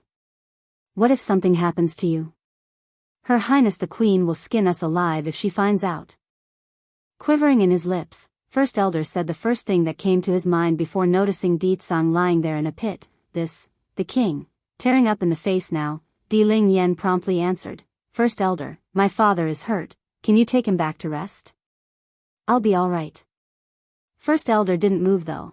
Instead he signals the old goat who also came with him to lift their liege out of the hole before turning to the one responsible. Keeper Ling, you people from the Celestial Palace all claim to be morally benevolent, yet you're hurting a child? Don't you think it goes against what you claim to stand for? Making a mocking laugh, Keeper Ling obviously felt otherwise based on that sarcastic tone. Child? If she is a child, then how could she plot a murder? You think a child can do such a vicious and cruel thing? How can you say that about me? You want to eat me and I'm supposed to be grateful? Di Ling Yan's eyes got all dark and serious in her counter. Mother taught me I cannot hurt others without reason, nor allow others to hurt me. And if they do, we must return the favor at twice the level. The sneaky Di Ling Yan, I like to ask, is it me poisoning her more serious or her eating a child more serious? Cocking her chin high, Di Ling Yan shoots back with strength in her voice. This time, even Keeper Ling was speechless because he had no rebuttal against that logic. Although he mouthed off about the good of this world and such, but the demon princess was still just a child, that's a fact and he couldn't deny it. Even so, she can't poison Roa Shi. The old grumpy keeper continues to preach his side's logic like a stubborn old fool. The fault lies with the Celestial Palace. Roa Shi did no wrong. We were the ones who forced into it, isn't that right? Princess, did you use poison like he claims? First Elder asks with a hint of confusion in his voice due to not making head or tails of the whole story. This time, Di Ling Yen didn't deny the case and confirmed it with a nod. Yes, I secretly took a poison while they weren't paying attention. Then she drank my blood, so it's natural that she got poisoned too. The elder's face promptly turned a ghostly white. What poison did you eat? How could you take such a risk, Your Highness? What if something happens? How are we supposed to tell your mother the queen? Don't worry, First Elder, I have an antidote. Without hesitation or delay, the baby girl quickly took out a bottle containing said pill and tossed it into her mouth. Keeper Ling wanted to rob the item as his first instinct, of course, but it's too late by the time he wanted to move. Showing an irate expression as he spoke, do you have more? Hurry and hand it over if you do. In the Celestial Palace, the strongest alchemist would be Healer Yu. However, the guy hates Ruoshi to death right now. There's no way he would offer a cure even if they asked. No, I don't anymore, said the baby with a slight giggle. Mother only gave me one and I've eaten it. By the way, this antidote will only work after a month's wait. During this period, my blood will always carry the poison so you people can forget about touching me. Unlike her older brother, Di Ling Yan only had 2 years to her life, meaning she's not immune to all sorts of poisons out there. At most she's only slightly resistant to the effects. A visible tremor shook Keeper Ling's body over that answer. He couldn't accept the fact that someone like he would be cheated by a simple child. That's equivalent to someone slapping him and making him lose face. Ho ho, I don't believe there is no antidote on you. Hand it over this instant and I'll forgive you for what you've done. It's then, a snickering sneer cuts in from above and catches everyone's attention. Forgive? On what basis do you have to say that word after all you've done? Standing in the open sky was a woman donning a dress purer and whiter than a drifting snowflake, surreal and mesmerizing. However, the indifferent glare in those eyes seems more threatening than a ferocious beast ready to pounce at her prey. Di Ling Yan was the first to react to the new entry, especially when she recognized that incredibly similar face to her own mother's. Grandmother, you are back. Bai Ning initially fell into a pause over the way she was addressed, but those eyes soon turned to eagerness as she stared downwards at that cute cuddly face that's also staring upwards. The sneaky Di Ling Yan, 5, for a while, Bai Ning forgot where she was and kept staring down at the joyous image of the child. This girl. 2 years old? And call me grandmother? So, she's Yenner's daughter? Are you Yenner's child? Calming the ferocious glint in her eye, the woman's gaze now carried calm like the shining sun when warming the planet. Grandmother, my name is Di Ling Yan, it's Big Brother who named me. Did you know Mother kept talking about you while you weren't around? The little peachy girl's voice was very good to the ear, assuring others her beauty would surely rival her own mother's one day. Against such a lovely child, there's no way Bai Ning's heart wouldn't be turned. Oh. Bai Yan should be just as cute and cuddly as this child if she was still a baby. It's because of me that she had to suffer so much during those years.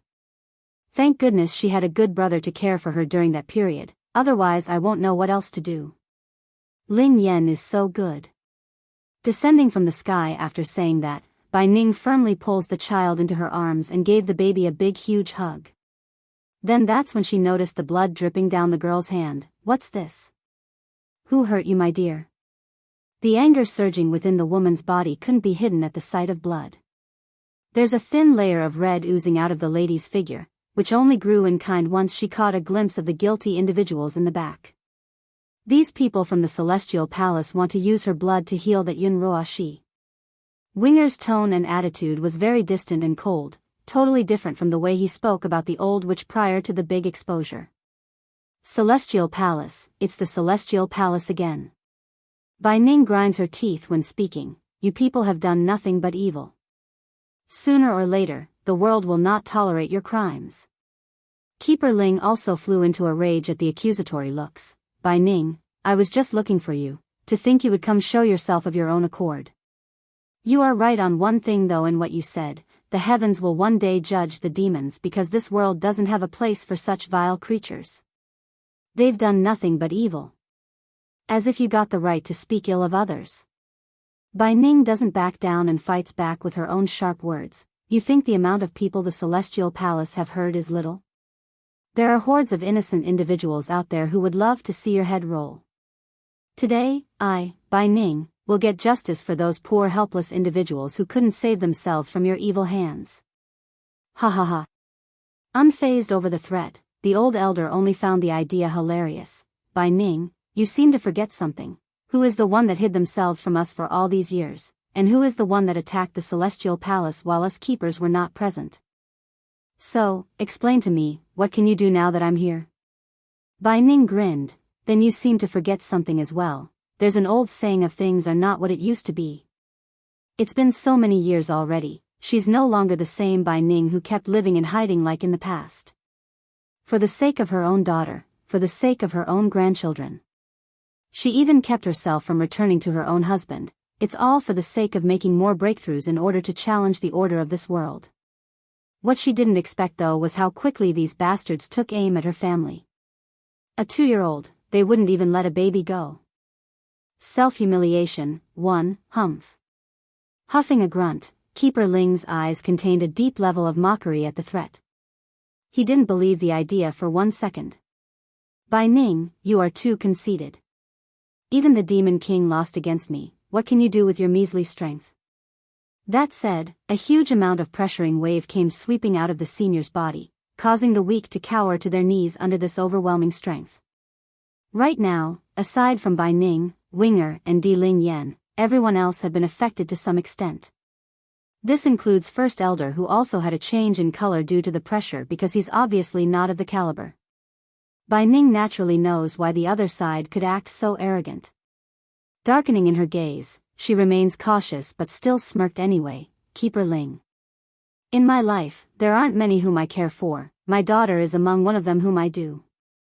In the past, I only confronted the Celestial Palace because I couldn't turn a blind eye to the cruel and evil deeds you bunch did, but this time. If my daughter wants to overturn the Celestial Palace, then I will accompany her. Boom! A storm suddenly explodes out of the woman's body as well, causing the very earth under her feet to tremble under that might and countered the pressure from the other side. In comparison to the grumpy keeper's strength, it's no weaker nor stronger, that's Bai Ning's reliance. Not by turning to others for help, but by using her own strength to fend off the enemy. Keeper Ling's face completely changed at this change of event. No one knows better than this old guy here about how hard it was to break through to a demi-divine lord. Unlike the previous levels, once one reaches the high divine stage, it's no longer about stuffing the cultivator with power anymore, that won't work. The key to having another breakthrough at their level would be enlightenment plus power. If either aspect was lacking, the feat would be null when attempted. For Keeper Ling, his own achievement was 100 years after he reached a bottleneck at the high divine. If not for a fated encounter he experienced at some point in his life, he would be like all the rest and be stuck. And now Bai Ning got to the same level as him in a measly 2 years while he spent 100 years? That's absolutely shocking. The demon realm already has a deed song. I can't allow them to have another Bai Ning to add to their roster. Today, this woman must die. Not going to waste any more words, he knew what must be done and punched the air to release a preemptive attack. The recoiling force from the blast roared out, breaking the space and shooting over like an invisible rocket. Bai Ning had no trouble seeing through this since she's been on alert the entire time. In a flash of her body, she quickly dodges the initial punch and drew her long sword to recounter with an arcing wind blade of her own. However, the efforts were apparently futile because a barrier immediately materializes and blocked the swipe before it could even make contact. Snickering in the face, Bai Ning, as a fellow demi-divine lord, you are not my opponent since you've only recently reached this level. My experience and ability to control my energy is above yours. Just like the requirement in reaching this stage, the differentiating factor also changes for people at their level. It's no longer about having more brute strength. It's about being able to wield said power that's residing inside their core. In this case, Keeper Ling has had many more years over Bai Ning in grasping all of his abilities and what he could use or not use. That means he's more efficient and more precise in his attacks, leaving the old keeper able to last longer and eventually come out on top of the woman as the fight drags out. This was also the reason why he's considered the strongest keeper of this current era. He's able to control the output of his powers much better than everyone else.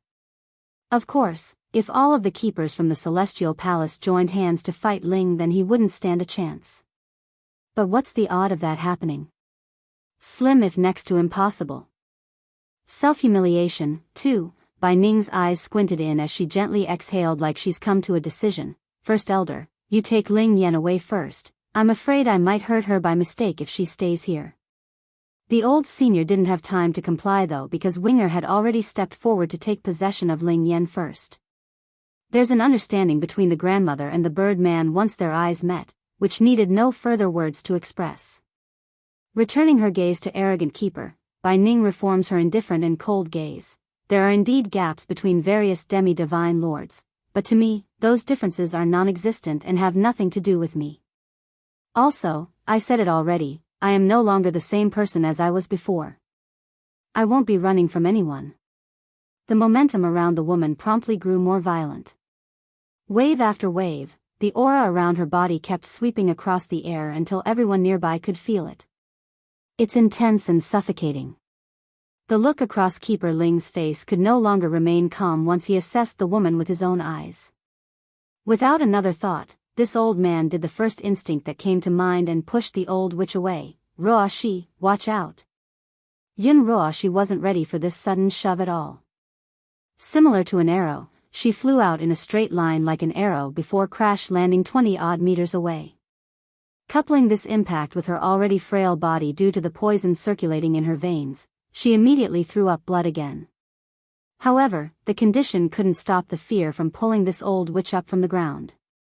She was scared out of her mind, which manifested into a physical run for the other way without a single glance back. As for Keeper Ling in the background. Ho ho, as if this selfish woman would care about other people's well-being? She's only using these keepers to her own benefit. Moreover, it's the other side's own choice in risking their life for herself. She has nothing to do with the matter. Winger caught onto what the old witch thought, of course. He's the one who knows Roashi the best here. However, right as the birdman's about to give chase, a small little hand reached upwards and held him back. She'll be back. Di Ling Yen says, her lips smiling like a mischievous fox that she was. She's poisoned the woman already. Aside from the baby's mother, there's unlikely anyone else who knows the recipe to the antidote. Also, the most important matter at hand was helping her grandmother. For some unknown reason, the baby girl wants to keep Winger around as a assurance. That's her instinct working and not anything logical. Ha! Bai Ning finally read through what the old keeper wanted to do as well. Narrowing her eyes in, you want to protect her? But look at that woman, which part of her behavior is showing she cares about yours? A slight flush similar to an embarrassed face appeared in the old fella's face because he could also see the old witch fleeing behavior. Roashi is not afraid to die, she's only afraid she cannot complete her mission of protecting this world. For the sake of all life, she must do so. Bai Ning's smile only got deeper and more mocking, like she's just heard some funny joke. Likewise, First Elder and the other demons nearby were also stunned beyond belief. They've seen cowards before and shameless individuals as well, but this sort of blind ignorance was at a different level. No matter though, whatever the case, it was between the Celestial Palace and that deceitful old witch. Bai Ning didn't care. Brandishing her long sword, she unleashes her murderous power for the other side. Keeper Ling got white in the face then as he attempts to defend himself. It's now he finally understood he's been underestimating the woman and hasn't kept his guard up. Gritting his teeth, the old senior swings his sword to meet the attack head-on. Boom! Following a loud explosion due to two opposing forces, the wind blows everything away in the near vicinity. Self-humiliation. 3. The whole sky carried the scent of gunpowder, smoking and tense as the dust cloud created by the explosion covered the air. This eerie mood continued right up to the point when the powdery substances cleared up, but what it showed was something most wouldn't have expected. Standing across from the proud woman was none other than Keeper Ling, but unlike before where he's arrogant and conceited, he's a ragged mess with his clothes mostly torn and ripped in all corners. There's blood slowly spreading out from the corner of his mouth and a look of horror along that old face. How can it be? She couldn't have made the breakthrough all that long ago. How can she wield so much power in one attack? Of course, the idea of Bai Ning forcibly enhancing her own strength through underhanded means did occur as well, but considering Keeper Ling's experience and awareness, the old fellow was confident he would be able to pick up the unstable factor of someone going down that route. In other words, the power shown was the real deal in his view. Keeper Ling, do you now believe I'm no longer the same person as I was back then? Smiling in the face, Bai Ning's aura continued to grow as she spoke. Not only can I deal with you now, I do it with ease. As for the Celestial Palace, just wait, I will go settle the debt sooner or later. The old keeper's heart trembled at the threat, causing his hands to tighten into a ball. Now you can scram. By the way, go back and tell your peers to tidy themselves up for me. Bai Ning, will personally settle the score with each and every one of them. The woman's voice may be mild and indifferent, but it's strong and powerful to the ear like a drumroll to the other side. That's all Keeper Ling needed to hear though. He didn't argue, nor did he leave a sinister remark before leaving, he merely turned and left in silence. The old man's ashamed of himself for fearing for his own life despite all the moral values he kept spouting. Madam, Winger mutters from the side, why are we letting him go? The question was good, a reasonable one at that, however, it was First Elder who spoke up to answer it instead of the woman herself. Madam Bai Ning, if I'm not mistaken, you must have taken a special drug to forcibly enhance your powers, didn't you? And that drug, it's only viable for one attack, is that why you let him leave? That's to say, the raging storm of an attack Bai Ning did just now was indeed done at the help of outside materials, just that it's very special and unique to the point where Keeper Ling didn't realize it due to his stunned mindset. If the old grumpy keeper had insisted and had a stronger spirit to fight, he would have immediately exposed the deception. Yes, First Elder, I did take a special Dan pill for that attack I used. I'm like that Keeper Ling, both at the middle stage of the demi-divine lord level. He can't break through my defense, nor hurt the people behind me if I insist on blocking him. Naturally she wouldn't have done this if she could kill in one blow, but that's simply too hard. Also, I took into consideration of the current fighting force we have. My daughter is not around and my son-in-law is wounded as you can see. In that case, I feared my prolonged battle with Keeper Ling would draw out the other keepers in the Celestial Palace.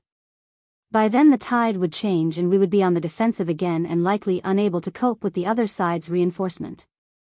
Then smirking mischievously like she's a fox as well, Bai Ning clearly felt proud at what she's achieved, so, I took advantage of his mindset and offered him a retreat. I knew he would be shocked by my incredible growth and would waver. It's a gamble and it worked.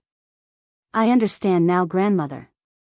Di Ling Yen starts giggling like a little child. Grandmother is so smart, scaring that scary old man away. Ling Yen is so clever. Bai Ning also starts to chuckle at the sight and went ahead to pinch her grandchild's nose as a tease. Proudly cocking her head high, the praise was definitely working on the princess. That is, of course, I am mother's daughter, so of course I'm clever.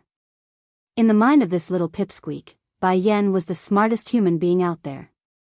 As the genetic heir of said being, she's bound to be smart as well. Bai Ning kept smiling, but it didn't stop her from sighing deeply at the mention of her own missing daughter. But my plan won't last for too long. Those keepers from the Celestial Palace are going to come back sooner or later, it will only delay the inevitable battle. So, we need to first wake my son-in-law up and help recover, then the issue won't be an issue anymore.